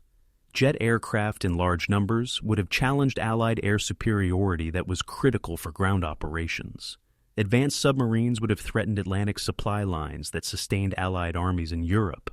Ballistic missiles in larger quantities would have struck Allied rear areas and possibly Great Britain, with weapons that had no effective defense. The counterfactual suggested that time was the most critical resource in late war period, that every month of continued German resistance allowed technological developments that could have partially offset Allied numerical and industrial advantages. By ending the war in May rather than July or August, Third Army's operations and broader Allied offensive had prevented deployment of technologies that might have significantly changed the calculus of the conflict's final months. The final counterfactual concerned German internal politics and the possibility of negotiated surrender. Historical evidence shows that some German military and civilian leaders recognized by early 1945 that continuing the war was pointless, that surrender or negotiated peace was Germany's only rational option. But Hitler's absolute control and the totalitarian nature of Nazi regime made any opposition or alternative policy impossible while he lived. If the war had continued longer, if defeats had mounted more slowly, two scenarios were possible. Either internal opposition would have overthrown Hitler and sought negotiated peace, or Nazi regime would have maintained control and fought to complete destruction. Post-war interviews with German officers suggested that rapid Allied advances and decisive defeats undermined any possibility of organized resistance to Hitler, that the speed of collapse left no time for alternatives to develop. The counterfactual suggested that Patton's aggressive operations, by contributing to rapid German defeat, may have prevented either negotiated peace that left some Nazi leadership in place or extended resistance that would have cost more lives. It was the kind of analysis that admitted no definitive conclusion, but it illustrated how Third Army's operations in the Ardennes had consequences extending far beyond the immediate battlefield. The counterfactual analysis ultimately demonstrated that Patton's promise at Verdun, his commitment to pivot Third Army north and attack within 3 days, had been more than just tactical success or operational achievement. It had been strategically decisive, shortening the war, saving lives, shaping the post-war political order in ways that influenced the next 50 years of history. The what-ifs and might-have-beens of historical analysis could never be proven definitively, could never move beyond informed speculation based on available evidence. But the evidence suggested that those 3 days in December 1944, when Third Army executed the pivot that textbooks said was impossible, had changed history's trajectory in ways that participants at the time barely recognized.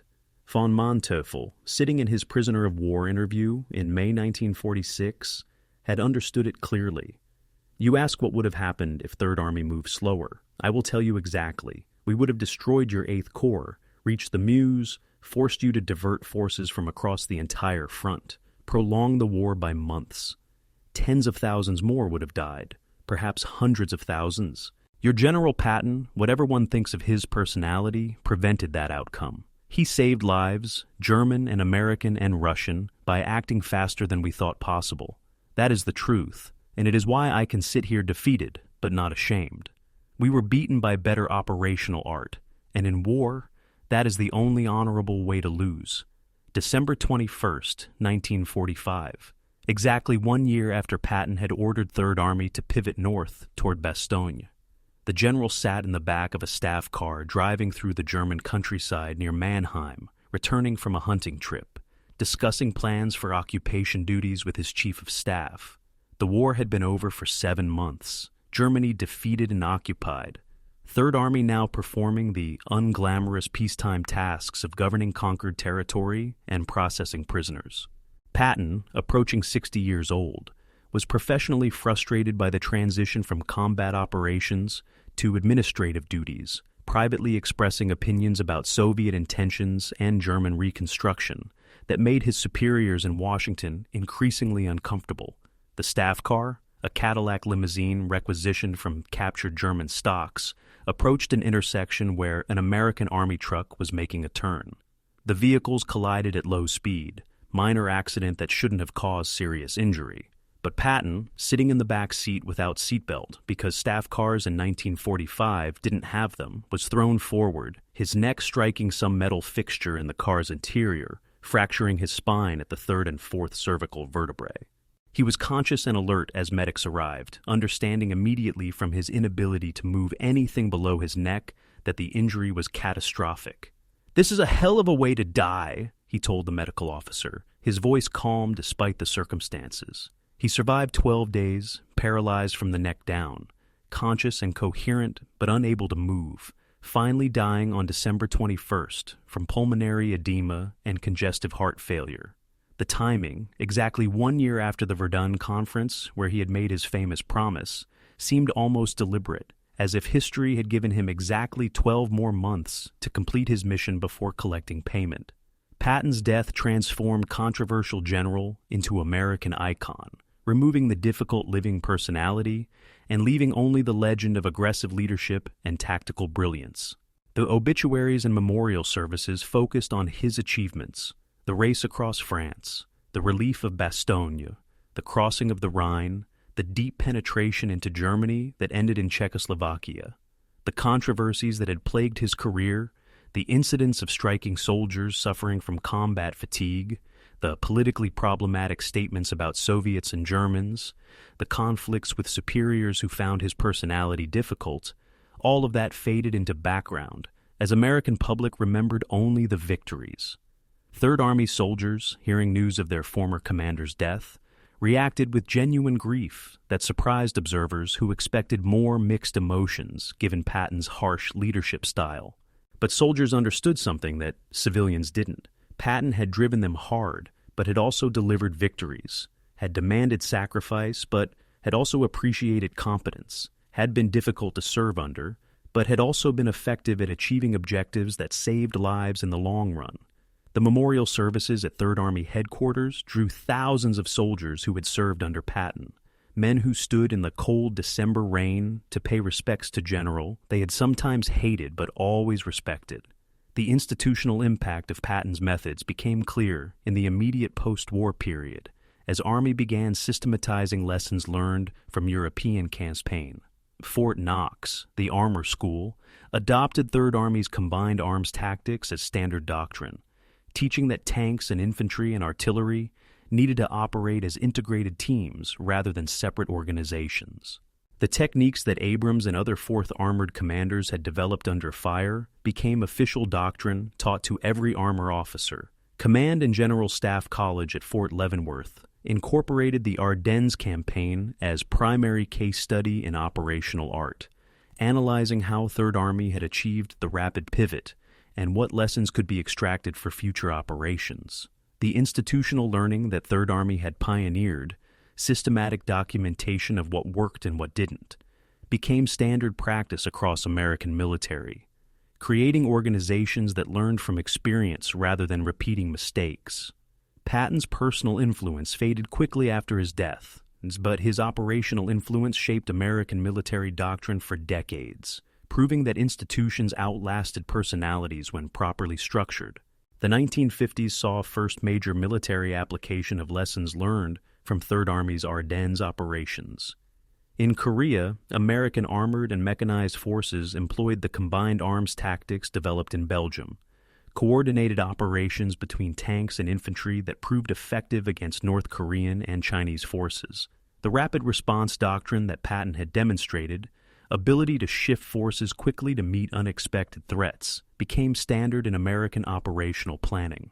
The logistics innovations that had made Third Army's movement possible, parallel supply routes and aggressive forward positioning and flexible improvisation, all became incorporated into Army doctrine and proved vital in Korean mountain warfare, where supply lines were even more challenging than in Belgium.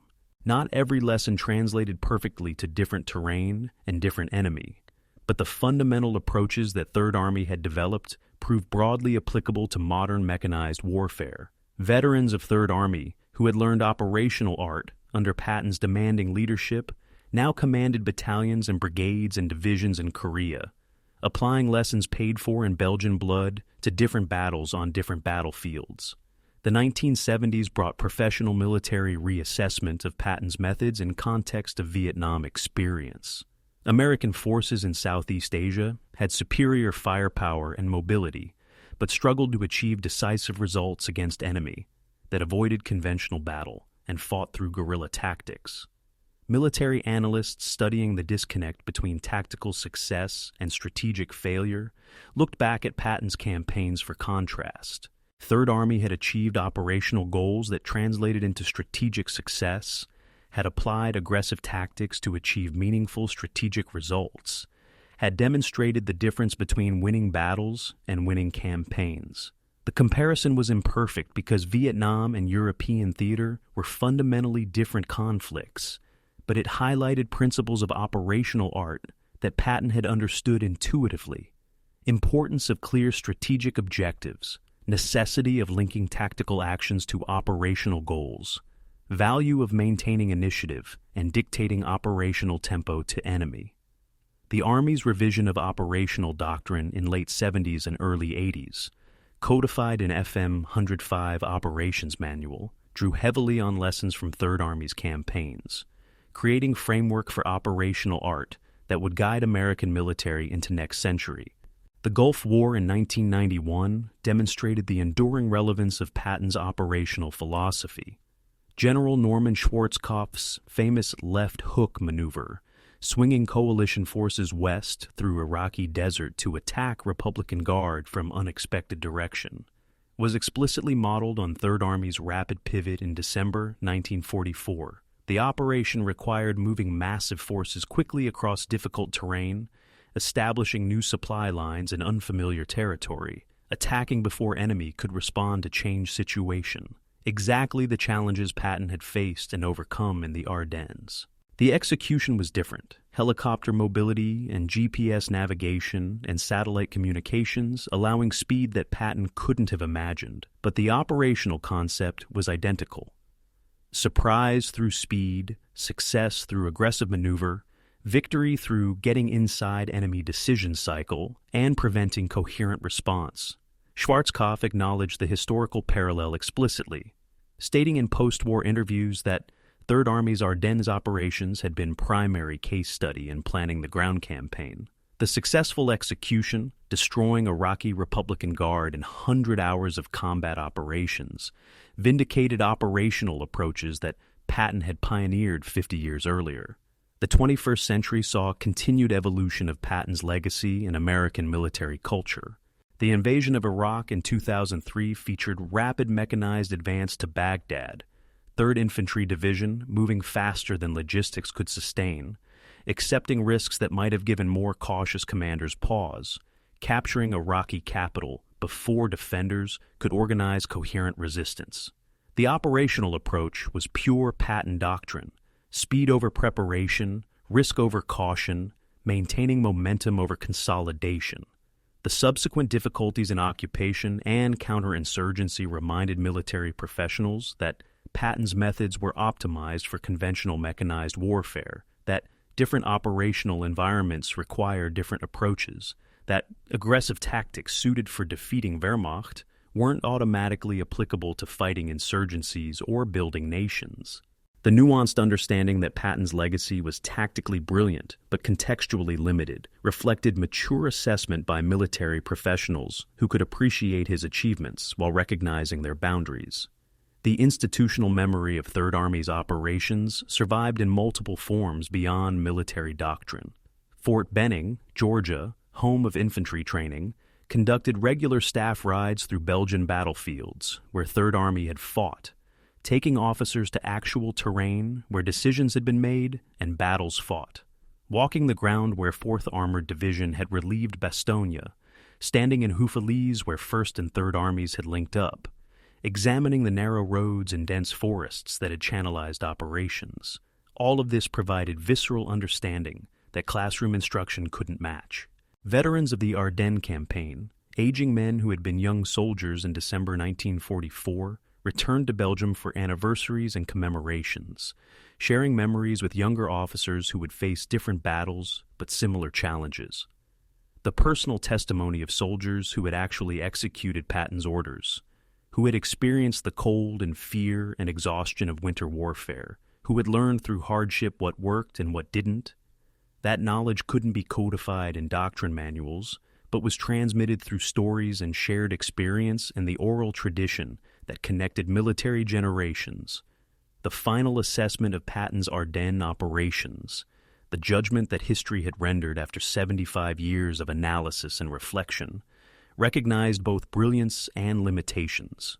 He had achieved the impossible, pivoting an army faster than anyone thought possible, maintaining operational tempo that overwhelmed enemy responses, demonstrating that aggressive leadership and thorough preparation could overcome apparently insurmountable obstacles. He had saved Bastogne, defeated Hitler's last offensive, contributed decisively to shortening the European war. Those achievements were real and significant, worthy of the recognition and commemoration they received. But the costs had been heavy, casualties higher than more cautious approaches might have produced, soldiers pushed to limits and sometimes beyond, human beings consumed in pursuit of operational objectives whose value could be debated. The honest assessment recognized that Patton had been right about what war required in late 1944, that aggressive operations were correct strategic choice, but also acknowledged that correctness didn't erase suffering or justify every decision. He had been brilliant and difficult, visionary and flawed, exactly the kind of complex historical figure who resisted simple judgments and inspired continuing debate. December 21st, 2025, 80th anniversary of Patton's death. At Arlington National Cemetery, a small ceremony honored his memory, attended by military officials and historians, and a handful of extremely elderly veterans who had served in Third Army during the war. The ceremony was modest, no grand speeches or elaborate productions, just quiet recognition of soldier who had shaped American military history. Among the attendees was Colonel Jennifer Martinez, commanding officer of an armored brigade that would deploy to Europe in 2 months for NATO exercises. She had studied Patton's campaigns at West Point, in Command and General Staff College, had walked the Belgian battlefields on staff rides, had absorbed lessons that generations of officers had extracted from Third Army's operations.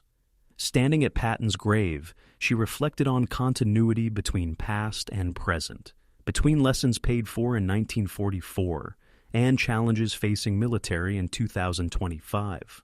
The technologies were different, the geopolitical situation was different, the nature of warfare itself had evolved in ways Patton couldn't have imagined. But the fundamental principles of operational art that he had demonstrated, speed and audacity and aggressive leadership and thorough preparation, those principles remained relevant because they reflected truths about warfare that transcended specific conflicts. Patton had been dead for 80 years, but his influence lived on in doctrine and training and organizational culture, in the approaches that American military used to plan and execute operations, in the expectations that commanders had about what was possible and what discipline demanded. He had become what the ceremony's program called him, the patron saint of armor, the spiritual founder of operational tempo, the general whose ghost still haunted staff colleges and battlefield monuments, reminding successive generations that sometimes the impossible just required the courage to attempt it and the competence to deliver results. The ceremony ended quietly, attendees dispersing into cold December afternoon, leaving Patton's grave to its silence and its memories of winter battles fought long ago, but never entirely forgotten by those who studied war and those who remembered its costs.